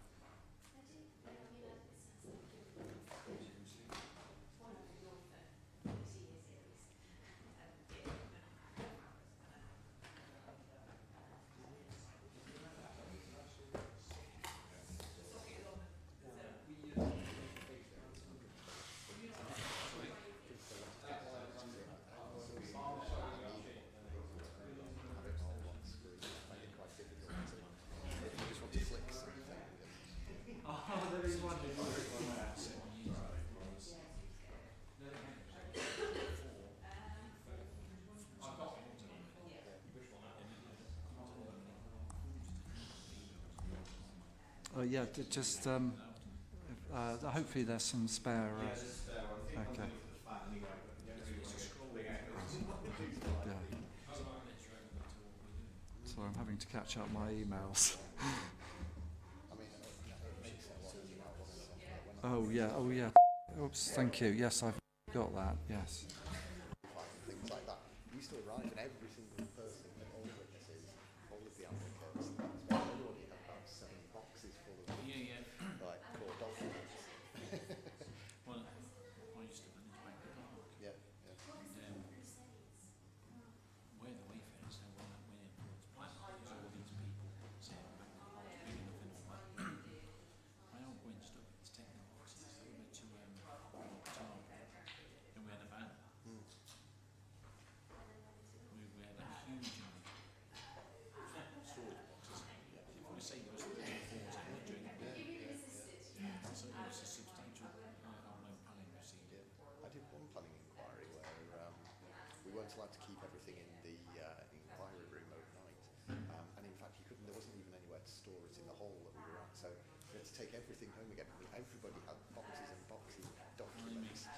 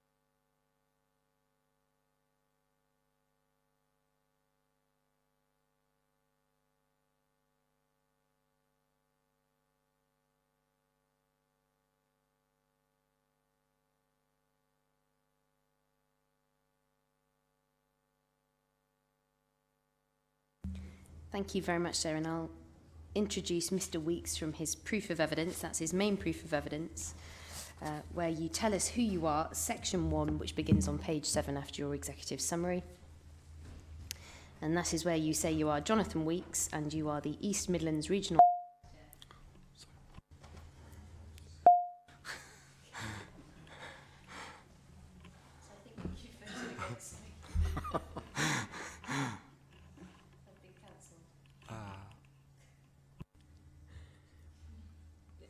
There we go, yes. Sorry, my sincere apologies. It's quite all right, thank you. I might start that again. Mr. Weeks, you're the East Midlands Regional Director at Aitchison Rafferty Chartered Town Planning Consultants. You're instructed by the local planning authority, that is Rugby Borough Council, in respect of this appeal. That is correct, that's me, yes. Yes, 1.2, you have an honours degree in physical geography and masters in town planning, and you are a member of the Royal Town Planning Institute. That is correct. And at 1.3, your experience is that you have 19 years experience in private practice in planning and development management matters.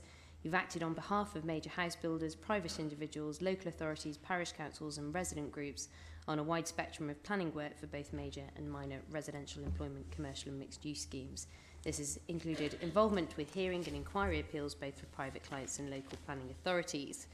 And then at 1.5 you say this, that the evidence that you've prepared and provide for this appeal in the statement is true and has been prepared and is given in accordance with the guidance of your professional institution, the Royal Town Planning Institute, and you confirm the opinions expressed are your true professional opinions. Is that all correct? That is correct, yes. Lovely. Thank you very much, Mr. Weeks. Well, what we're going to do, sir, with your approval, is read some parts of the executive summary that begins on page 2 of Mr. Weeks' proof. Yep.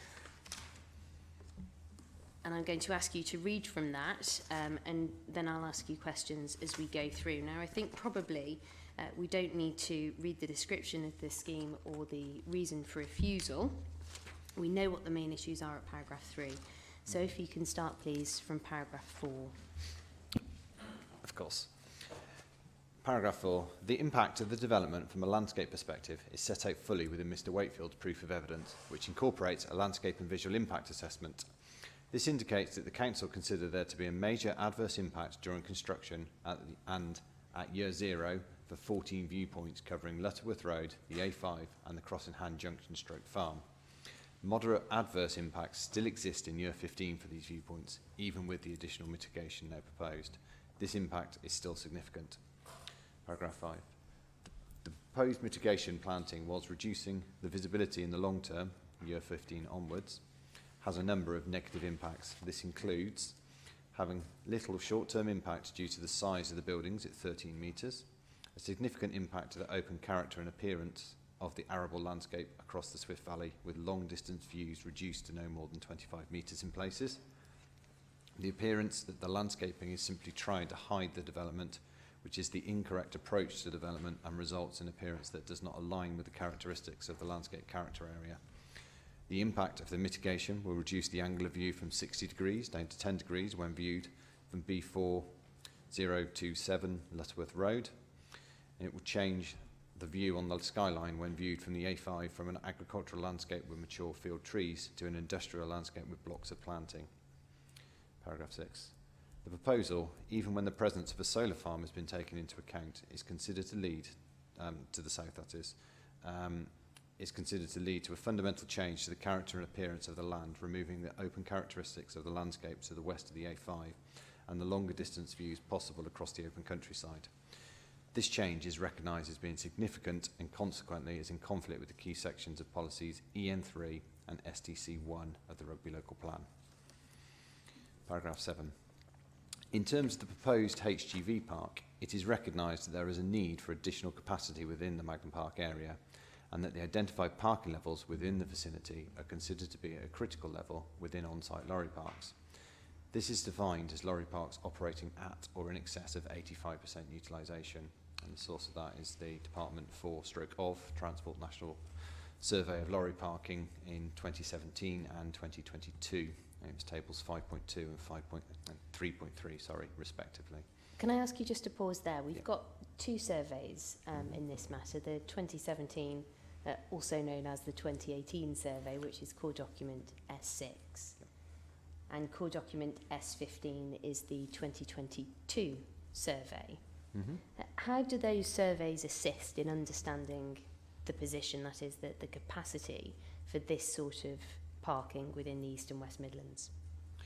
What they do is they have assessed the level of usage and the number of vehicles which are operating within those regions and try to provide some more detailed comments where is appropriate on sort of sub-regional areas.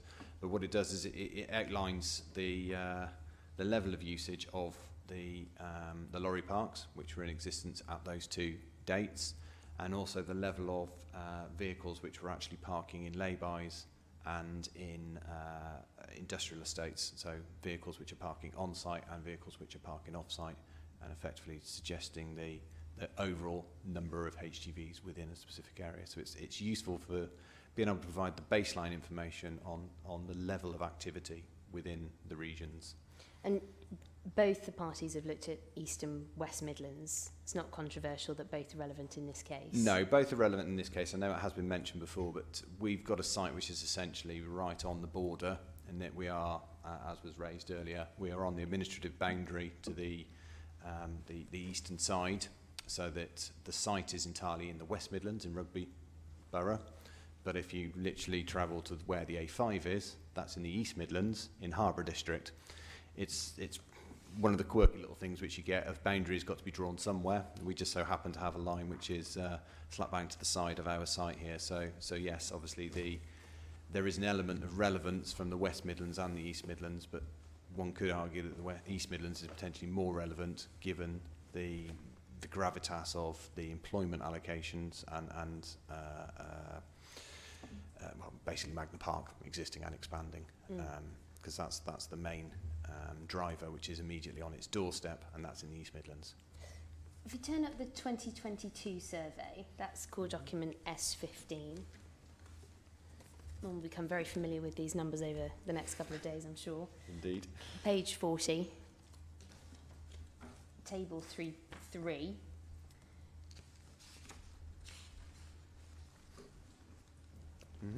We have their utilisation categorisation. Yes. Tongue twister for a Tuesday afternoon. What's the relevance of those, and how do they bear on the assessment that you've carried out? They set out, and it's the same figures and same approach which is taken between the two assessments in 2017 and 2022 by national government. They set out the level of how they consider the facilities, so the HGV parks, to be actually operating, so that if it's less than 69%, they consider that is acceptable. It's serious if it's between 70 and 84% full, and critical if it's over or equal to 85. Now, in terms of how they actually use that as part of their 2017 assessments, they use that to create the practical levels and effectively sought to get the additional parking to get the usage levels below the 85%. It's a similar approach which I've taken as part of our assessment to identify the immediate need for additional parking within the East Midlands. Now, you've had a look at Appendix 7 to the appellant's statement of case. So the reference for that is core document S26, and Appendix 7 is the PJA technical note on lorry parking capacity study. I do. I've only got that one electronically, if you bear with me. I usually do have this as a split set as well, so we don't need to get into the hundreds of pages.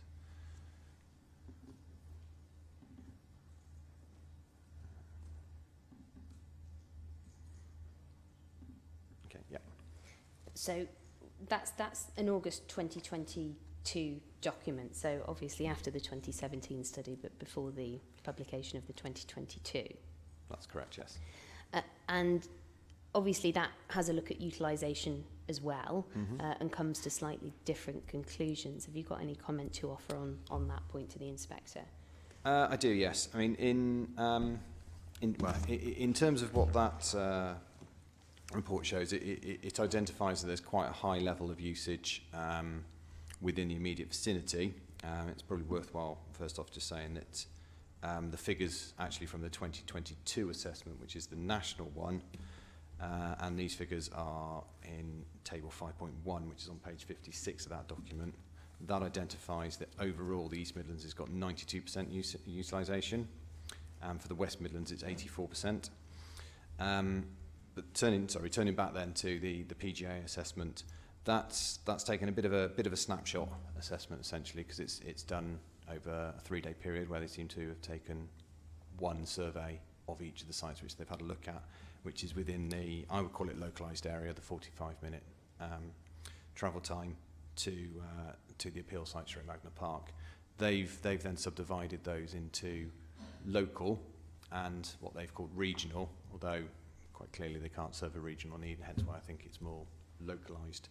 In total is actually correct as a terminology, but it has identified that a lot of those are operating over the 85% limit, so it's into the critical stage.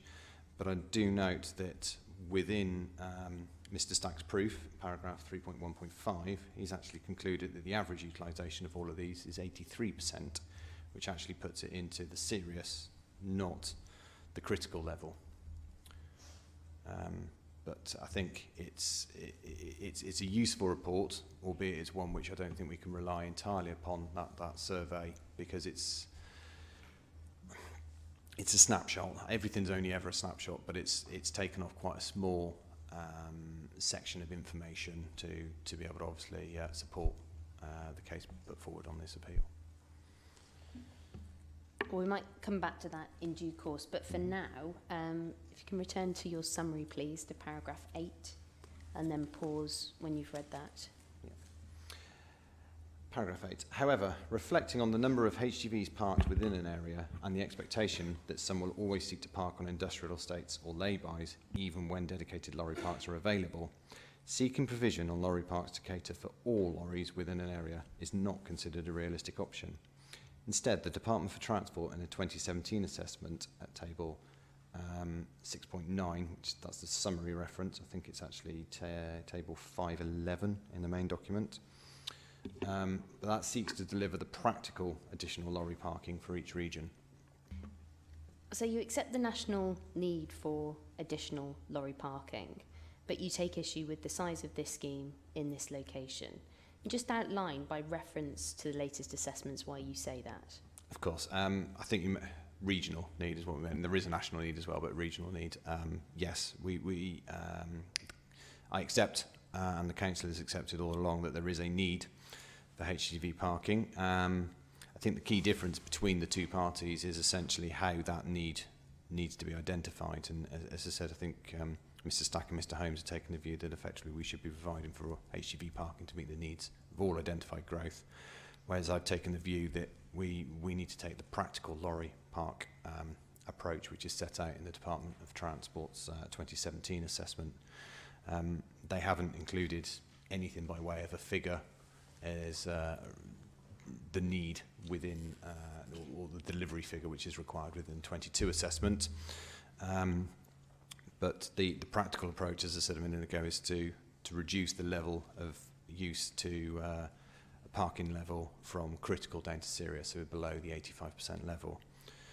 Now, it's table 511 of the 2017 assessment, which is core document S6, recognise that the number of HGV spaces needed it's got to be balanced rather than over-providing to meet the needs of all vehicles. And I think it's very much that approach which we're taking here. And this provides choice, but it also then allows an appropriate level of competition without reducing the viability of all these facilities. It's recognised that additional parking is required, and I've calculated that, as I say, based upon the practical approach, which would suggest we need an extra 181 spaces for the East and West Midlands in order to keep the utilisation rate below critical. I've set this out at paragraph 6.4 of my proof, how I've calculated that figure, and if people want to turn to it, we can. Or do you want me to just carry on for the moment? No, we'll go through it. Very happy to do that. 6.4. 6.4. or 6.36? Yes, that's right. It's page 35.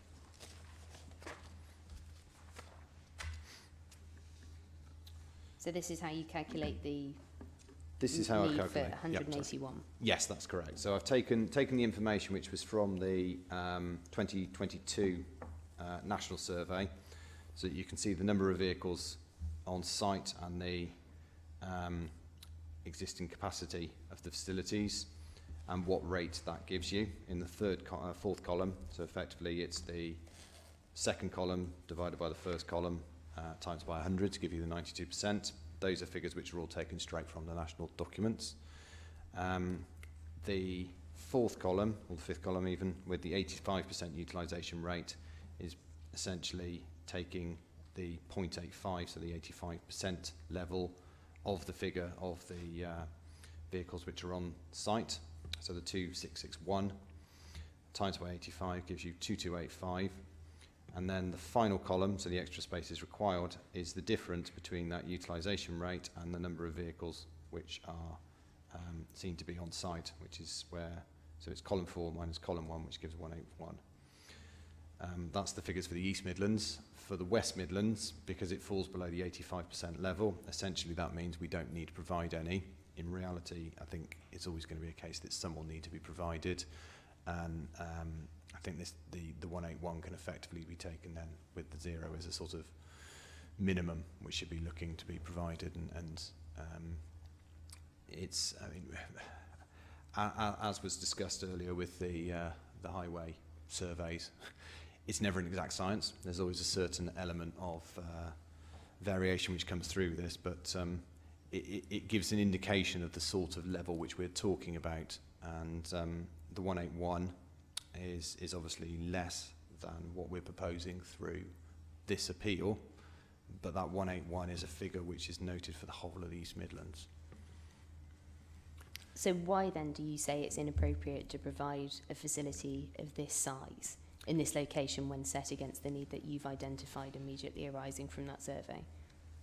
It seems to just be an over-provision against what the requirement is, in that there is a need for some, and there's almost certainly going to be a need for some of that to be around the Magna Park area, but to effectively provide something which is, 50% more than what the whole regional need potentially is to meet current demand seems to be excessive. And I know it's very much a point which has been raised by the appellant in terms of how they'd understood what we'd written in the statement of case, is that a single site cannot just be considered appropriate to deliver all the facilities for the whole of the region.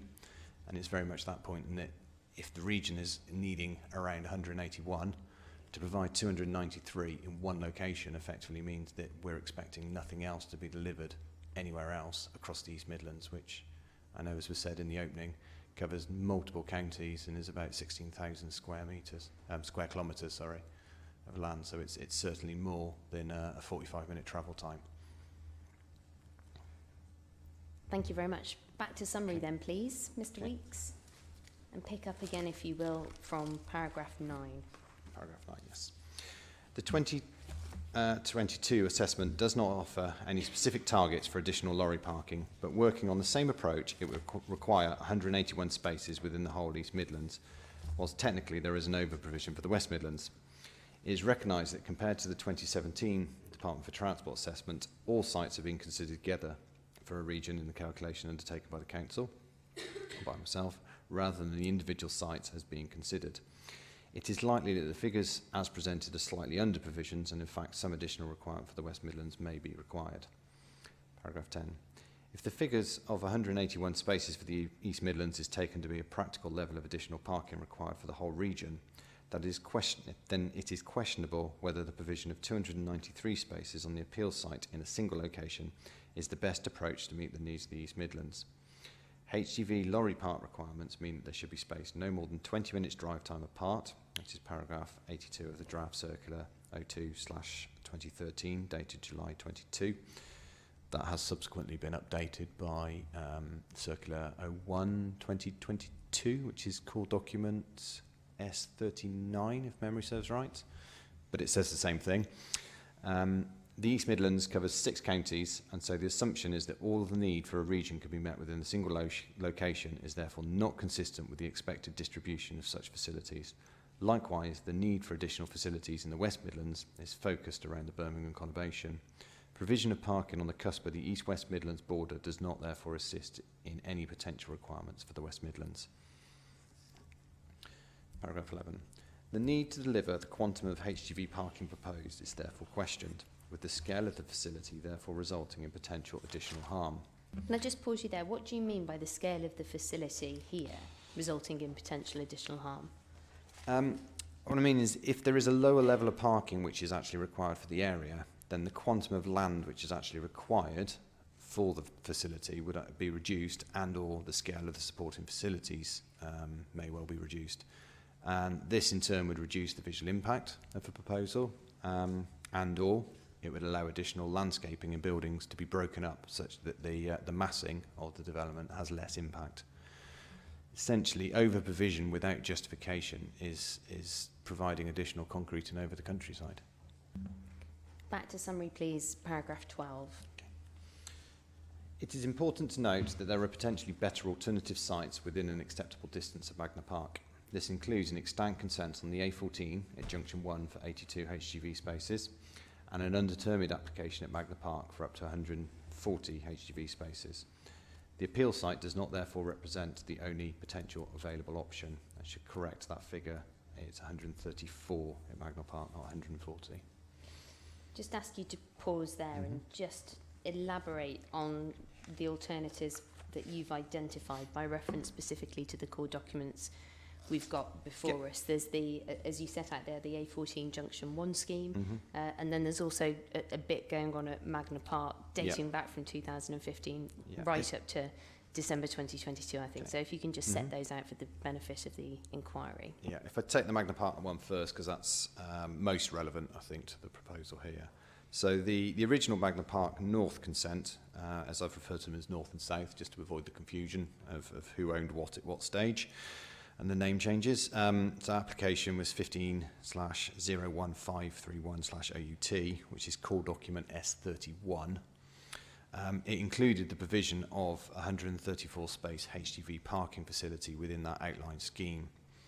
Now that is the main employment allocation, and it reflects the requirements of the current MPPF, in particular paragraph 106 part E, which has a requirement to provide the necessary infrastructure to support the scheme, i.e. it's providing the HGV parking to meet the expansion of that park. This was translated into an application in 2022, which is 22/02002/OUT, which is core document S35. Now that's awaiting determination with Harborough District Council, and if I may, just at this point, as a correction, I've got the core document reference wrong in my proof, paragraph 6.41, where I'm discussing it. I've called it core document 34, S34. It should be core document S35. They both relate to Magna Park, so apologies for that. The current application, so S35, has got 2 alternative layouts shown, but the larger HGV parking scheme has actually got 134 spaces shown on it. In terms of that application, the principle has essentially already been established through the 2015 approval, and therefore it's not expected that there will be any issues which will actually occur with that proposal. And I know when I did speak with the case officer at Harborough, that was essentially the sentiment which was given, but obviously there is nothing in writing to that effect. That proposal, though, being embedded within Magna Park, is it's intrinsically linked to that employment site and the emerging allocations and approvals, and it fulfills the aims of what the MPPF seeks, and visually it presents a very different proposal compared to the appeal site. Dealing with the same little bit of land within Magna Park, there was also a service station application, which was S34 as a core document reference. And the officer of report in that was actually very helpful in recognising the differences between that site in Magna Park and the appeal site. It was able to do that because that only went to committee in December 2022. Yeah, I'll get my years right. And that officer's report, which we've got included in core document S34, it's paragraph 6.4.7. And as a comparison, it says, the circumstances of the two applications are contrasting. As set out above. Sorry? Can we just be clear, which two applications is the officer considering? He is considering the application, which is the core document S34, so it is the service station proposal on Magna Park at Mere Lane, and the appeal site, which we are discussing here today. Okay, so sorry, I'll start that quote again. So the circumstances of the two applications are contrasting.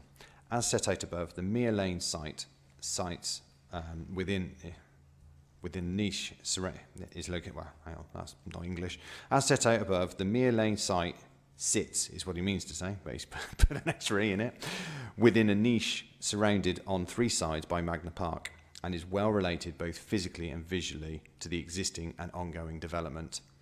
The RBC site, so the appeal site, contrasts to this significantly in that it is set within and surrounded by open countryside and does not relate well to the adjacent built form. So, Magna Park South. So hang on, just pause, just so that we can go to the references in your proof of evidence. So the scheme that was discussed in that committee report and approved, I think, is the one shown on page 19 of your proof of evidence, figure 5.2. Yes, that is correct. And yes. What you're talking to the inspector about, core document 35, is the latest application. You provide the two alternative layouts on pages 20 and 21. That is correct, yes. So what weight can the inspector put on the later scheme, given that it's at application stage at the moment, that alternative HGV parking scheme, and hasn't yet been approved by the council?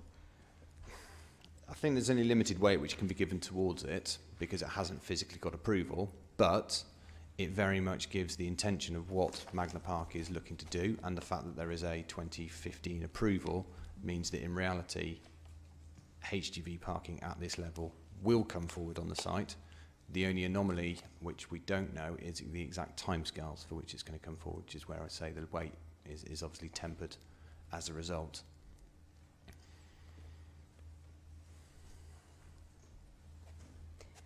Magna Park South. Sorry, yes, Magna Park South, yes. So Magna Park South originally was under a different owner, but is now all of Magna Park, north and south, is now owned by the same developer, company, however you want to phrase it. But as part of that application, when it actually came in, which we've got the details included, called document S32, that also incorporated a HGV park within it, but it didn't have any facilities shown with it. It's not come forward yet, but again, it could offer additional facilities of a much higher standard than level 0, level 1, depends upon how they want to actually bring that forward. Usefully, in terms of the number of spaces on that site, within Mr. Holmes's statement and proof, paragraph 4.69, it states 52 parking spaces for that site. So what confidence can the inspector have in additional HGV parking coming forward on the Magna Park site complex generally? Very, very strong expectation it will be delivered. It's part of the original consents, and clearly if they want Magna Park to be competing with some of the other logistic parks in the region and further beyond, they need to make sure that they've got the facilities to show that they are able to compete, if not be better than the others round and about. And clearly having HGV facilities to meet the needs of that park and the lorries which are serving it is an element of that. I think as well, if we revert back to the comments which was provided by the councillor earlier today, where he said he sat on a panel with Magna Park, and the chair of that board has given the assertions that it will be delivered, which basically just reiterates what the expectations of those planning approvals are.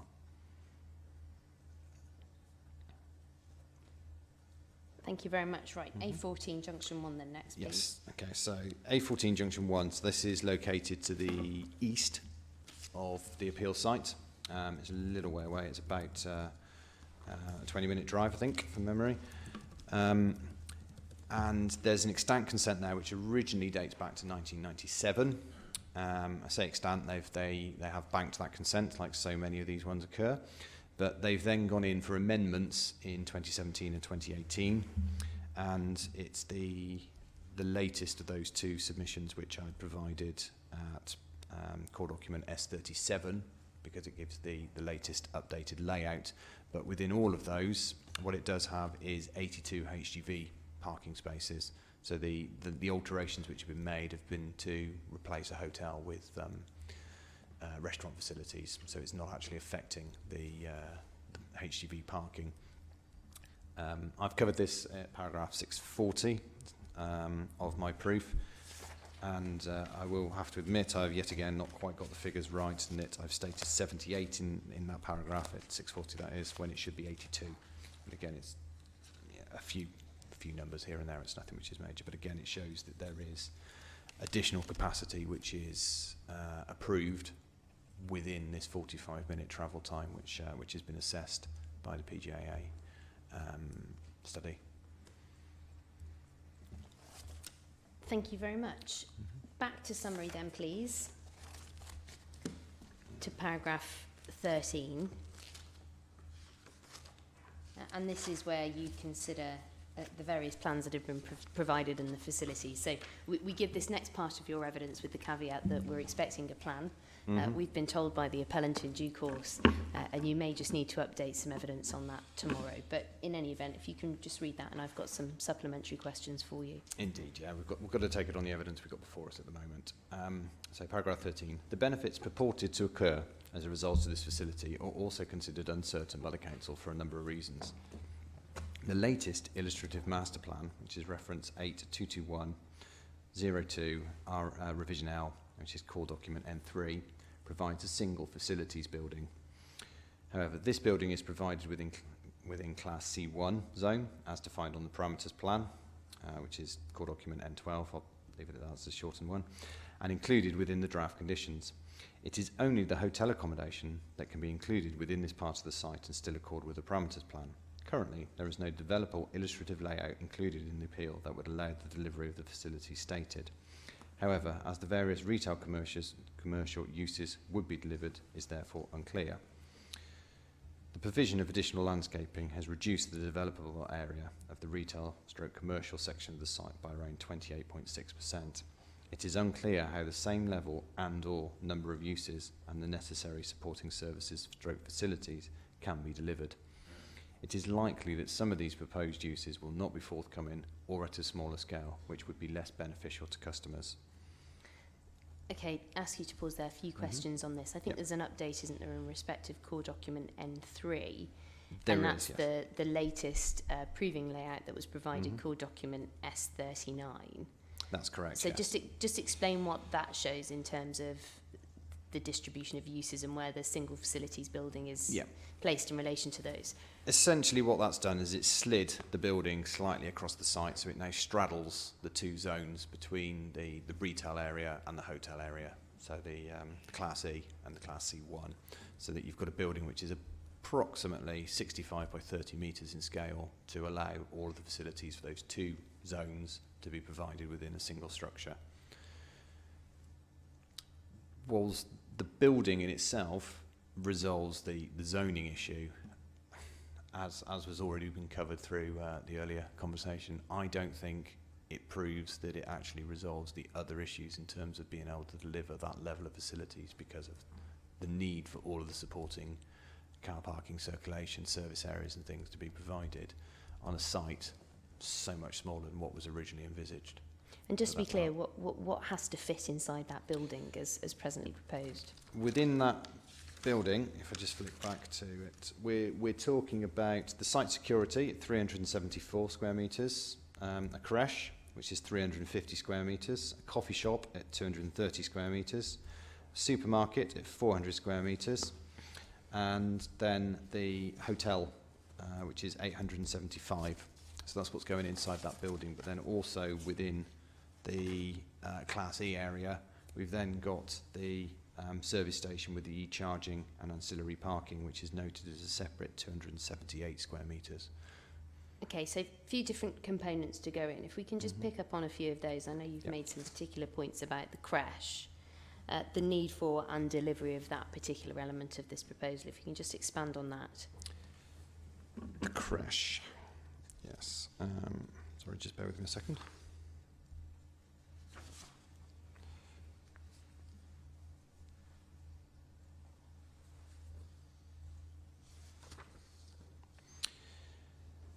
Yeah, the creche. I'll be totally honest, when I first looked at this proposal, I couldn't understand why a creche was being proposed. And I'll be totally honest, I still can't. It seems to be a use which is unrelated to the rest of the HGV park function. I mean, last time I checked, nobody is going to be driving their HGV lorry with their small baby in it. They will have dropped it off at the nursery before they start driving across the country. And that's supported by the info which has been put in by the appellants, which say it's to meet a need on Magna Park for the existing employees there, sorry. But there's no information which has been provided to actually confirm that we actually need that creche to meet the requirements of Magna Park. It seems also a bit of a curious one to have for the fact that if particularly you've got it in a single building, so this is going in with a hotel on one end, but then you've got a retail and a cafe and things down below, it creates some operational issues for a creche, and you need to have quite strict control over access into a building and the associated space with a creche to comply with the requirements for looking after small children. But you've also then got the issues externally. If you've got one set of parking and all these other different uses, you've got to get your child safely from where you can park your car into the building. From someone who has small children, even just trying to use a supermarket to actually get them across from where the child marked spaces are, across the zebra crossing to it, can be a nightmare if there's one of you and two children. It doesn't seem a logical location to have it when you've got all these other parking uses going on around it. But you also have got quite a poor environment to be providing a creche, in the sense that you've got quite a lot of noise and pollution, both internally and externally, particularly the noise internally still, which means essentially you've got to have mechanical ventilation for the internals and for wherever the external space is put. You have to have acoustic fencing around it, so it doesn't seem to be a particularly enjoyable environment which would be created for the users, even if it can be made to comply with the legislation to allow it to occur. I have touched upon the concerns I have with the inclusion of a creche at paragraph 650 of my proof, but it seems a curious inclusion. I'll finish it with that, and I think it's the obvious use which would be dropped out if all the things can't be fitted on here, but there may well be other things which need to be rationalised as well. And if there's doubt about the delivery of facilities, be it the creche, be it anything else, what impact does that have for the proposal and your assessment of it in your overall planning balance? Well, the impact you get is obviously if it's made small in general, then the benefits you get from it are reduced, because if you've got a retail unit which is half the size, you don't need the same number of staff, and it's not going to generate the same amount of deliveries and turnover of products, because you would assume a bigger facility will have greater turnover and therefore make more money. So the knock-on effects of everything through the local economy, not just on site, actually dovetail through from that. The other element, of course, is that if there is some elements which are missed out, then it just reduces the overall offer which is actually available then to anybody using it. And again, what we do know is that effectively the cafe has got to come forward. That is needed to be able to actually get the label rating for the facility at the sort of benchmark 4 or 5 which is being sought, but also it's needed to make sure that it's actually signposted off of the main A5. And I've every faith, although it's not explicitly set out, there will be toilets, showers and the security fencing brought forward as well. Those elements aren't they're not, in my mind, considered that they won't be delivered. But for instance, even a retail facility, you don't have to have a shop. So if we do end up with some issues, what happens with that? It may be it's still provided, but at a smaller scale, it may be dropped entirely. We just don't quite know. As I say, without confirmation that we can fit the level of facilities and all the supporting infrastructure we need on the site.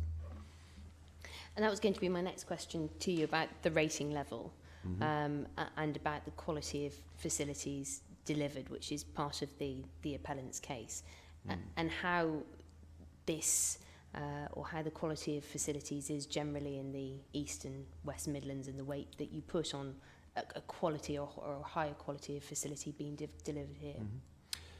Well, the government has identified in numerous places that there is a need to provide more facilities and ideally of a higher quality. So I'm not going to say that we shouldn't be providing high quality facilities, but it's a balance of everything in the sense that from the 2022 survey, which is undertaken by the Department of Transport, so that's core document S15 again, it's got a survey of the drivers included at figure 6.4 on page 64, which shows that you've got 24% of lorry drivers who prefer, so that's their preferred option, is to park in lay-bys and on industrial estates. These locations obviously don't have any facilities. That same assessment also then shows you've got a further 19% of drivers which prefer free truck parking close to facilities. So combined, we're talking about almost half the people who want to park for free, who are the lorry drivers. So essentially, if we are looking to only provide the top end, levels 4 and 5, lorry parks, you're not meeting what is identified in the national survey, the needs of almost half the lorry drivers. And obviously, I think in general, it's good to see a proposal coming forward, which is trying to hit the higher levels, but we need to be realistic in terms of providing for all the lorry drivers to actually have a meaningful impact about taking them off of the road, if that is what the desired outcome is. Parking on the road, not off the road in general, sorry, just clarifying that point. But again, it's one of those ones that, as we've said, because this is a large facility, we're effectively looking to put all our eggs in one basket. And if we're putting all of our eggs in one basket at the top end, is that the best solution to meet the needs of all the HGV drivers? I think probably not. So can we just have a look, please, within the 2022 survey, core document S15, page 64.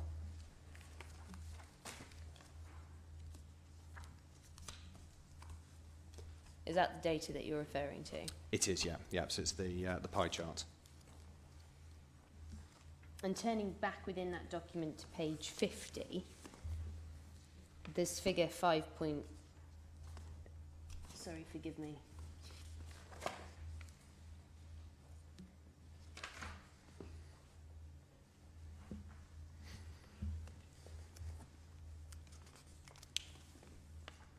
You're meaning figure 5.5? Figure 5.5, yeah, that's it, that's the proportional split of facilities by ratings. And the question, if you can assist the inspector, is to what extent does the East Midlands reflect the picture nationally as to the distribution of quality facilities? It pretty much sits in line with what the other regions do. Most of them are fairly similar. There are some which have got lower levels of poor quality facilities, so 0, 1 and 2. The notable differences there being Yorkshire and Humber and the West Midlands, or West Midlands obviously being one of the two regions which we're talking about here. And the Northwest is also quite low on that. But in terms of the top end, as in areas 4 and 5, or categories 4 and 5, it's akin to what you find in the vast majority of the country. It's not as though it's an area which is massively lagging behind. And what this would do is obviously provide a substantial increase to the percentage of what is either category 4 or category 5, if that's taken by number of parking spaces. I'm not sure without having to check whether it's done on number of places or if it's parking sizes and averaged out. Next question. There's been some criticism by the appellant of your speculating that the use by non-HGV drivers is necessary to make the scheme viable, and you spent some time considering those elements of the scheme that would be used by people not parking in lorries. Can I just have your response on that particular issue and sort of the extent to which you say this scheme relies on use by non-HGV drivers? Yeah, that's fine. I think it's a sort of precursor to that. It's been indicated by the appellant that all the facilities are required to actually offer this high quality facility. On that sort of basis, if there are so much loss, then clearly it will reduce the offer of the scheme. And it has been stated in the appellant's statement of case, paragraph 7.62, that the scheme cannot be disaggregated, i.e. it's got to all come forward as we've got, which in my mind would suggest quite clearly that HGV use alone cannot allow the facility to be viable. I will now justify myself as to why I make that statement. I'll touch ever so briefly. Obviously, crash, we've already covered this. It's of no use. It doesn't fit within the remit of what we've actually said there. Completely flies in the face of the statement which is made by the appellant. Second point is very much the general petrol filling station. It's designed for cars and vans. How is that meeting a HGV need? It may well meet the need of some of the people who are travelling to the site to work, but that's still tentatively linked at best. Fundamentally, you've got two facilities there which are entirely designed for the public, not the HGV drivers. Another point which is also then quite useful, interesting, is the part of the site where you've actually got the cafe and the shop shown. It's at the entrance, it's with the retail section by the petrol filling station, so it's clearly being designed to meet the needs of the passing public. If you're actually someone who's in the lorry park and you're set up there for the night, you've got to walk across the other side of the site. It's not been conveniently placed. It's not even been placed in a situation whereby it's adjacent to both, i.e. you've got the retail section right next to the lorry park. It's been put within all of the public facilities, not within the HGV park section. It starts to wonder what the main intention is of some of these facilities as a result. Other bit which is quite interesting, I think, is the terminology which has been used time and time again for the shop as a supermarket. Now, most HGV drivers, when they're going to be travelling up and down the country, are only going to want to be able to purchase basic food and drinks and snacks and things. That's on the assumption that the main meal's purchased in the cafe. A supermarket suggests something very different to that. It's suggesting it's got a full range of goods, many of which are clearly not going to be aimed at lorry drivers, but I suspect the passing local cars. And again, just as an example of that, we've got 400 square metres of supermarket. The vast majority of your convenience stores, so using Tesco Express as an example, because most people will probably be aware of that, they are designed to be less than the 280 square metre limit so that they can operate on Sunday trading hours. We all know the wide range of products they stock, and that's 2/3 the size of what we're proposing here. To suggest that this is going to be a retail facility which is just going to sell things aimed primarily at the HGV drivers, it doesn't stack up. It can sell so much more than that, and I'm not saying it isn't entitled to do that, but I would expect the appellant to hold their hands up and say that they are expecting that there's going to be quite a bit of passing trade from local car and van drivers, which will augment the viability of the proposal. So I think essentially it's very clearly set up to serve a dual purpose, but it's using the HGV avenue essentially to avoid the conflict with the sequential elements of policy. There is potentially a significant number of cars which will actually use this site passing it compared to the 293 HGV vehicles which could actually park here. So it's potentially got a heavy reliance on the passing public trade rather than the HGV use. Thank you very much. Next question relates to Mr. Holmes's proof of evidence, paragraph 4.81. 4.81 of Mr. Holmes's proof of evidence, where he says this, more generally, there is a lack of roadside facilities along the A5 for other road users to take appropriate rest breaks. It's approximately 25.5 miles between the moto services at junction 10 of the M42 and the Stobart truck stop on the A5 at Rugby, whose facilities non-HGV drivers can use, excluding fuel. The appeal site lies between the two. Can I have your response to that? And I think this probably engages what you've had to say in your rebuttal proof of evidence. It does very much, yes. I have picked this up in my rebuttal proof at paragraph 214 onwards. The assumption which has been made by Mr. Holmes is that the entirety of the A5 is a 50-mile-an-hour road. It's just not correct.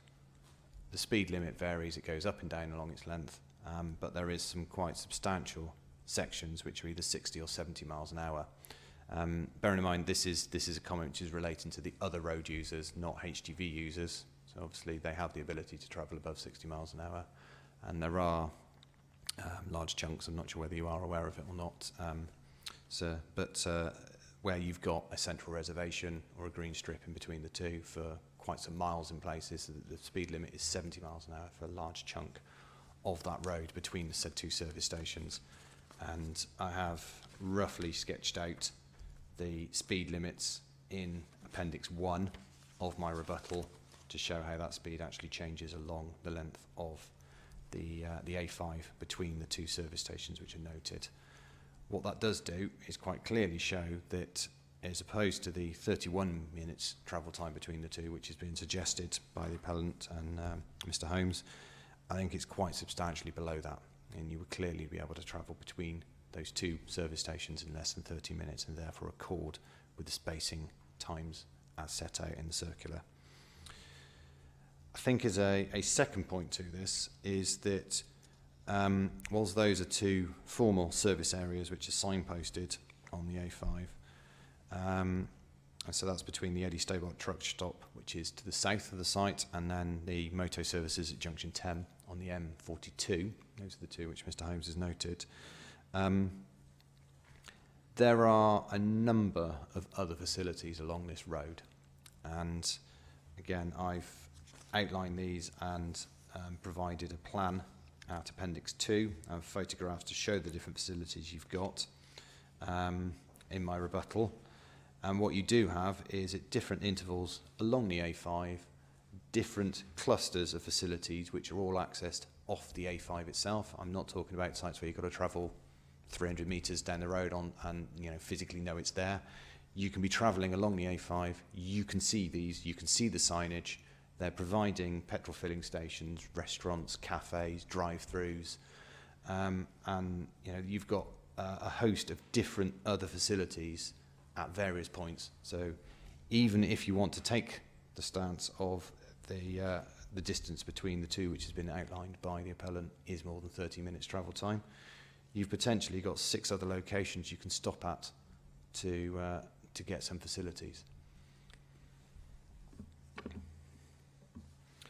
And I mean, it's part of that, and I know it's not a question you necessarily asked, but I'll continue. It's a bit, obviously, in terms of the weight which has been given towards the benefits for the public use of this facility, I've graded it lower than what Mr. Holmes has on the basis that it's just basically providing another option for people rather than meeting a drastic shortfall within the specific area.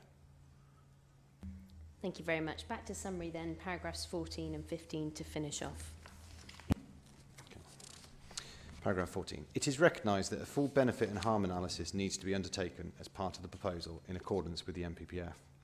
The delivery of additional HGV parking and the social benefits associated with the facility to HGV drivers are the notable benefits from economic and social aspects. Its value to the community as a whole are considered less beneficial given the uncertainty over employment levels and the delivery of facilities. Conversely, the environmental harm that results from the proposal due to the landscape harm to the countryside is considered significant. whilst other negative attributes such as additional illumination of the night sky and archaeological harm are recognised. The loss of ecological value on the land is also noted as being a moderate harm, but this may be offset through off-site biodiversity enhancements, which we have had now confirmed will be within other land owned by the appellant and is covered by the Section 106. The proposed mitigation does not reduce this visual harm, though. The loss of the countryside and its harm to its setting is contrary to the development plan policy and carries significant weight. This harm is permanent. The starting point for the assessment of the proposal is that it is in conflict with the development plan for the purposes of Section 38(6) of the Planning and Compulsory Purchase Act 2004. The harm to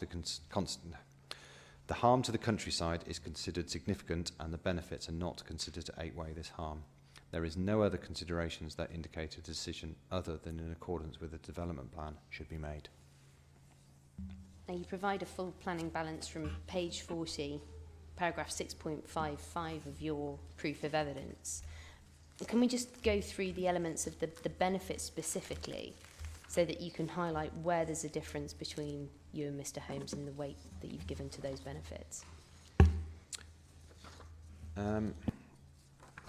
We can. I don't know whether you want to do it against my proof or, as I've written in my notes down, against Mr. Holmes's proof. Whichever is easiest for you. If I could pick up Mr. Holmes's, just because it follows through the notes which I've made, that would be easier. If I can find where I put his proof.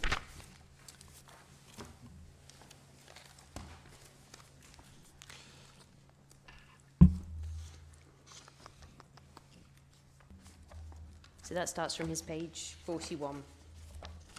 Sorry, forgive me, 40. Yes, that's correct. Public benefits, Section 5. So, yes, the need for the facility, the quantitative need, Mr. Holmes has given it very significant benefit. I've noted it as significant benefit. The reasons for the difference is the additional need required in the area. There is a need for parking, but not at the level which is being proposed, in my mind, and particularly given the alternatives with approval in the area and others which are expected to come forward in association with Magna Park extensions, this isn't the only option. So parking is needed, it's a benefit, but I just don't think it is as high as very significant. Turning over the page then, page 41, paragraph 5A onwards, qualitative need. Mr. Holmes again said it was a very significant benefit. I've given this moderate benefit at best, noting that the difference is that the appellant is of the view that we need to always provide the highest level of facility in order to maximise security. But as I stated, half the drivers almost don't want to see expensive facilities or don't want to use expensive facilities. They want to either use free facilities close to parking facilities or lay-bys and industrial estates. So it's trying to actually make sure that it's meeting the need of everyone, and therefore, whilst it's beneficial to provide high-quality facilities to give that offer and provide additional mix, it's not seen as the benefit which everybody would want, and therefore only providing a top-end facility to meet all of the need seems to be short-sighted, and therefore I've reduced the weight to be given to that facility as a result. In terms of then, the next section was ancillary services for non-HGV drivers. Mr. Holmes has given this moderate weight. I've given it limited weight. Again, we've already touched upon this, and I know my paragraph 670 of my proof and the rebuttal paragraphs 214 to 219 has covered a lot of the points which I've already said. That there are a number of facilities within the local area and along the A5 trunk road which meets the needs of both local residents and travellers. It will offer an alternative option, but it's not as though it's something which is meeting a identified shortfall as such within the area. And just for instance, we've got 3 supermarkets in Lutterworth, So another one here, stone's throw from it, isn't going to be that far away. We've got a petrol station about 1 kilometre to the south, Apple Green, Gibberts Cross Station. We've got 3 creches in Lutterworth itself already, and there's lots of different cafes on the A5 and in Lutterworth. Just as examples, there's lots of different facilities, and therefore it's offering further choice, but it's not filling a specific gap in the market from them. So I've only given that limited weight. On the economic side of things and the financial spend and job creation, Mr. Holmes and myself are in agreement. There is moderate benefit. That's something I've covered at paragraphs 657 to 661. The creche facility, Mr. Holmes has given that limited benefit. I haven't actually split this out separately. I've just included it within the ancillary services as a benefit. But again, I would agree it's at best limited. But as I said, I question very much whether this is the right location for that to be delivered anyway. The social infrastructure, so the Section 106 contribution, Mr. Holmes has given this limited benefit.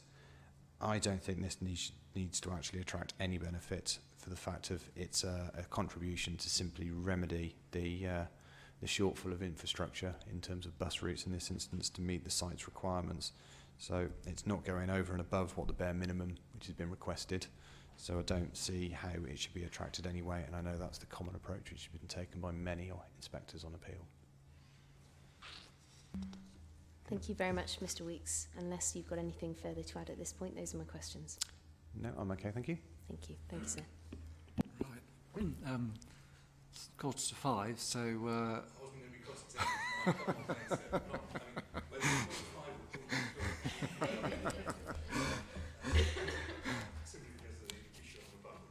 Yes. Can I assume that you'll had enough time in preparation tomorrow to pick up the rebuttal? Yeah. I've only had a skim read Yeah. through it. Yeah.